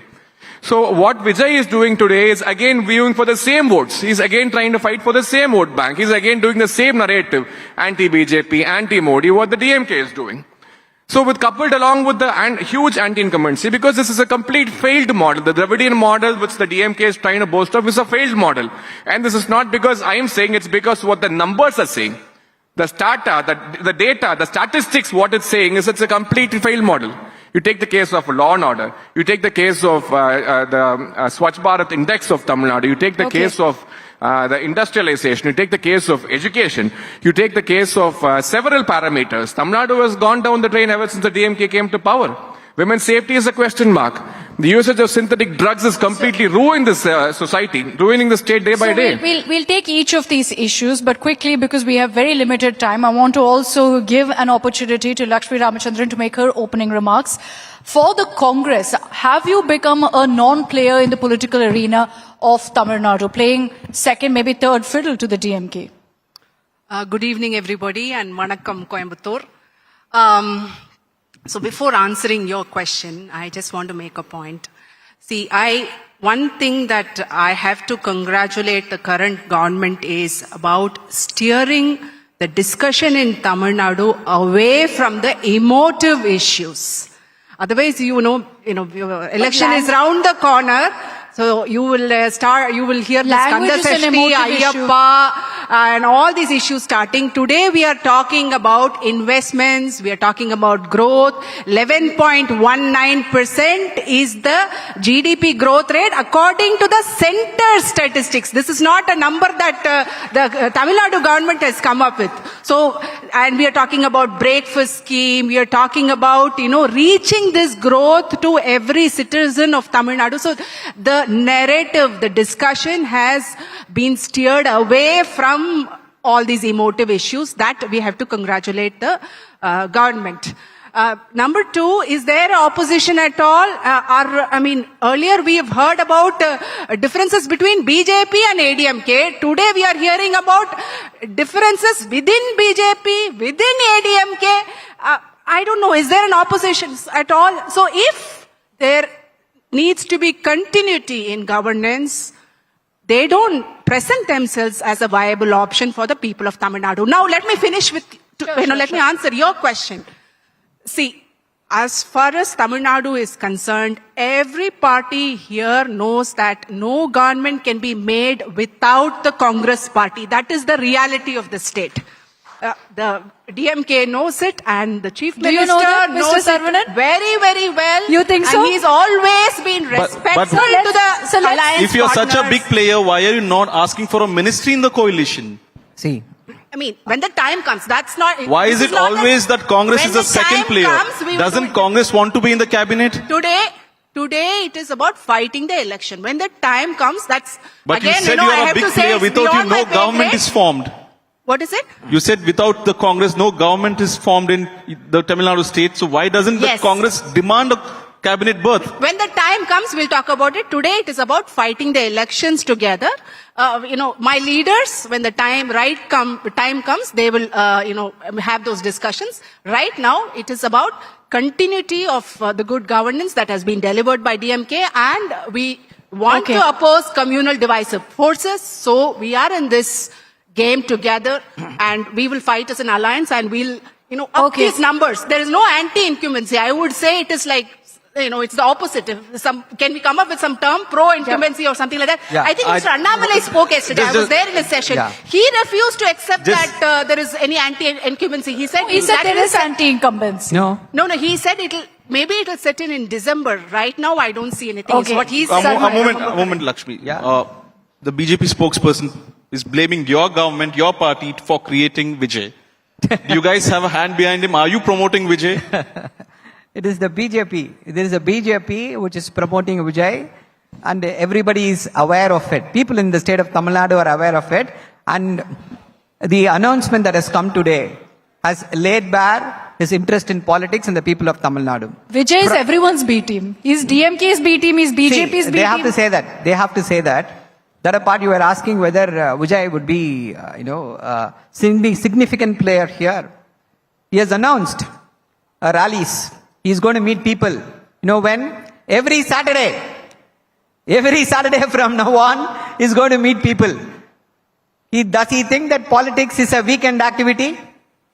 So let's not waste our time discussing him. There are bigger issues than that. The most important issue right now would be, you're talking about anti-incumbency. So I will ask this question. You are saying 4.5 years of good governance has created anti-incumbency in the state of Tamil Nadu. What about 11 years of anti-incumbency of the BJP? How will the ADMK take it? How will the BJP ADMK combine will be able to overcome that? It's next to impossibility, because now everything is controlled by the union government.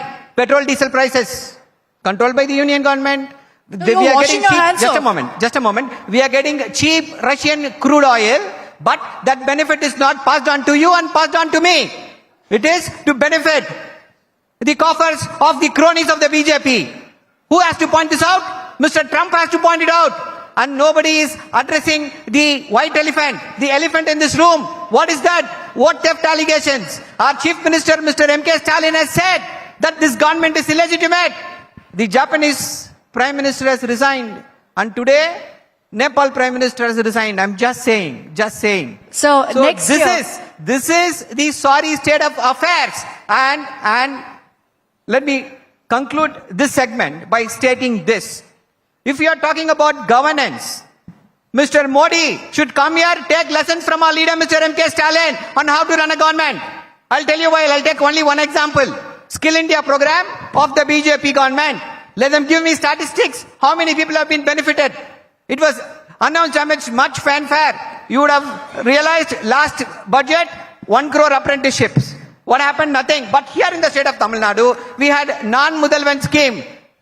People, students studying in the government colleges, arts and science government colleges, are placed in multinational corporations.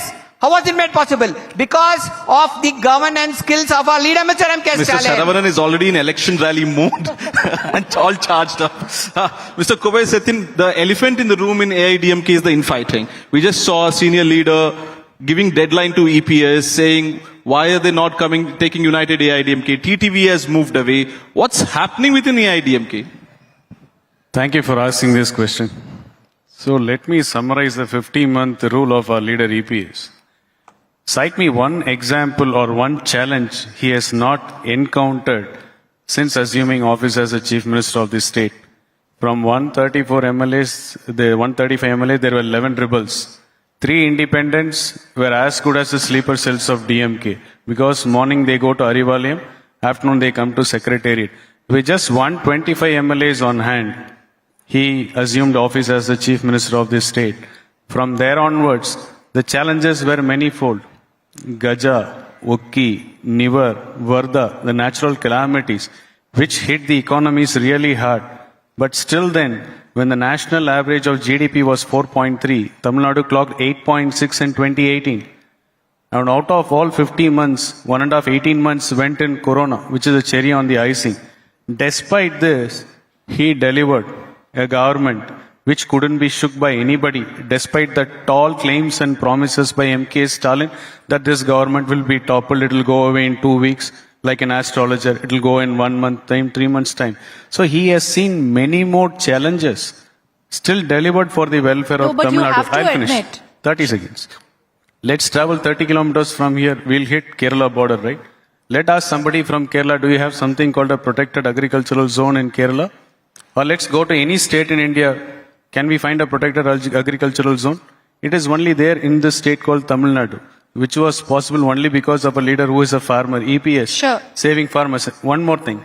Let's go to any other state. Let us, do they have 7.5% internal reservation for NEET for government school student aspiring to do medicine? Campaign versus campaign. It's but what about Sengotin So, challenges were there for our leader. He proved his leadership acumen and mettle. No, but you have to admit, sir, that you need to be a... Look, the DMK is a giant. Do you concede that? A giant to beat in the upcoming elections. Do you concede that? DMK has already lost on the ground. Let me tell you one more example. So if elections are held today, you're saying you'll win. Let's talk with data at some point. I hope Mr. Saravanan will be happy to take up this challenge. The 5 leisure trips of Chief Minister MK Stalin with family, without family, has yielded 35,000 crores of investment. You mean to say that a 35,000 crore of investment has resulted in 11% GDP? Isn't it a mockery and a joke? The global investors meet, which were conducted way back in ADMK regime under leader EPS, wherein we signed MOUs for 3 lakh and 4,000 crores, are yielding results. That's what they are stickering now. No, you haven't answered my question. Mr. Satyan, you haven't answered my question. I'm coming to it. But Sengotian other side, that Dravidian model. He won't be able to. Sengotian has met Amit Shah last night. Wait, there are rebels within the party just months before the election. I'm coming to it. And much before it, they say with Dravidian model, everybody are flourishing. Just 100 kilometers from here, women are selling their kidneys. Hundreds of women have sold their kidneys. And where have you eradicated poverty? Where is Dravidian model? Where is your tall claim of per capita income is increased in Tamil Nadu, everybody are happy? And now, to answer your question, I am saying in 50 months of his regime, with a dual leadership model, in English there is a saying, nobody can work under 2 bosses, right? And we are victims of it. Even in that scenario, by sharing half of the power in the party, being the CM of the state, facing natural calamities, facing multiple challenges, he delivered as a leader. He delivered as a leader of a party. He delivered as a result of the state. You have not answered my question. And this yes or no? So then I'll give it to you as a yes and no question. This issue, yes or no? AIADMK has to be a unified force to take on the DMK. Yes or no? Let me educate the media. Hope this can go through others. AIADMK is not a split factions like they claim, neither in the election commission nor in front of judiciary. AIADMK is what? And the leader is EPS, General Secretary is EPS. There are people who had left the party. Those people are individuals. So you want to call Alagiri as a faction of DMK now? Alagiri, the brother of DMK, MK Stalin, would you call him as a faction of DMK? No, but Sengotian was your leader till yesterday. So leader till yesterday, he is still in the party. He is not terminated from the primary membership. Only the role is being taken. That's why I'm saying our leader has seen many challenges and he has demonstrated his leadership skill to steer the party in Tamil Nadu. Let me ask you, has MK Stalin faced any one of these challenges like what our leader has faced? Okay. Tell me one. Only one thing he did. You know what he did? When somebody questioned, will anybody from your family come into politics? Aage. Be it my son, aage. Be it my brother-in-law. Nobody from my family will enter into politics. But today his son is the prince waiting to be crowned. Isn't a stark clarity? Where is democracy there? Okay. People are questioning this on the ground. Rather than answering this, talking about what's happening, I'll tell you, I'll sum it up in 26, because time is less. A state which has borrowed 4 lakh plus crores. A state which has increased all the taxes and got an additional revenue of 1 lakh and 14,000 crores. Crying for 2,150 crores, calling it as a state autonomy. I would call it as, that is your incompetence. Whatever incompetence is there, quickly, you are Mr. trying to cover it up in the name of governance issues. No. Quickly, Just Mr. a Saravanan, we'll have to bring in others. Small interference. This is what the reality is. When you It's ask a for your failure right, model. it's 2,500 crores. Is that small pocket change? Asking that money. I will because finish. You have this I will slave not mentality. interfere. Okay. Governance issue. When you ask for your right, when you ask for your right, it will look like pocket change. This is not the way you ask for your right. This is incompetence. So what can you do with 2,500 This is incompetent. Now. This is not asking for right. This is incompetence. Covering your incompetence. Let me tell you, governance issues are there in every government. Vinod Selvam, in Tamil Nadu, there's constantly an image that's been created that BJP is the villain in Delhi, doesn't understand Tamil Nadu politics, outsider tag. How do you beat that? Especially since you've heard from Mr. Saravanan, the DMK is constantly saying the centre's been unfair with Tamil Nadu. Firstly, let me make myself very clear that to all DMK sympathizers, that let it be the Japanese Prime Minister Ibi Shah or the Nepalese Prime Minister Oli, we have Narendra Modi in India, who is the most tallest, most admired leader in the world today. So any daydreaming that India is going the way of Japan or Pakistan or Bangladesh or Nepal, it's not going to happen. History will remember Narendra Modi as the leader who stood up to the impositions of the Western world. So let's keep that in mind before we go ahead. Secondly, he's been talking about 2,500 crores, but he keeps forgetting that this government has borrowed 15,000 crores as a special assistance package from the central government, which is a 50-year loan, and the interest is being borne by the central government itself. And this money has never been taken into account. So much of money has been borrowed. And as Lakshmi ma'am said about the GDP of Tamil Nadu going up, also the crimes against women has gone up by 55% in the state, and no one talks about that. 25 lockup deaths in the last 4 years, no one talks about that. This state has completely lost its perception as a safe state in this country. Tamil Nadu's index has gone down to the 21st rank out of 31 cities with population over 1 million for safe cities. So, let's accept the fact that the anti-incumbency is very, very high against the ruling state government. And coming to the center, if Narendra Modi or the BJP has not understood Tamil Nadu, all these projects which have been sanctioned over the last 4 years, which again the DMK conveniently forgets to talk about, let it be the 65,000 crores given to the Metro Rail project, or let it be the 6,000 crores being given only in this year to the railways projects in Tamil Nadu, or let it be the 4,000 kilometers of national highways being laid in Tamil Nadu over the last 4 years, or last 10 years. So all of this is only because Narendra Modi understands Tamil Nadu. It's only because Narendra Modi cares for Tamil Nadu, and the DMK's policy. DMK basically thrives on one concept: division, diversion, distraction. And this is not going to work this time. Vinod, but your party is trying to meddle with the AIDMK internal party politics. You are giving them the opportunity to meet your Home Minister and the former President Sengotin, reportedly, quote-unquote, met Amit Shah. Why is that the AIDMK leaders running to Delhi? We are time and again hearing that whenever there's a rebellion within the AIDMK, BJP tries to be the big father figure and tries to sort it out. See, the major division between BJP and ADMK and the DMK and the Congress is that the BJP and ADMK does not belong to a family. Both these parties have leaders who have brains to think for themselves. The DMK and the Congress are factory-run enterprises. They are basically business organizations. So the cases of rebels will not happen there because they report to a family. But here they are individuals with aspirations for the betterment of their own parties, and they have different views. And the role of the BJP here is just to ensure that the DMK, which is not only a threat for Tamil Nadu, but for a threat of the entire nation. They are a national security threat, and this DMK government should go, and that is the entire idea for which the BJP is working, and we are aligned with the AIDMK to bring like-minded parties to achieve this goal of saving Tamil Nadu from the people of DMK. BJP cannot hope to win the state of Tamil Nadu unless they steal the votes. And every DMK cadre at the booth level will not allow that. So BJP, whomever they ally with, they can never ever, lotus will never ever bloom in the state of Tamil Nadu. Okay. Let's bring in Lakshmi Ramachandran. Let your ally also speak, sir, a little. On the charge that constantly is brought up of dynasty politics, of nepotism in the Congress, now in the DMK also. How do you respond to that? I think Amit Shah, I think this is, people are getting tired of this, this is it's not that BJP is devoid of dinas, you think of this, Tejasvi Surya in Karnataka, his uncle is an MLA, and today Sushma Swaraj's daughter is an MP. I think that list is already there in the internet. People can Google and find out for themselves. But let's talk about important issues related to Tamil Nadu. I hope before the elections, Manoj will talk to his leaders in Delhi and get us the 2,500 crores that is due to our children.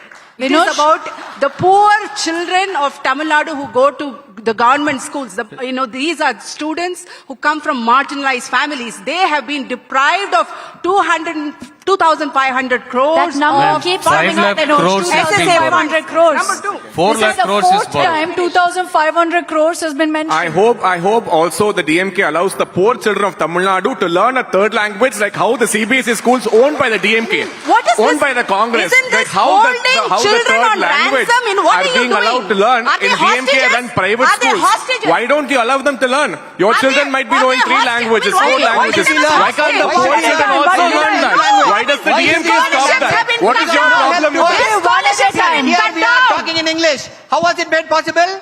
We are here having this conversation. India today is having this conclave here in the state of Tamil Nadu in Coimbatore. How is it made possible? It is made possible because of DMK, the language war of 1965, because we ensured that there is only 2 languages. English will stay here. If not, but what is why, Mr. Sharavanan, what is wrong if the children if the children want to learn a third language themselves, what is wrong in if the children want to learn Kannada, Telugu, English, Hindi? Yeah. If anybody wants to learn a third language or a fourth language or a fifth language, please, you are free to do so. Okay, show of Absolutely hands. no problem. How many of you saying three languages? We have Dakshin Bharat Prachar Sabha. Okay, For what? Sarvan, let's let For the people learning decide. Hindi. Let's If your let the child audience wants, decide. Please go there. Let's But let the you audience cannot decide. stop How many of you Let's think? take a show of How hands. many of you think that people should be able to learn three languages, including Hindi, in Tamil Nadu? That's 60% Sarvan? of the hall. Why only 3 languages? I 5 tell you, languages? 6 languages? Sure, but I mentioned Hindi because I knew otherwise I'd be questioned. So they seem to say, let's open it up, Lakshmi. AIADMK and DMK are okay with the 2-language policy, but don't impose it was our stand. But I tell you what, we are not the ones who goes to the union minister and give a letter of consent stating that we are okay to have PM Shri schools which follow NEP. NEP is a 3-language policy. So, closed doors, you go and give a consent letter which goes against your ideology and stand of 2-language policy.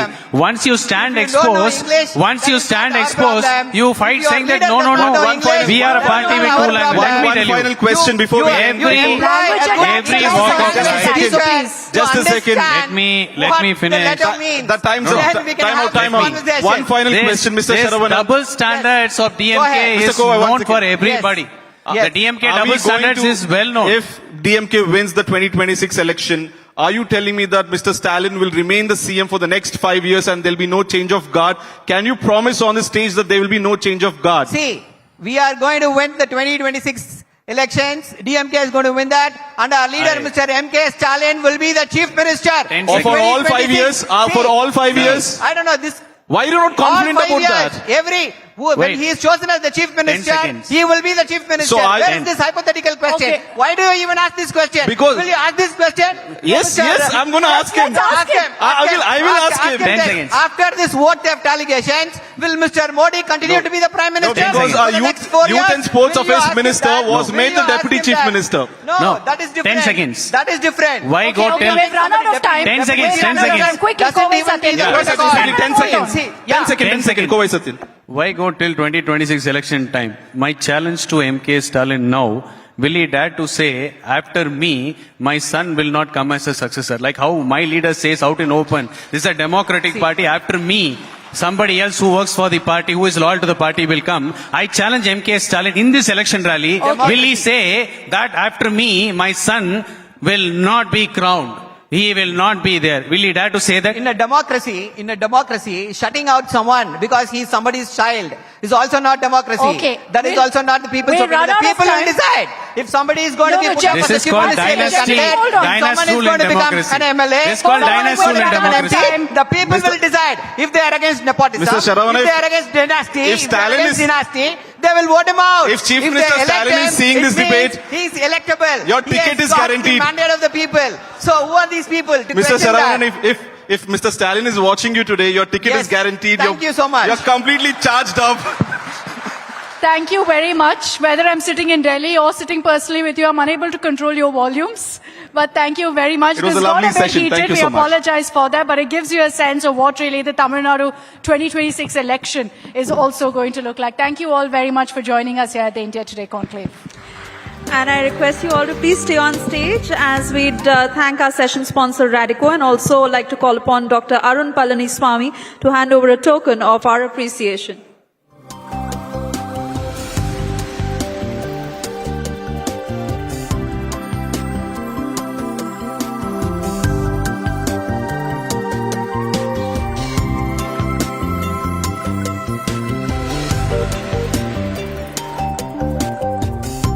Every picture here has its own Utti story. This is Anand and family. His dream home in the city is not just a dream anymore. Anwar's investment in a plot changed the plot of his whole life. John definitely couldn't live inside a box, so he thought a little outside the box.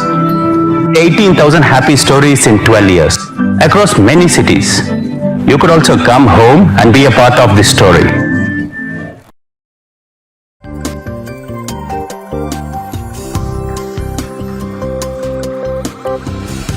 And this session certainly has set the tone for the second half of the event left today. So we now move on to our next session.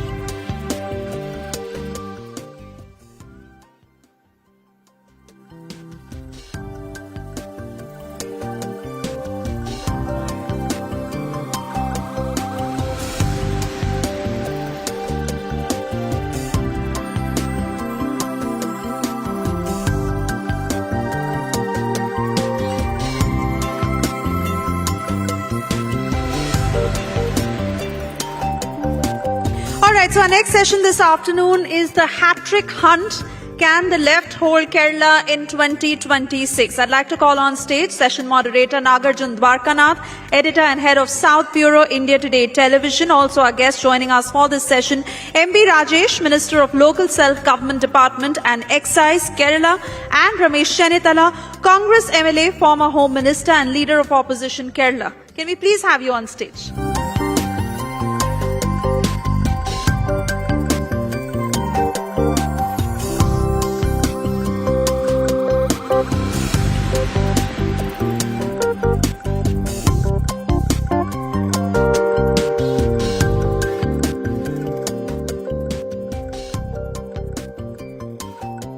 Just months before Kerala goes to polls, I don't know what to call both of them. Are you friends?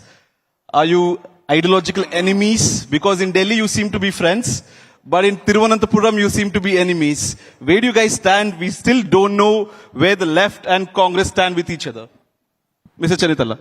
See, definitely we are friends in the national level. At the same time, we are having good fight in Kerala. But how does that work? That I'll fight you in Delhi, I won't fight you in Delhi, but I will fight you in Thiruvananthapuram. I'll explain to you. This is, historically, if you'll see that, we have a political fight with a left, not only from today, from years. And that is a healthy democratic practice in Kerala. 5 years CPM, 5 years Congress. Only in the last election it was different. I'll come to that. And that is a healthy political system which we had made in the state of Kerala. National level, we are having a common enemy, that is BJP. And we have to fight that enemy with a collective will. So national situation and Kerala situation is entirely different. This is not from today, not from recently. It has been there for a long time. So even though we are in India bloc in the national level, in Kerala, the main fight will be CPM and Congress, LDF and UD. But how will you tell your Karyakartas that 6 months before during Lok Sabha elections that let's come together, fight the BJP, and now you have to tell your Karyakartas you have to fight the UDF and the Congress? In the Lok Sabha election also we fought each other. But not you, against... Yes. So we have been political opponents and we will continue to be political opponents. But at the national level, we work together in the interest of the country. Because we have to fight BJP and we have to uphold the constitution. So in the interest of the people and in the interest of the country, we work together. That doesn't mean that we are not political opponents. we will continue to be political opponents. Nagarji, one more thing. The political ideological difference is always there, even in India bloc also. If you see the different political parties rally behind the India bloc, having different political ideas. But for a common cause, we are together. Those people who wanted to destroy the democratic and secular fabric of this country, we have to be united. To save the constitution, to save the constitutional bodies, and to preserve the secular character of this country, we have to be together. The left broke the jinx of the government not being changed in the last 5 years back election. How confident is the left party and the LDF alliance of retaining power, because 10 years of anti-incumbency, 10-year rule of Mr. Vijay, Pinarayi Vijayan? How confident are you going into this election? In 2021, the left created history by winning a second term. In Kerala, that itself is a very difficult, unimaginable thing. And this has never happened in the history of LDF in the states. And this happened for the first time in the 45 years. After 1980, no front has come back to power in an election. So we achieved that in 2021. And we are confident this time that we are all set to win to register a hat-trick victory. Because the continuity in policies, the continuity in vision, and the action, that has yielded splendid results. And people are experiencing that results. The people have realized that this government has delivered. So that is the biggest factor which makes us confident of winning a third term. Is it a do-or-die situation for the Congress? If you don't win this election, there are chances the Muslim League might walk away and go to the LDF. Is the pressure on UDF too much this time too? The main issue is that in the last election, we never expected a repetition of the same government. In the history of India, Kerala, there was only once, after emergency, the same government has been repeated. The chief minister was changed. But in the last election, we failed. We could not make the government. The main reason was the COVID. COVID was the main reason. If you look at everywhere in the world, those governments who are incumbent governments get an advantage to serve the people and deal with the COVID situation. You look at the Boris government in UK, the local body election, even though the government was unpopular, the local body election they won. In West Bengal, Mamata was repeated. In Tamil Nadu, even though DMK government was not popular, but they got larger number of seats in the assembly. So COVID was one situation which had gone against us. Because whichever government will be in the power, they will give all kinds of help to the people. So the people of Kerala thought that there is a government which is helping them. And at the same time, we couldn't able to go to the people and explain all these things because there was restrictions from the government. COVID was one of the very critical situation, and it was very difficult for us to come out of the houses and campaign. That was the main reason. I feel that now that situation is not there. This government of the left democratic government, front government, is for last 10 years. So I feel that this government will not be repeated, and the people of Kerala will give us a chance to form a government. And we are fighting with the LDF government policies, programs.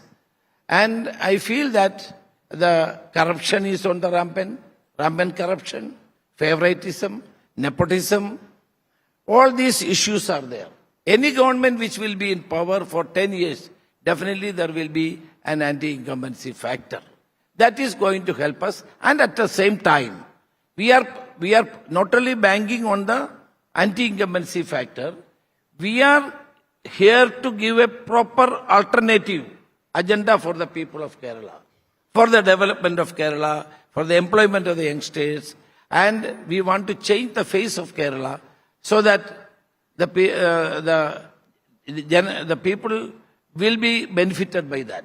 You spoke about the anti-incumbency factor. Is there the BJP factor? We saw an MP being elected recently, and now he's one of the ministers in the cabinet also from the BJP. Is BJP a factor in this election? Before replying to your question, let me respectfully disagree with Honorable Ramesh Chennittala. See, this is not as simple as he said.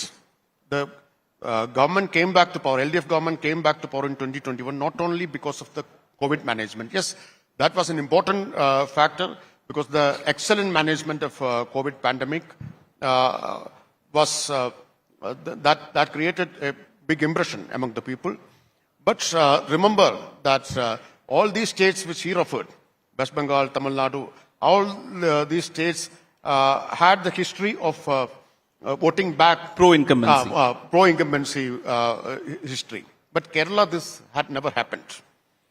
And not only COVID, before that there was floods, 2018 floods, and again almost the repetition of the floods in 2019, then Oki cyclone, many such crises, many such calamities were there. All those were handled properly, managed properly by the government. So that itself shows the efficiency, overall efficiency, and the governance skill displayed by the LDF government. So that was rewarded by electorate in the election in 2021. And he was referring to corruption allegations. Yes, Honorable Shri Ramesh Chennittala and the current leader of opposition made many allegations of corruptions, and they went to High Court taking up all these allegations. I can tell you that they gave 24 cases in High Court alleging corruption, and all those 24 have been dismissed. So I'm thankful to the leader of opposition, former and current, for proving that the LDF government in Kerala is non-corrupt. And Kerala, according to many other national surveys, Kerala has been selected or chosen as the least corrupt state in the country. And one more, I will just give you an example. The level of good governance. Yesterday, Kerala overtook United States in infant mortality rates. It is 5.61 in US, and Kerala has achieved 5 per 1 lakh birth. So that is the level of governance in the state. And in November 1st, in the formation day of Kerala, we are going to announce the first state in the country to become to eradicate extreme poverty. And this is the second place in the world after China did this. But the question is back on the BJP. Is BJP growing within Kerala? Recent election proved that there was an MP that elected. Are they eating up into your vote bank and his vote bank? BJP is not going to make any impact in Kerala. Yes, in Lok Sabha election, they got a seat, and it was mainly at the cost of Congress. The Congress was pushed back to the third position, and BJP, Congress vote shifted to BJP. They benefited from that failure of Congress in fighting BJP. The failure of Congress, when he spoke about just months before elections, there seems to be an internal rift within the Congress. Doesn't that affect your prospects of coming back to power? And where does Mr. Tharoor stand all of this?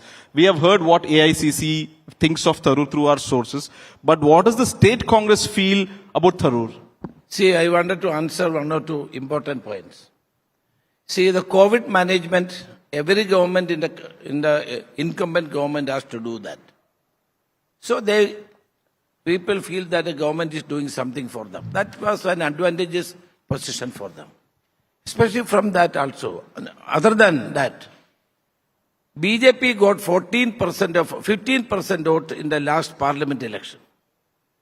And in the assembly election, they got only 11% votes. 4% vote was missing. That was very, very important factor.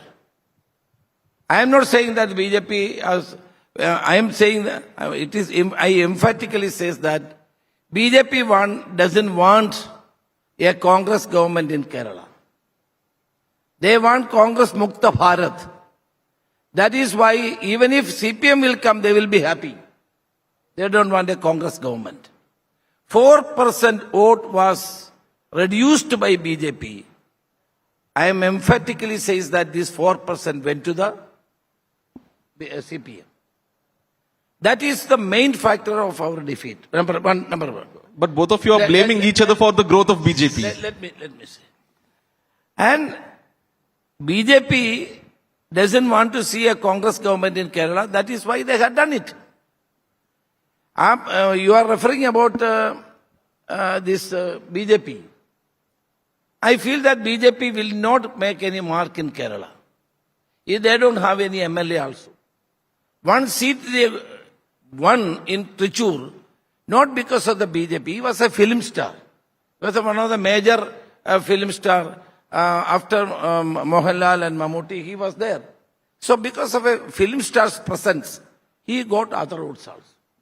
And he definitely from Congress side also, CPM side also, somewhere in the parliament election, some votes were gone. But we are taking appropriate measures to return those votes from our side. Return that votes went to the BJP. And CPM also, I know. CPM also, in our district, Alleppey also, the same thing happened.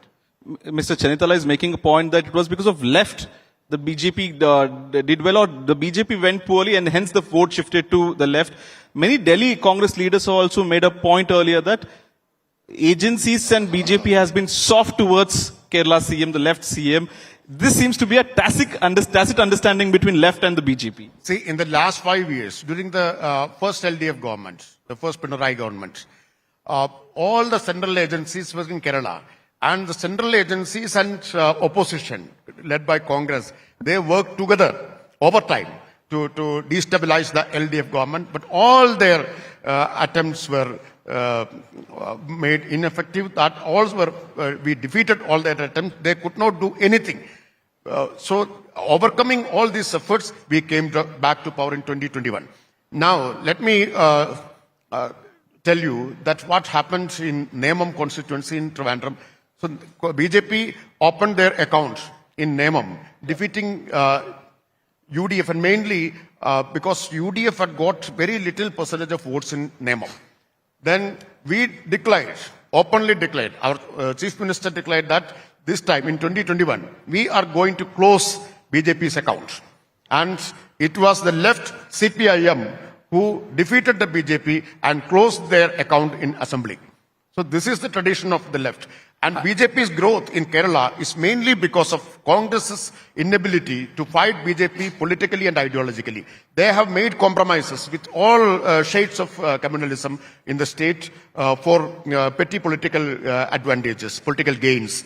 So this has helped communal forces in the state. It is only the left which is fighting all shades of communalism in the state, both politically and ideologically and organizationally. Yes, so you wanted to do a rebuttal. Before that, he was mentioning one point of Kerala's health records and educational, the achievements in the educational field also. This is not by this government. Always it is like that.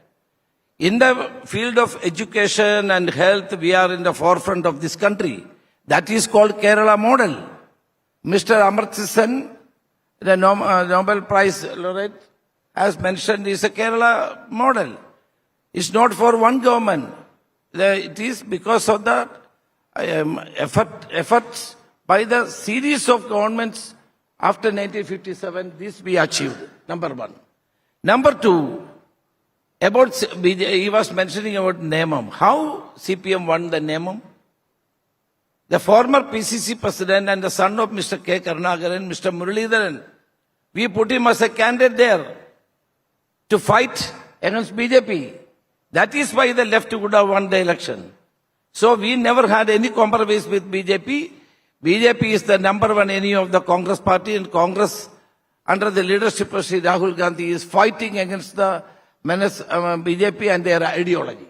And at the same time, he was telling about some cases. When I was a leader of opposition, I had met 10 corruption issues were highlighted by me. All the 10 issues, government has to take a U-turn. Government was reversed the order because I had raised this issue and the government could not able to move with that, and they had taken a U-turn stand on that. Number 3, why BJP is growing? That is the main question.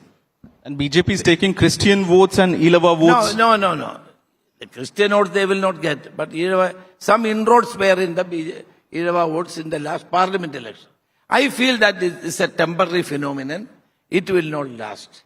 Because the BJP, the people of Kerala doesn't believe the leadership of BJP and the present, and the leaders, the present day leaders of the BJP there. So we feel that in the parliament election, they had made some gains in the percentage of votes, but it will not be repeated. In the next assembly election also, BJP is not going to win any seats in Kerala. That is my analysis. The left, the Kerala seems to be the last bastion or the fortress for the left. If you lose this, you're 5 years in opposition, and then the revival seems to be difficult from there. What is your factor? What factors are you depending on so that to come back to power? And is it the image of the chief minister or the work of the government? What are you heavily dependent on today? The work of the government headed by the Honorable Chief Minister Shri Pinarayi Vijay is the biggest factor for us to come back to power again in 2026. The last 10 years of our government, the first Pinarayi government and second Pinarayi government, has laid the foundation for a modern Kerala. So left has traditionally been credited for the social welfare schemes and social development indicators, etc., etc. But there has always been a criticism against the left that left is undermining economic growth, economic development, industrial growth, etc., etc. But now, what has happened is that the LDF government has massively altered the economic landscape of the state. Now, in the last 10 years, Kerala has increased the size of its GDP by 1.5 times. It was 4.67 lakh rupees in 2016 when we came to power. And now it is 11.5 lakh crores. So this has been increased by 1.5 times. And Kerala is among the top 5 states in terms of per capita income. And Kerala is now considered as the most favorable. Kerala is having the most favorable industrial and investment climate. Now we are ranked first in ease of doing business. And Kerala, as I said, Kerala is going to eradicate extreme poverty by now. So you're quoting all these figures, but migration has always been a big issue. Like I come from the neighboring state of Karnataka, we see a lot of Malayalis moving to Karnataka for jobs and education, people going to Middle East for jobs and education. Why are you not able to retain your own population within the state? See, migration has historically been a fact and reality as far as Kerala is concerned. And now the Keralites are migrating to Europe and US, and they are getting skilled employment in most advanced countries. This is also the strength of Kerala model of development. Now I am happy that Mr. Ramesh Chennithala is acknowledging Kerala model of development, of which they are the biggest critics. In Kerala model of development, Amartya Sen himself has pointed out that its foundation is laid on revolutionary land reforms done by EMS government, first EMS government in 1957. They unleashed the so-called liberation struggle to sabotage those efforts and they dismissed that government. Jawaharlal Nehru dismissed that government. So that is their history. So they tried to sabotage Kerala model of development. Now they are claiming credit for the Kerala model of development. One thing you have to give my to point is that Kerala's achievements, Kerala's social and economic development is, especially social development indicators, are comparable not to any other Indian state, but to Europe and United States. One thing you have to give it to the people of Kerala, that they are entrepreneurs for a long time. In fact, our newsroom also, sir, have a lot of Malayalis and people from Kerala origin. They are dominating our newsrooms too. And there's a joke says that Neil Armstrong, when he went on the moon, he found a Malayali as well. Yes, sir, you want to do a rebuttal? See, that Kerala model is not only the achievement of any particular political party. All political parties, whether they are in government or not, they are responsible for the development of Kerala and the Kerala model. Because when we should talk sensibly. 1957, AMS government came. After that, so many Congress governments were also there. So the continuance of all these governments has created a progressive atmosphere in the state of Kerala. And also so many progressive legislations were passed by the Kerala State Assembly.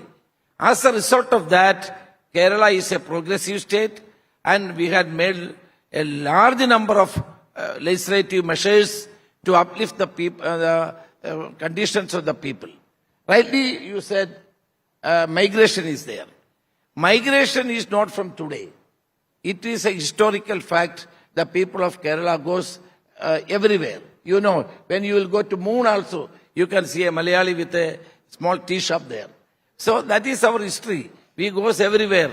We seek employment everywhere. So at the same time, I agree with you.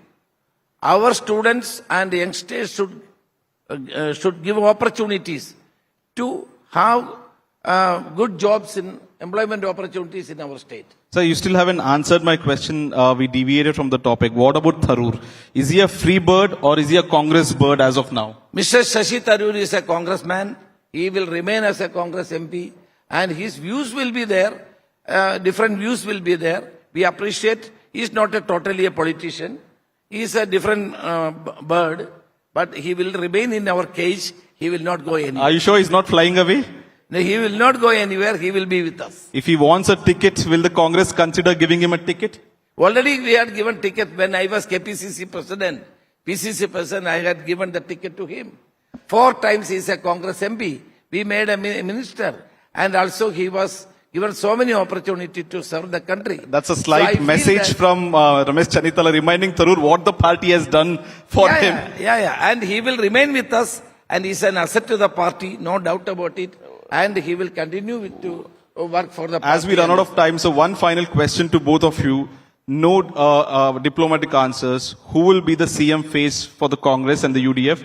Will Pinarayi Vijayan contest and still be the Chief Minister face for the left? Please. Go, sir. I see Congress party has a tradition not to announce the Chief Minister during the time of election.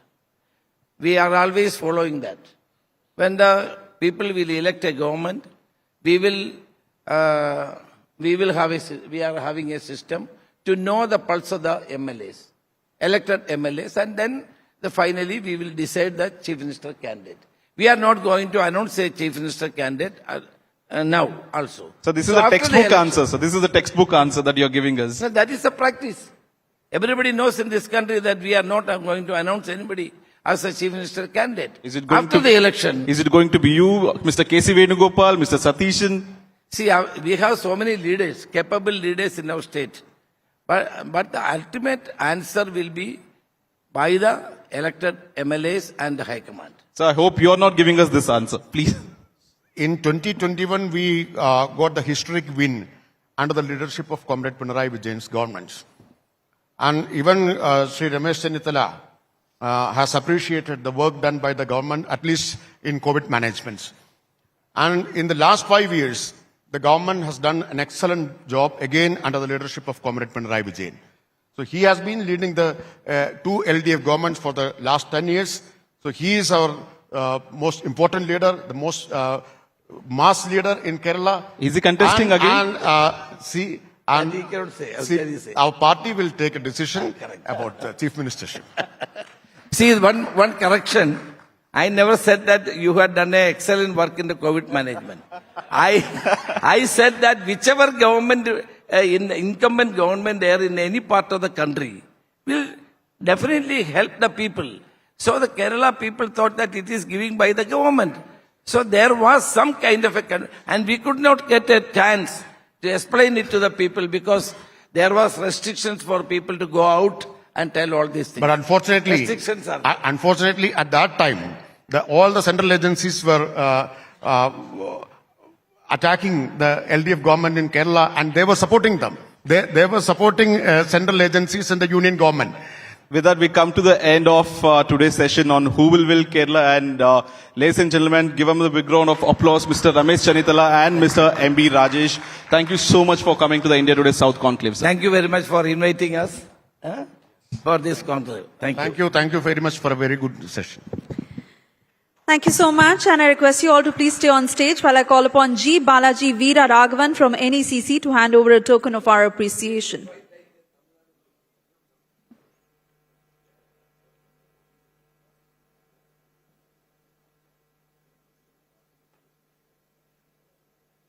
Every picture here has its own Utti story. This is Anand and family. His dream home in the city is not just a dream anymore. Anwar's investment in a plot changed the plot of his whole life. John definitely couldn't live inside a box, so he thought a little outside the box. 18,000 happy stories in 12 years across many cities. You could also come home and be a part of this story.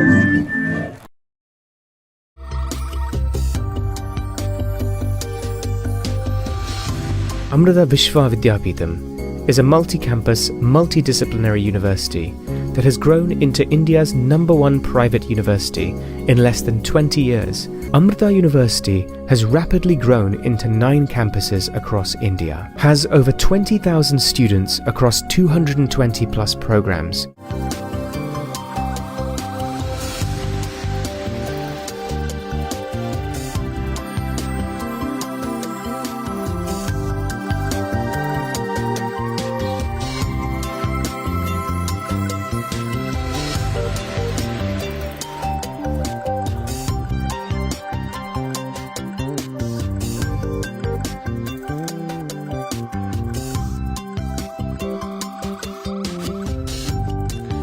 Our next session is the hat-trick hunt.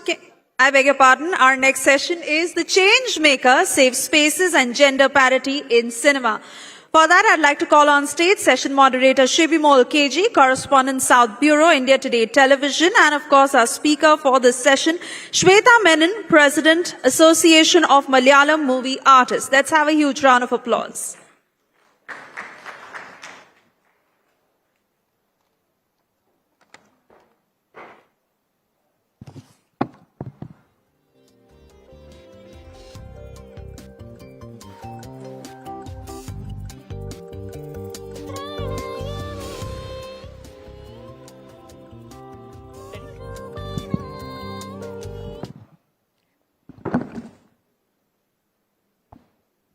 So, Shweta, firstly, congratulations again for being elected as the first woman president of the Association of Malayalam Movie Artists.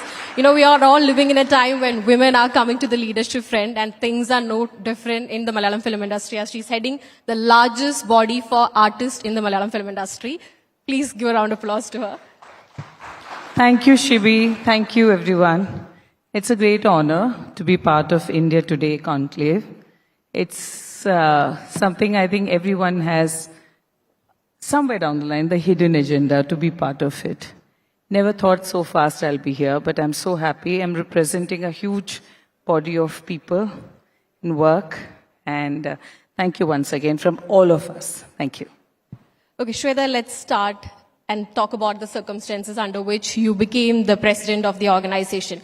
So we had a bomb dropping last year in the form of Hema committee report, which said about the condition faced by women in the film industry. There were allegations against the office bearers of the organization. The executive committee led by superstar Mohanlal had to resign. A year later, we had the elections and you became the president. What is the transition going to be like under your leadership in the organization? Shibi, it's too soon for me to say what's going to be happening under my leadership. But I just want to say that, you know, it was quite an eye-opening for many of us. And many things were, I think, which were like hidden. I just feel that Hema committee just opened up many closets of many people's feeling and heart and everything. But I just want to say, I keep saying this, kudos to all the women who came forward and said about their working condition and everything. I really appreciate Hema committee report, especially about the women working condition and, you know, the well, I won't talk about pay disparity and all, because it's a very individualistic thing, because it's a relationship between a producer and an actor. But working condition, yes, we do need to work on it. But believe me, there's a huge change. And this Hema committee came in 2018. So though the report came out last year only. So post-COVID, many changes have already happened in our in the whole atmosphere, the work atmosphere, whether it's a woman or a man or the whole movie scenario, the working condition, everything. There's makeup ban, which was not there earlier. So many things have changed. But the report did come last year. So, and it's an ongoing process. I won't say that, just because I'm the leader, everything is going to be hunky-dory, because I'm also part of it, and it's like a baby step. We need to work on it. Yeah, and believe me, that's one of, yes, an agenda, if you want to know, yes. Okay, I don't know if you noticed, I was taking the full form of the organization, the Association of Malayalam Movie Artists, because, a few years ago, everybody called it Amma. Now, there are people who refer it to as AMMA, saying that it doesn't deserve to be called as Amma, which means mother. It's like this, that's because they don't know how the name was registered. It was always registered as Amma. There was no dots between. But people wanted to, see, I think film industry is one of the industry which I think the media loves to play all kinds of game with. And we are also used to it. But I just still want to say that Amma, A-M-M-A, doesn't have any dots in between. So it's Amma. We have the It's mother Amma, also. and I am of the legal Amma organization. now of 504 children. Okay. Shweta, let's be a bit practical. It's ultimately, at the end of the day, it's a male-dominated industry and a male-dominated society still. How free are you when it comes to making those decisions? Because earlier we had Mohanlal, who literally carries the industry on his shoulders. How free are you when it comes to making that final call as the president of the organization?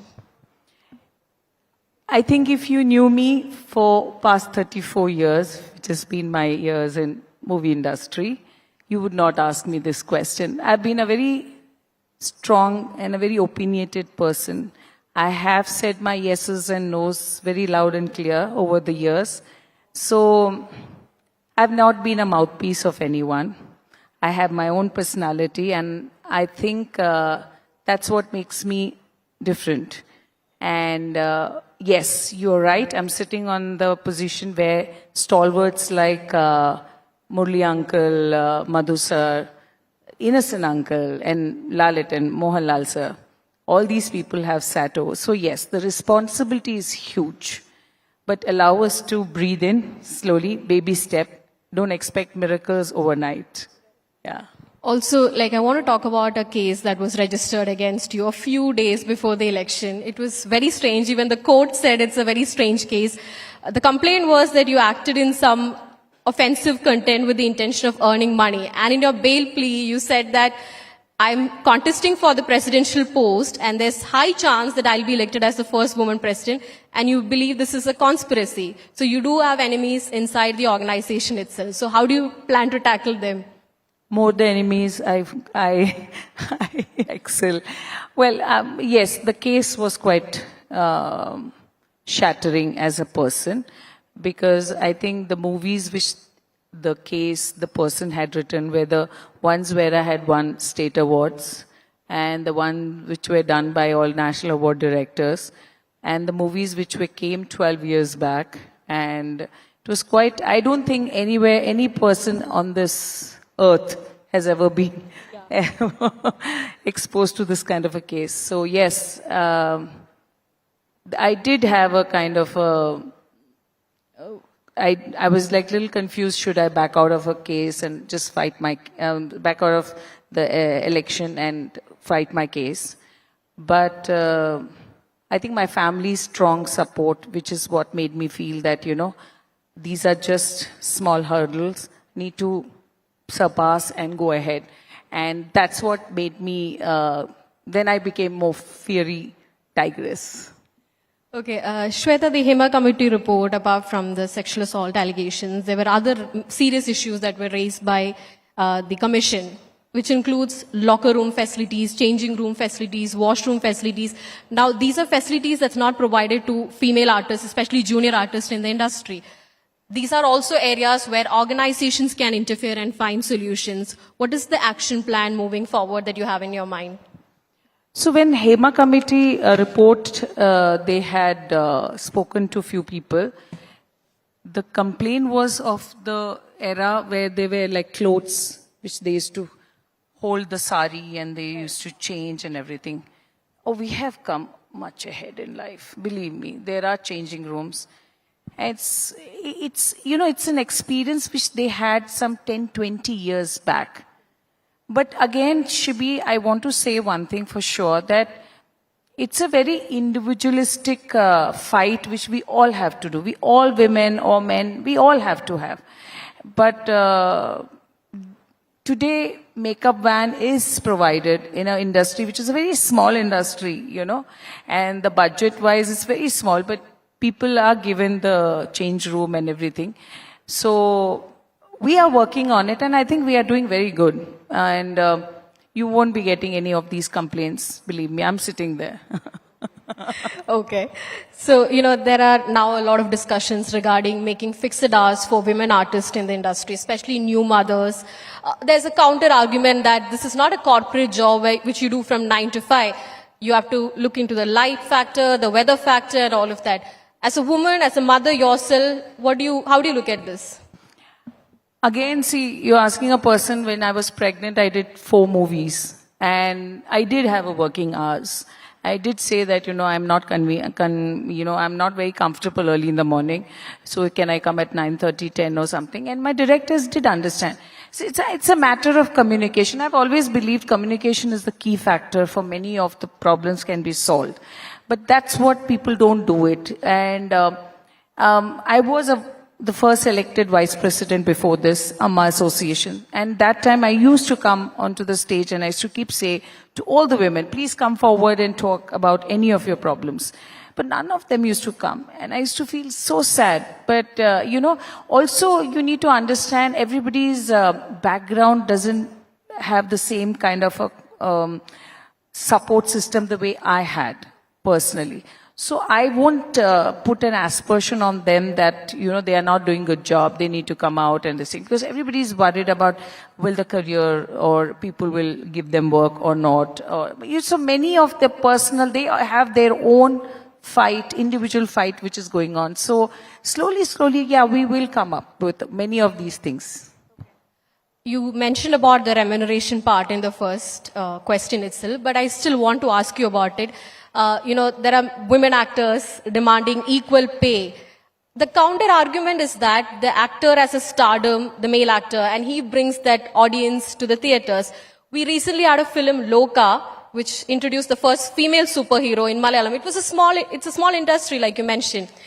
It's grossed 100 crores in less than 7 days. So ultimately, doesn't it prove that it's all about content that attracts audience to the theater? I've always believed, because I think I've done many of these female-oriented, like Radhi Nirvedam, Salt and Pepper, many of these women-oriented movies. And I think even in earlier days, Sheila Ma, Jabardi Ma, they all have done so many, Shobna Chichi, all of them have worked. So I've always believed it's not, I think movie means it's not a man or a woman. It's more of a content-oriented. But to get the right content matters a lot. So, yeah, Loka, the top point is yes. Loka, yes. Okay, now let's talk a bit about your movie career. Today, Malayalam cinema stands apart. It's appreciated globally. We talk about the new age in Malayalam cinema.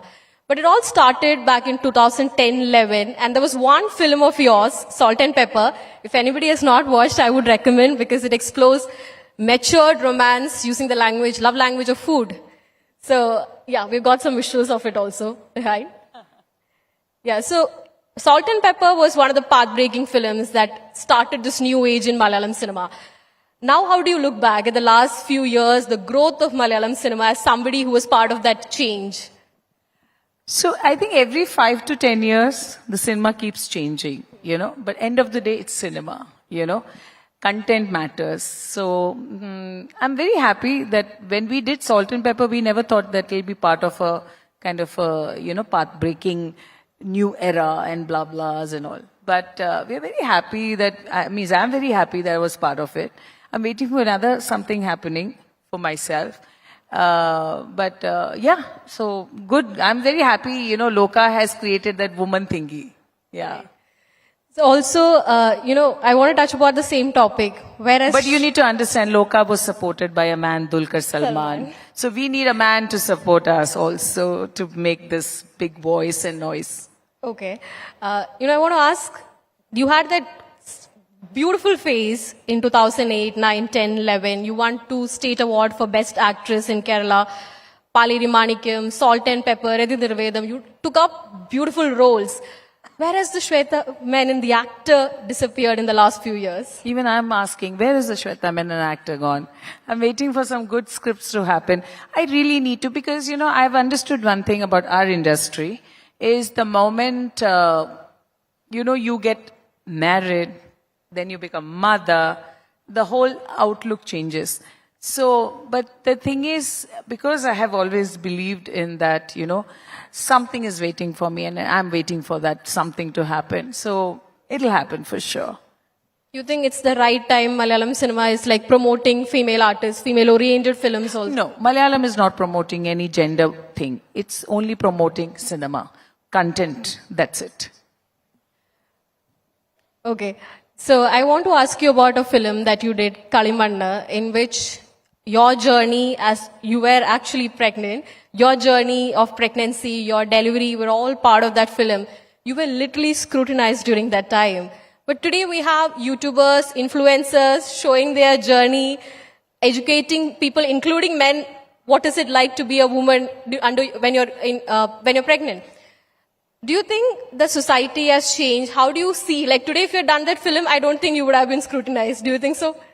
No, I can see the huge change in Kerala. The society has changed. I think I walked a decade earlier for everywhere. So I can't help it, It's just that I was one of those lucky one. I was genuinely lucky. I got some really lovely movies with lovely filmmakers and I could do it a decade before. And so I don't know what is going to be next surprise from my side. I have no clue. I'm waiting. You started your career in Hindi and then you had a shift to Malayalam cinema. You worked with all the big stars in Bollywood in your initial days. What was the change like from Bollywood to Mollywood? What difference did you feel during those times and even now? I want to correct you. I started from Malayalam movies when I was in school. And my first movie was Anashwaram with Mr. Mammootty. And, So Anashwaram, and then I became Miss India and I went to Bollywood. And then I came back. So it was a big, huge circle. I came back to Malayalam. Again, I came back to Mohanlal and Mammootty movies. And then I got my first state award. So I think I've gone through this whole journey and some beautiful memories and some beautiful moments which I cherish. Also, you mentioned about your Miss India days. For the uninitiated, she was one of the finalists alongside Aishwarya Rai and Sushmita Sen during that iconic Femina Miss India 1994. She was the 3rd runner-up. Do you have any fond memories from those days? Only good memories. I think life has been fantastic with me. I was a roomie of Ash and Sushmita was the winner. Ash was first runner-up. I was the second runner-up. I went for Miss Asia Pacific. A normal small-time girl from Calicut had gone to Philippines for Miss Asia Pacific, had no costumes, no dresses, nothing. I had no budget. There was no sponsors that time. But I still managed to get 3rd runner-up there. But it's just that I think the kind of energy and excitement what we had, today I find it in every girl. I see it in my daughter. She's going to be 13 now. So I see it in her also. But I think we were one of those privileged ones, who, when you used to say like, Acha, India mein kitne models hain and all. So it used to be only, say, 20 or 30. But today, I think everyone is a model. So they have more of competition. I hardly had one. Yeah, so from modeling to cinema, was this always the calling? Everything. The freedom, the expression, the money, and the exposure. See, I come from an Air Force, I'm daughter of an Air Force officer. So automatically I was exposed to a better life than many of them. So for me, obviously, I didn't want it to be just a housewife, just get married or go ahead in life. So I think I just wanted, I never stuck to one medium.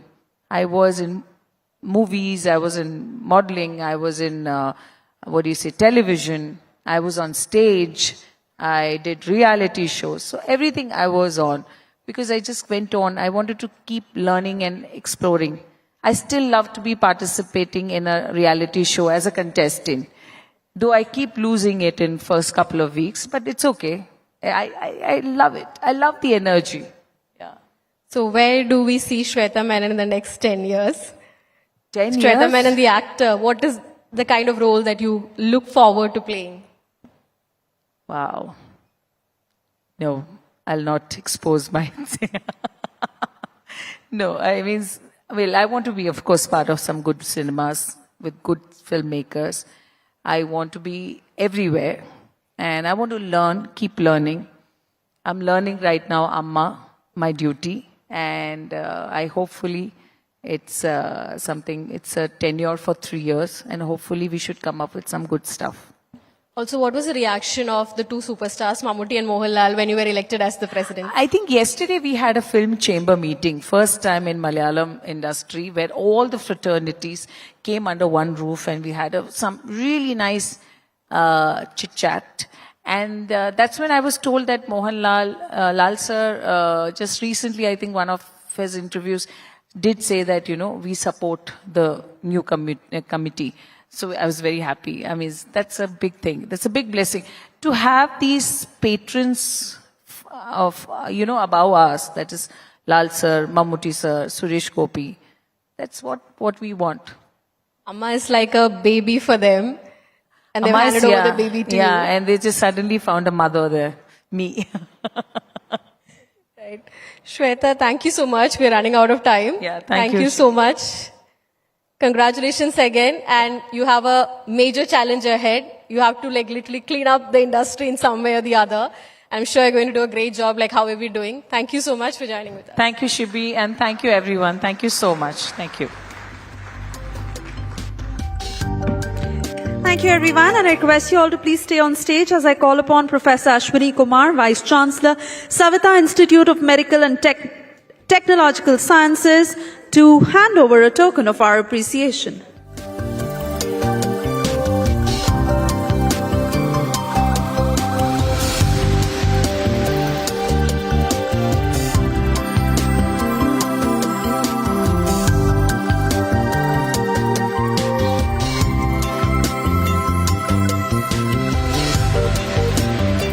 Amrita Vishwa Vidyapeetham is a multi-campus, multidisciplinary university that has grown into India's #1 private university in less than 20 years. Amrita University has rapidly grown into 9 campuses across India, has over 20,000 students across 220 plus programs. Every picture here has its own Utti story.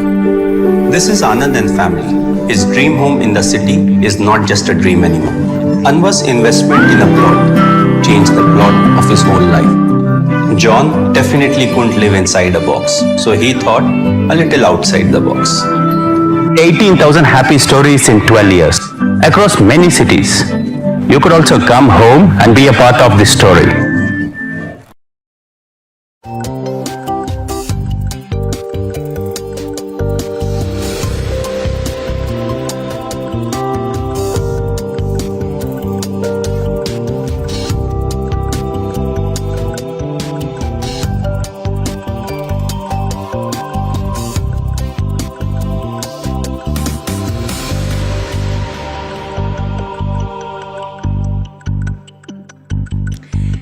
that, we come to the last session of the India Today Conclave South. And this session is dedicated to the beautiful city of Coimbatore, where we've had this two-day event. And the session is called What Makes Coimbatore the Proud of Tamil Nadu. I'd like to call on stage our session moderator, Akshita Nandgopal, Senior Editor, India Today Television. Also our speakers, Kalki Subramaniam, transgender activist, founder, Sahodri Foundation. Vanita Mohan, entrepreneur, co-founder, Sirutulli. Vanita Srinivasan, BJP MLA, Tamil Nadu. Shankar Vanavarayar, President, Kumaraguru Institutions, and RJ Deepak, who's a radio jockey. Thank you very much as we welcome you all on stage. Thank you, Suesha. Vanakkam, everyone. Thank you all for being such great hosts. We've enjoyed our time the last 2 days here in Coimbatore. I'm from Tamil Nadu.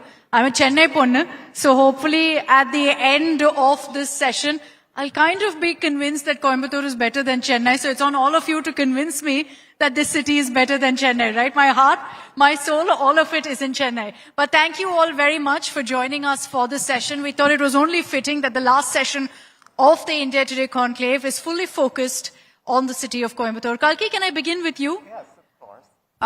What makes Coimbatore so special? You're from this city. What do you love about it? I think Coimbatore is definitely a very inclusive city. For one thing, its beauty is, of course, its diversity.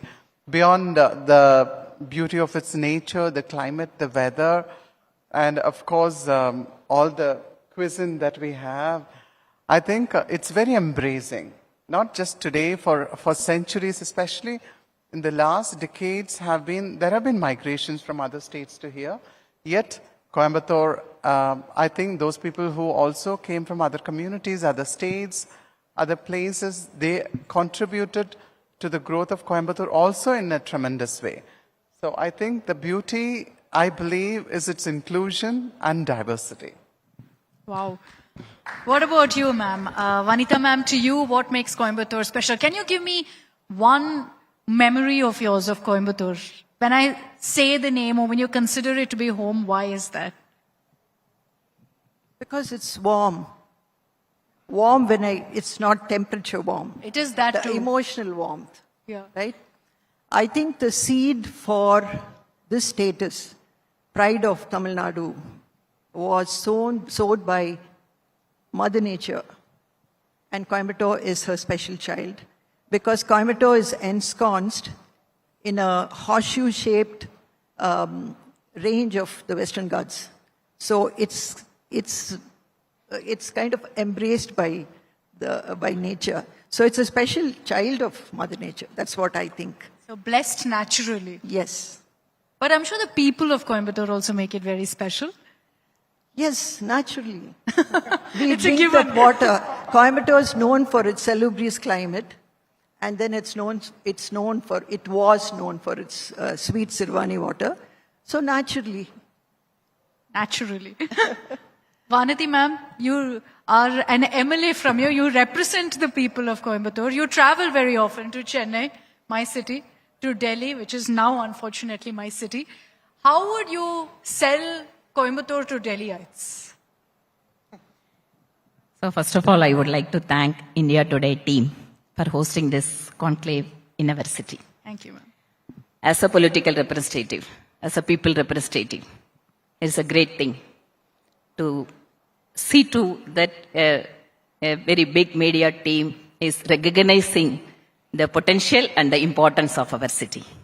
This is how we are selling in Delhi. So one thing that I would like to add, that today one more feather is we are adding in our cap. Mr. C.P. Radhakrishnan, son of this soil, is going to become the Vice President of India. This shows that how the city is nurturing the leadership and its value. And one thing that when we are selling, we can say that this is a place for ease of doing business coupled with easy living. Easy living. Yes. That's true. And you've highlighted an important point also where you say that now we're going to be seeing a vice president from Coimbatore. What makes the people, Shankar, if I can bring you in, what makes the people of Coimbatore so special? I've heard so much about it. You're sitting in Chennai, they'll say the people of Coimbatore are great. We love living in the city because there's a vibe, the people are very sweet. How would I define that? One evidence might be the event happening here itself is a reason why Coimbatore is relevant, if not important. But I think to define the vibe and through the people, I think one way to look at it is how people from multiple parts of country have come together, and it's a melting pot. There is local ownership, there is heritage history, but we are very future focused. We look in tomorrow as much as we have pride of the past. I think what is important is the fact that cohesively, maybe there is competition, but there is cohesion. We work together. We have built an ecosystem. And while we say Coimbatore, it's the region. The region itself is entrepreneurial, it's welcoming, it is progressive. And I think it's collaborative. This makes it why all of us, I'm Chennai born, but then naturally I was only born in Chennai.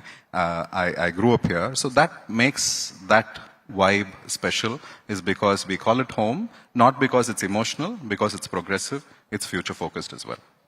I've heard so many great words describing Coimbatore from all of our panelists. Best for last. Yeah. You have a way with words, Deepak. I'm What? sure most of you know him, recognize him, love him. How would you introduce, let's see it this way. Introduce Coimbatore to me, to us here at the India Today Conclave in your own style. Okay. Pranka. So first of all, I would like to thank India Today for giving me this opportunity. So in RJ style, in Tamil. RJ style, your style, Okay. Tamil, English. உழைப்புக்கு பேர் போன ஊரு, உழைச்சி கலைச்ச ஊரு அப்படின்னு இருக்கக்கூடிய கோயம்புத்தூருக்கு India today வந்திருக்கிறாங்க. இன்னைக்கு பயங்கரமா நிகழ்ச்சி போகும் அப்படிங்கறத நம்புவோம். தும்மலந்தா சைடுல போய் தும்முங்கிறத சொல்லிட்டு நான் ஆர்ஜே தீபக் பேச ஆரம்பிக்கிறேன். அக்ஷிதா வேற ஏதாவது கேளுங்க. I'm still processing so fast. Yeah. What do you love about Coimbatore, Deepak? First of all, I would like to say that I'm a guy from Chennai. I've been working here for 4.5 years. So I have an incident which happened before 3 years. I was traveling from one place to another. At that time, what happened was I got hit by a car, but the mistake was mine. So the driver just came out, and I was like, okay, I'm dead today. He's gonna scold like anything. And he started scolding. As soon as he started scolding, I just fell in love with that guy. What? Because he didn't scold me at all. He was like, ஏன் கண்ணு பார்த்து வரலாம்ல கண்ணு. And I was like, oh my god, what a man he is அப்படின்னு சொல்லிட்டு. And Coimbatore people and their anger is like eating kala katta and curry dosa at the same time. When it gets blend, it's very neutral. I just love that. And the people is what makes Coimbatore a lovely place and a better place, I think. Yeah, that's it. You know the vibe that Deepak is talking about, Vanati ma'am, I get that from you. Is that the case, that you will kind of be like, you'll never scold someone? Is it a problem? It's our identity. So we can proudly say that even when we are scolding the people, we cannot use the harsh words. It is the characteristic of. Gently scold them. So people in Coimbatore don't lose their temper. Not really. Is that my takeaway? Because I won't survive then. It's very difficult to tell that. How is that? Kalki, I'm going to get to the controversial bit of Chennai versus Coimbatore. Inevitable, right? I am someone who's from Chennai, loves Chennai, misses Chennai. You get everything in Chennai. You get what Shankar also referred to of people from different parts of the country all coming together, melting pot of sorts. It's still got culture in it. So what makes Coimbatore better than a Chennai? I think the language, especially Kovi Tamil, as everyone knows it, it's very musical. Apart from that, it actually enters your ears, and then it enters your heart, and then it touches You know, it's nerves. Can you give me an example? Like a normal line in Tamil, what is Kovai Tamil? Kovai Tamil, enna sami, saaptiya kannu, ennada thangam. Okay, so in Chennai it'll be like Sapteya. Inna, saaptiya, inna. Nashta tuniya. Tunutia. Tuntiya, inna. All that. No, here it is like, inna kannu, saaptiya. Thangam, sollu thangam. Sami, en sami. All that. You know, especially the older people, they're full of love, and you know, it's lovely to speak to some of the elders, or all of the elders, I would say. Especially I'm from Pollachi. I'm born and brought up in Pollachi. I live in Jaminutukuli village. So I meet a lot of older senior citizens, whether it's my ayya or apata or amata, or, you know, there's a lot of them. And we have huge respect for elder people here. Huge respect. And the way they respect younger ones is like, Kannu, solunga sami, enga sami poringa, enna venu kannu, vaang tea saputtu polam. This calms you down. It calms you down, and it's like makes you totally down, like how they are. I mean, in that way, I think people from Coimbatore are monumental, because love and respect for a fellow human being is not something they learn. It's something that comes right from their childhood, because that is the way Coimbatore, Pollachi, all these regions are. That is the way the entire Coimbatore is. Yeah. Am I right in saying, Vanita ma'am, that this is a stress-free city? Because it's got a bit of a Cosmo feel also. So it's, a fun blend or mix. We don't let the stress get to us, right? And when you have a lot of love all around you, stress by and large disappears. We go through the same traffic jams in Coimbatore, but we don't get too stressed. But when we come to Chennai, oh my God, all the choicest of curses come out. So I think it's there in the air. And then I think Coimbatore is a city of courtesy, city of respect. So when you give respect, we get back respect. And that's why people, when they come to Coimbatore, they feel wanted, and they say it's so nice just to listen to your language, Vanga, Ponga, and even in messages, phone messages, when you address someone, it's become Inga. Good morning, Inga. But is that still something that's intact? Because Shankar, you see, things change so much, cultures change, language changes.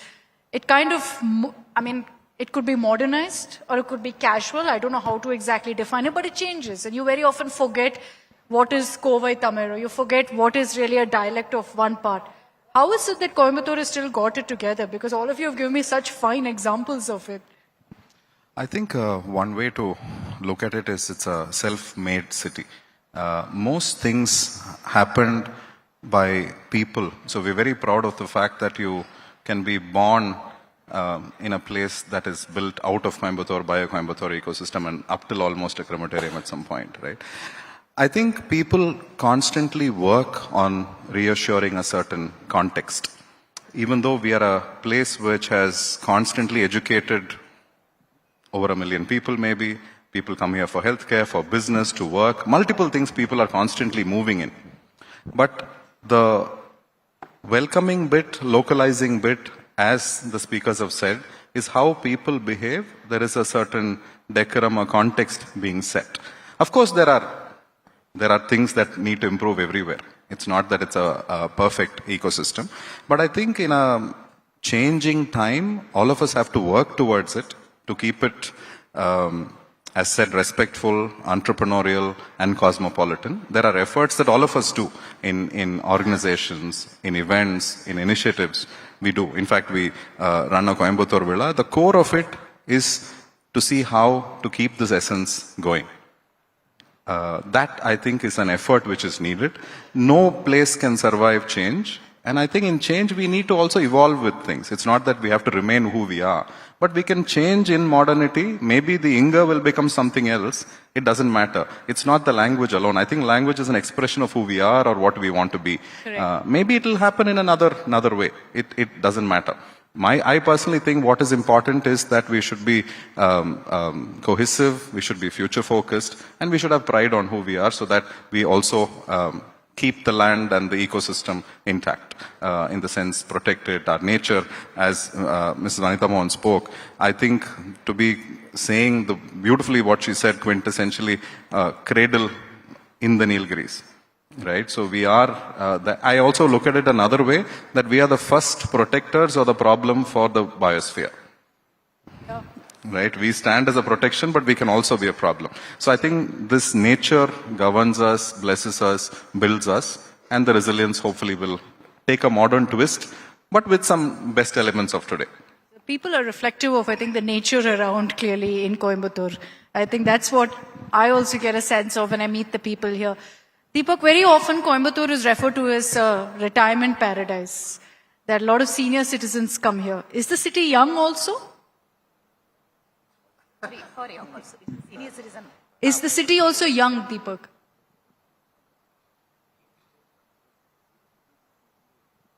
Deepak, youngsters kuda irukangala Coimbatore? எங்க English தான் புரியுங்க, நீங்க பேசுறது கேட்கல. ஓஹோ, அந்த சைடுக்கு வந்துட்டு சொல்லிடுறேன். Oh, youngsters? Are youngsters still there? Is city still young? Okay, so yes sir. So if you have to find Coimbatore youth வந்து நீங்க பார்க்கணும் அப்படின்னா you have to go to Bangalore. So half of Coimbatore's youth are staying in Bangalore and they are doing great job, I guess. Yeah. So you are agreeing that it is a senior citizen. See, so nobody left here. Exactly. அதுவும் ஒரு fact தான். Senior citizens நிறைய பேர் they are staying here and அவங்களுக்கு ஒரு lovable place தான் கோயம்புத்தூர் அப்படின்னு சொல்லிட்டு நான் நினைக்கிறேன். So there are no youngsters in there. இருக்காங்க, but they are from Jaipur, Rajasthan. Come on. So we have the privilege of accommodating a lot of North Indians inside the house, I guess. இல்ல எங்க போனாலும் இங்க வந்து தான் ஆகணும். Yeah. But why is that? Why is everyone leaving? Where are the youngsters of Coimbatore? Yeah. Because a lot of other state people are coming here, I guess. So everyone else is leaving? Yeah, let's go to other state and let's make that state popular. Maybe like that. Yeah, and we have the privilege of accommodating a lot of North Indians inside the house. Yeah. If I can add, and I'm just thinking the kind of education exposure the city gives, the aspiration is wide and large. So naturally people will migrate for better opportunities and Coimbatore has to meet the expectation of the young people and we have to develop a lot more to keep them. But at the same time, I also think we are giving human capital to the nation and the world, which is fine. But as she said right now, one day they will come back. But I also see there are multiple, I don't think we should look at retirement from that sense. This is still human capital. Which is strong. So my only question is, Vanati ma'am, that when these people return, it shouldn't be just to settle down in their 70s because Coimbatore is a beautiful city, because it's got beautiful people. So is there a challenge there in keeping the people, locals, youngsters of Coimbatore based in the city? Are they all leaving? See, like in many other places, the migration is happening in India. Like in Coimbatore, in other cities also the migration is happening. It's a very normal and natural process. If you could see that a lot of Tamilians are working in Bangalore, vice versa. If we visit the textile units or the garment units in and around Coimbatore, Tirupur, Erode, we could see that a lot of youngsters from central part of Tamil Nadu and southern Tamil Nadu, a lot of youngsters they are working. It is not only the North Indian people. Yes, of course. When it is the city of opportunities and the fastest growing city, the trade is happening in such a speed that no one can ignore Coimbatore. We have to keep it in that sense and mind, and it is a city of everyone. It is a most inclusive city. It's a cosmopolitan, but living in harmony. So that is the speciality of Coimbatore. The tradition, innovation, it is not only that we could say that many such things, what is the speciality of Coimbatore? We can start from textile, motor pumps, jewelry, and then coir, MSME. So we can cite many such examples that how this city is a pride of Tamil Nadu. And when people are saying that the growth or the tax devolution, we can proudly say that we are the largest contributor for the economy of Tamil Nadu. We are the growth engine of Tamil Nadu. That's amazing. It's a cosmopolitan city. That's very clear. We've seen a lot of growth. There's been a boom in Coimbatore also in the last few years also. There's a lot of focus on the city because of the potential that I'm sure many companies also see in Coimbatore. But let's also talk about the room for improvement. What do you think, Kalki? Where can we make changes perhaps to make Coimbatore an even better city? I think people work hard here, but I think they miss something like entertainment, I think. So that is one part that is, I've seen that is missing, especially we need more art galleries here. There's one art gallery, of course, Kasturi Srinivasa Art Gallery. But besides that, I don't think there are many art galleries at all. Because a city that celebrates its artists is something that is one of the finest cities. Like, for example, Jaipur or Amsterdam or, New York. I don't think I'm comparing such big cities. It's great. We should. Of course, Coimbatore is also now cosmopolitan. We have got an airport, international airport, and one of the fastest growing cities in India. So I think the finest part of Coimbatore, like we need art galleries, we need more music schools here, and things like that. That is one sector that we need to improve. Especially, there are lots of youngsters here who need appreciation and opportunities for studying further in art, whether it's painting, fine art, Kuchipudi dance or Bharatanatyam and all that. We have very limited number of academies. So I would say that we need to concentrate. As Coimbatorians, we're growing up fast, but we also need to take care of our people in the sense that self-care is so important for all of us. But that also includes basking in the beauties of humanity, like art, music, dance, theater. Our city has to be rich in all this. There is something, a fine line that is missing in Coimbatore in that way, but I see that will also disappear. The kind of fastest growth that we see, that will disappear too in a few years. Vanita ma'am, what do you think? Areas of concern, do you think there's something that can be bettered in Coimbatore right now? Bad traffic? Areas of concern, yes. Like Shankar said, Coimbatore is a self-made city. People have made Coimbatore what it is. Sorry, Vaniti ma'am, we've had a lot of support. She's, I'm sure, taking notes also to ensure that tomorrow she cracks down. But I'm sure she'll agree with that because Coimbatore is a place where people, irrespective of caste, creed and kind, they come together. Any cause for Coimbatore, they think it's home. There's a sense of belonging in everyone. So I'm part of a NGO, Sirithuli, which is into eco-conservation. And if Sirithuli has been able to make some difference to the city, it is only because of the spirit of Coimbatorians, irrespective of what they are and who they are. So it's a very, very tight-knit city. People come together. But areas of concern, yes, the city is growing. A lot of IT and AI is all set to come to Coimbatore. But having said that, are we ready to accommodate so many people, accommodate so many industries? Is an area of concern because we need water. We need space for children to grow up. That is an area of great concern. So we need more open spaces. And we also need better infrastructure, which is what we are working with. And Vaniti ma'am has been very supportive. So we are confident that we'll be able to do it. Because it is the people of, I'm sure a lot of them are sitting here, and all of them in their own small or big way, they have contributed. to make the city what it is today. Okay, so infrastructure definitely is something that we can focus on. I think that's the case, unfortunately, in every city in the country. No, but that's something that people need to focus on. Planners have to focus on how do you take the city to the next level, because you don't want to be bursting in your seams. Very true. And then the stress will come. And I think Coimbatore can learn before it's too late from many other cities where it's too late right now. Yeah.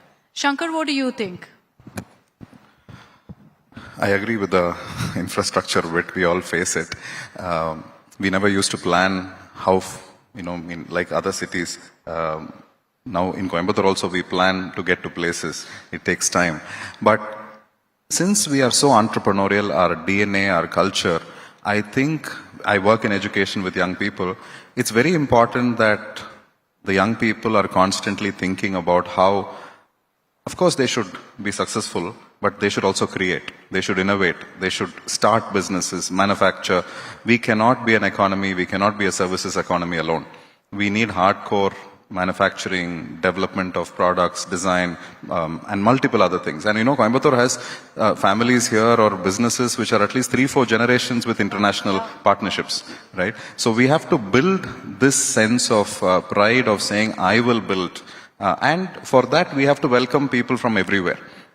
Human capital is much more needed, because a product made in Coimbatore or Pune or Bombay or Gurgaon is not going to get differentiated, but for which we need human capital from around the country and the world. Thankfully, we have many, over 100 European and American companies here, but we need this at a much larger level. So the spirit of enterprise, the aggression to grow, but with a balance of who we are and what we want to stay. I think my qualms or suggestions or worry is that we shouldn't become comfortable, we shouldn't become sort of homely. We should have that aspiration and entrepreneurship in us to keep growing. Vanati ma'am, what's your vision for Coimbatore? And you've taken note, I'm sure, of what everyone has said. What do you think is a concern area that you want to address in the city? Yes, of course, as for any growing city, that in terms of infrastructure, we need the larger vision. And of course, we lack in a full-fledged airport, and now we are expecting the metro, Coimbatore metro. In terms of infrastructure, yes, a lot to be done, and along with the various associations. So one thing that I'm very happy about it, that Coimbatore NGOs, they are more than the political parties, they are voicing for us. That's because great. Yes, it is a really a great thing. It is not only in terms of, representing before the policy makers. If you could see that the number of NGOs working in a different spheres, whether it is for Sirutuli, for the water bodies, and we could see that many such example of, particularly during the Corona period. It is not only that they have supported the city of Coimbatore. In fact, the Coimbatore people have supported in terms of the clothes or medicine to various other cities in Tamil Nadu. So the Coimbatore itself is a brand that I would like to see that in all over India, wherever we go, that I want to carry that message. Yes, there is a place, as I said earlier, okay, that is of doing business as well as live your life peacefully. It's that perfect blend that Yes. we've been talking about. Yes. It stays that way, Yes, essentially. and here the one more thing that I would like to add. Here, the people are not only hardworking, sincere, and loving, and gentle, and more than that, they are wise. Yes, I am one of that example that they have elected me, a humble political activist, Very, very wise. rather than choosing a glamorous superstar. So I must be thankful for my city for having that wisdom in choosing their Very, representative. very good answer, ma'am. Very good answer. Deepak, what is, Vanita ma'am made a mention of it, of the Coimbatore spirit. What is the Coimbatore spirit? Coimbatore spirit abdina keta. Coimbatore is a city which bounces back in every situation. It may be anything. Even if a scam happens here, they'll bounce back again. Yeah. So anything happens, Coimbatore is a city with a lot of willpower and a lot of other things too. Yeah. So resilience. Yeah, exactly. You'll stand together and you'll fight back whatever Yeah, it is. exactly. I've got last few seconds and I've got just about a few hours left in the city of Coimbatore. I want a recommendation from each of you on, it could be a place I should visit, it could be something I should eat, but not Annapurna, please, because I've heard that before. A different place, yeah, Kalki, if we can go in the same order. Kalki with you. Okay, let's keep it specific. Food that I should try that I don't hear of. Dosas from Annapurna I've tried, that's a tick. So besides that.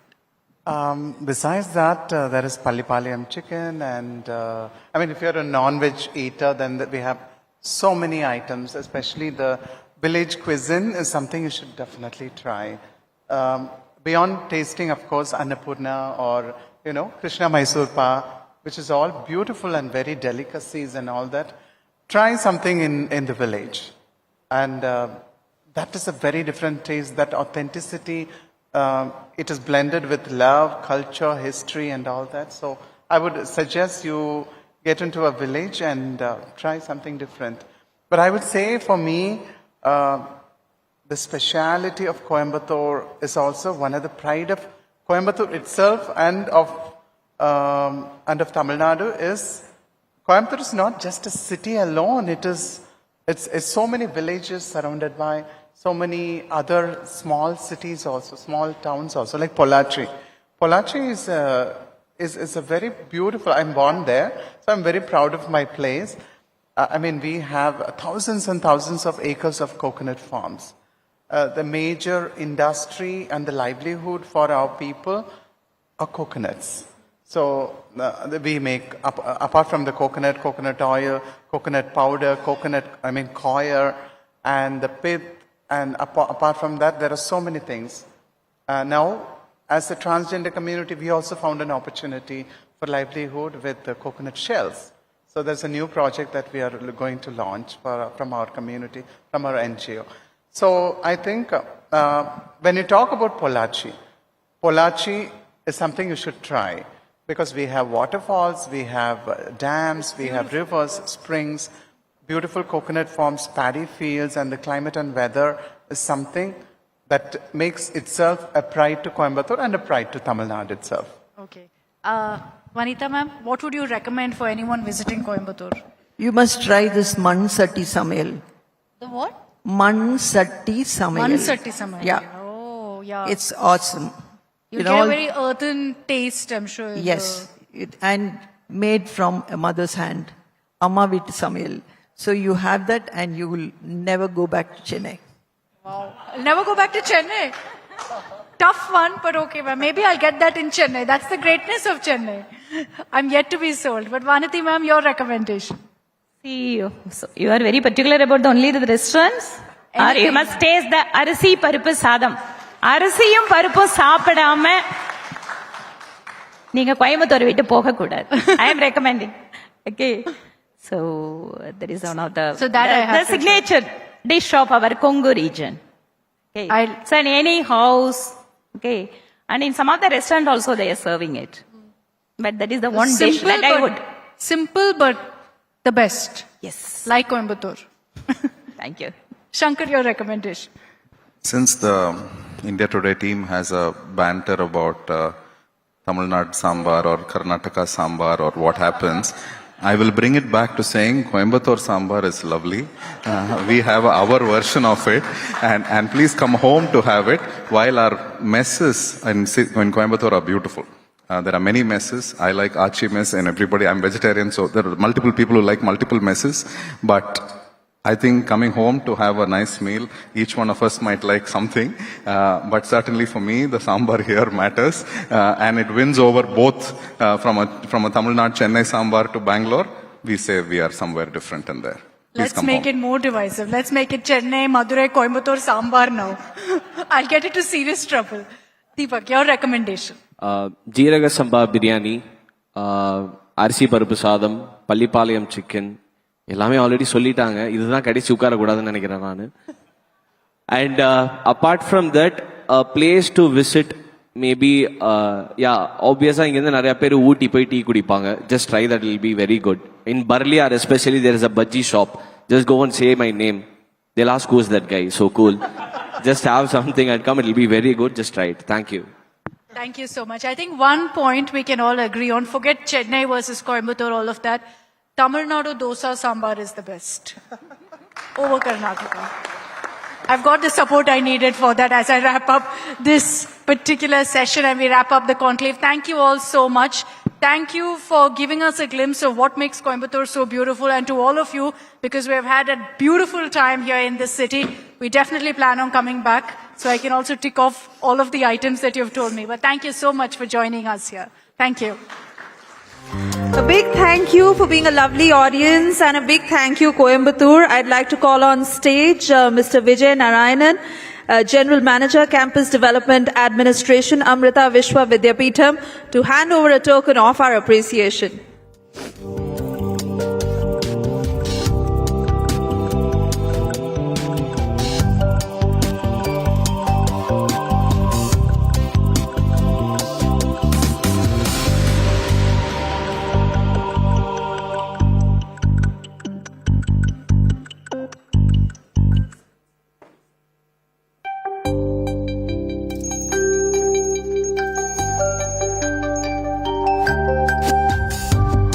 And for the picture, we can also have Mr. Bala Ramaj. रास्ता है वही वही शहर तू कब आया अभी life से? अरे वाह ताई पहचान गई शहर जाके आँख का ऑपरेशन करा लिया क्या? शहर जाए मेरी जूती नहीं यही अपने गांव में ही करवा लिया। वो जो सूरज है ना अपना वो सब कर रहा है। अरे राकेश अरे वाह छोटी ये स्कूल में सीखा? इंटरनेट पे। इंटरनेट? हाँ, सूरज भैया है ना? कौन है ये सूरज भैया? आपको उनसे मिलना है क्या? हाँ? चलो वो रहे सूरज भैया। हम सूरज से सिर्फ बिजली नहीं बनाते हैं, खुशहाली को देश के कोने कोने तक भी पहुंचाते हैं। अदानी हम करके दिखाते हैं। Amrita Vishwa Vidyapeetham is a multi-campus, multidisciplinary university that has grown into India's #1 private university in less than 20 years. Amrita University has rapidly grown into 9 campuses across India, has over 20,000 students across 220 plus programs. Every picture here has its own Utti story. This is Anand and family. His dream home in the city is not just a dream anymore. Anwar's investment in a plot changed the plot of his whole life. John definitely couldn't live inside a box, so he thought a little outside the box. 18,000 happy stories in 12 years across many cities. You could also come home and be a part of this story. रास्ता है वही वही शहर तू कब आया अभी life से? अरे वाह ताई पहचान गई शहर जाके आँख का ऑपरेशन करा लिया क्या? शहर जाए मेरी जूती नहीं यही अपने गांव में ही करवा लिया। वो जो सूरज है ना अपना वो सब कर रहा है। अरे राकेश अरे वाह छोटी ये स्कूल में सीखा? इंटरनेट पे। इंटरनेट? हाँ, सूरज भैया है ना? कौन है ये सूरज भैया? आपको उनसे मिलना है क्या? हाँ? चलो वो रहे सूरज भैया। हम सूरज से सिर्फ बिजली नहीं बनाते हैं, खुशहाली को देश के कोने कोने तक भी पहुंचाते हैं। अदानी हम करके दिखाते हैं। Amrita Vishwa Vidyapeetham is a multi-campus, multidisciplinary university that has grown into India's #1 private university in less than 20 years. Amrita University has rapidly grown into 9 campuses across India, has over 20,000 students across 220 plus programs. Every picture here has its own Utti story.